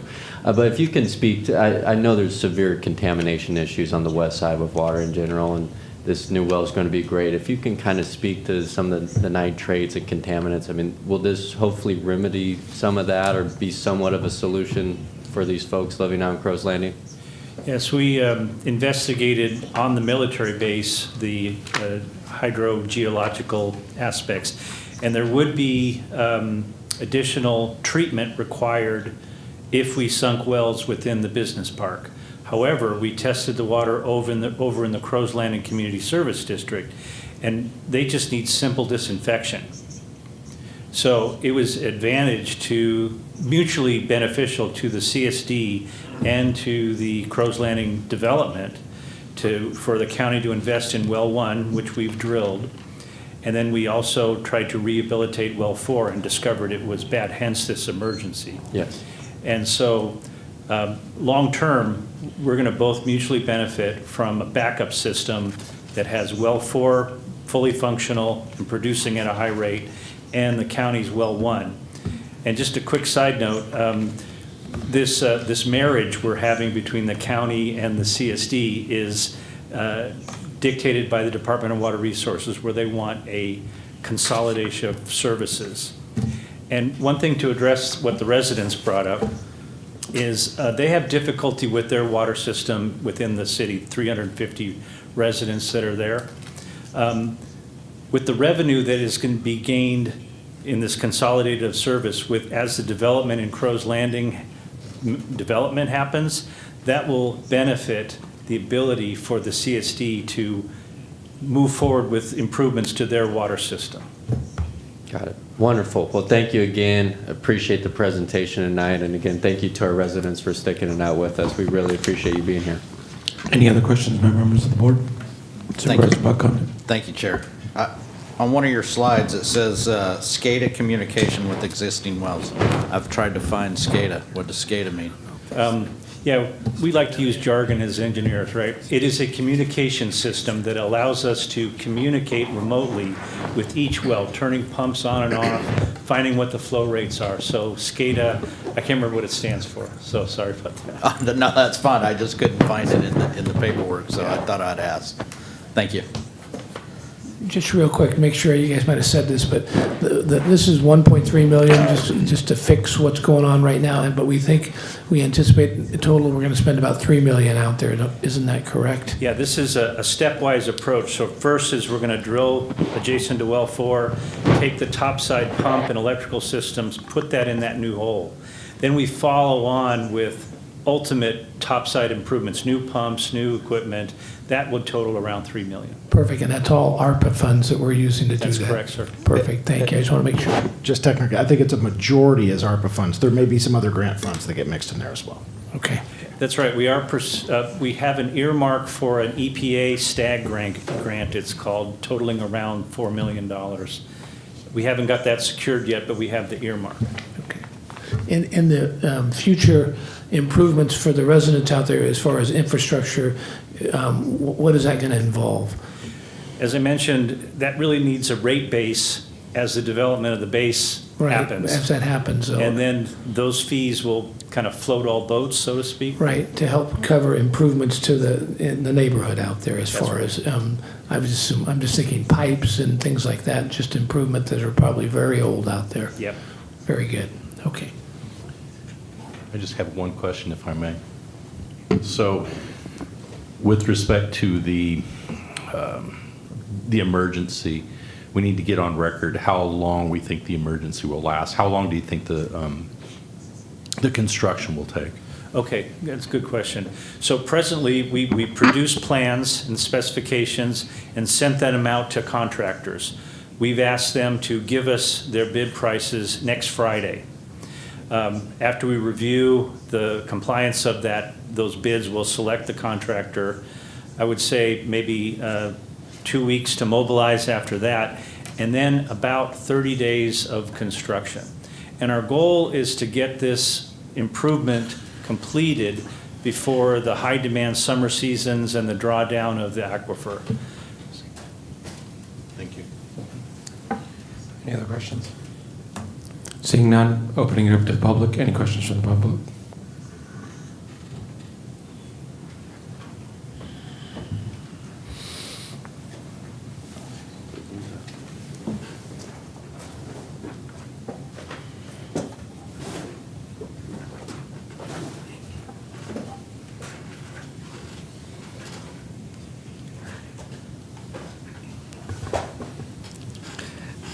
Yo quiero dar las gracias I want to a thank todos you, ustedes, all of you, porque yo sé que ya es bastante tarde, se Because ha I know alargado this is bastante really la, late. la junta y voy a tratar de ser breve. I'll try to be brief. Algo que yo observaba en lo que ahorita estaba Something that I hablando observed as the gentleman. el caballero, es referente, él hablaba de talking. únicamente los It pozos. was when they were talking about the wells. Pero y hablando la calidad del agua, And pero el the- problema grave viene siendo que great todas las problem pipas is that all the pipes, no sirven en todo el pueblo. they don't work all over town. Yo he hablado con Ignacio, I have talked como to yo Ignacio, comentaba like I said earlier. iniciativamente un poco más temprano, Earlier y mi experiencia ahí fue And my que experience en was un término corto at a hubo short 5 term, reparaciones y there toda were la pipa 5 está corrosiva repairs, and then completamente. everything is Y yo corroded. únicamente le ponía plástico And they would y, just keep y putting unos clamps. plastic on and Y clamps. enseguida en otra, arreglaba un pedazo y enseguida And then otra one vez piece would estaba be, ya liqueando en otro lado, fixed, otra and vez then it would había. be leaking on another side. Entonces, yo pienso de una emergencia grave que hay ahí, A great realmente viene siendo emergency el cambiar la is tubería en lo que in viene siendo el changing pueblo. the whole piping system. Y yo quiero dar las gracias también, But I por esa wanna iniciativa thank que hay, for this en que se le haya initiative puesto atención to a la pay necesidad attention to this need. que hay. Una es en mejora, pero no, no completamente, porque el problema it's not de todas maneras no, es complete tanto, because no the son problem tanto los pozos tampoco, not so much the sino wells, también son todas las pipas que están but it's corrosidas. everything that is corroded. Porque cuando fueron, inclusive a mí me tocó ver que en una I de las even ocasiones que saw estaban one time when they were fixing- escarbando para ver de dónde When they venía were la digging to liqueadera, see where ahí the yo pude leaks mirar were, ahí I que could las see pipas no servían clearly para nada. that the pipes Y Ignacio that were me not dice, no, es que working, no and quieren Ignacio aprobar para el says presupuesto that para the budget has not been arreglar la approved tubería. Dice, to nosotros, fix no me recuerdo ahorita para no mentir, I don't pero dice que remember tenían exactly, but muchas reparaciones y he la had pueden said ustedes that- mirar en récord cuántas that reparaciones there were por a año lot of hacen repairs that en, were en done liqueaderas que hay. in ¿Y por leaks qué? that keep coming up. Por la tubería que And no why? sirve. But it's because the whole thing doesn't Y work. lo otro que yo quisiera también The other thing that I wanted to pedir ask, que si se pudiera, igualmente nosotros If tenemos you el could, we have los pozos sépticos the septic tanks, y que si se fuera el proyecto, a lo mejor and if there que viene a próximo, a lo mejor ahí del parque maybe industrial soon de Cruz from Landing, the que lo industrial incluyeran y park que in se Cruz pudiera Landing poner to include tanto it el drenaje so that the como igualmente drain también system, no hay banquetas ahí en el pueblo. to include it.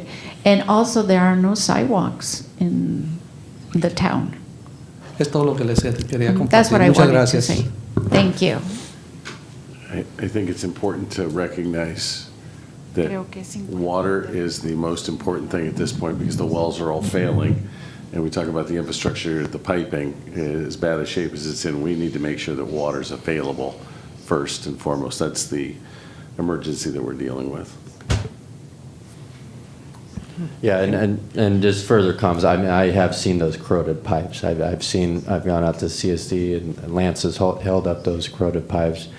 The long-term goal really is we need to get folks on the west side on surface water, something similar to what Ceres and Turlock have been able to do. That's obviously a big mountain to climb, but that's the idealistic thing, is to get the folks public usage on the surface water, leave the groundwater to our farmers and to ag usage. That's something I have spoken with recently with some of our mayors on the west side. Mayor Casey Graham, Mayor Clazel, they're in support of those endeavors. We have spoken to Congressman John DeWardy about it as well, and he's more than supportive. And we are having those conversations, and those are conversations that we will continue to have, is how do we get clean, accessible drinking water to our west side residents entirely. So again, thank you for your efforts. All right, thank you. Any other members of the public wanting to speak on this item? All right, well, thank you so much for staying for this item, appreciate it. And I'm going to bring it back to the board for a possible motion. Any questions? A motion to approve staff recommendations. Second. All right, motion from Supervisor Withrow, second from Supervisor Chance Condit. All in favor, please indicate by saying aye. Aye. All right, acknowledge receipt of correspondence and refer as recommended on agenda. Thank you, guys. Sorry, so late. Board of Supervisors reports. Any Board of Supervisors, members of the board? You don't want to talk about the Oakdale Parade? Oh, I can just thank my colleagues Vito and Manny for showing up with me for the Oakdale Parade, rodeo parade. It went without a hitch, no pun intended. Oh, it was good fun. All right. Well, any legislative, fiscal, and management reports by our CEO? I'm going to forego most of the report, but I do need to report out on a couple of our recent department head selections. So in accordance with Government Code Section 54953C subsection 3, the following staffing changes became effective on March 30th of 2024. So agenda item 5.B8 tonight, approve the appointment of Eric Clovemeyer to serve as the Stanislaus County Interim Fire Warden, Assistant Director of OES, at a starting salary of approximately $145,932 annually. And Monica Corrier, in the back there, has been selected to serve as our Stanislaus County Human Relations Director at a starting salary of $187,720 approximately annually. Both positions include department head benefits. And that concludes my report. All right, announcements. Next week, State of the County address will be given by the board and myself. Thursday, April 25th, 2024, 5:30, Stanislaus County Modesto Library. Hope you can all make it there. Thank you, and meeting adjourned. Drinks are on Monica.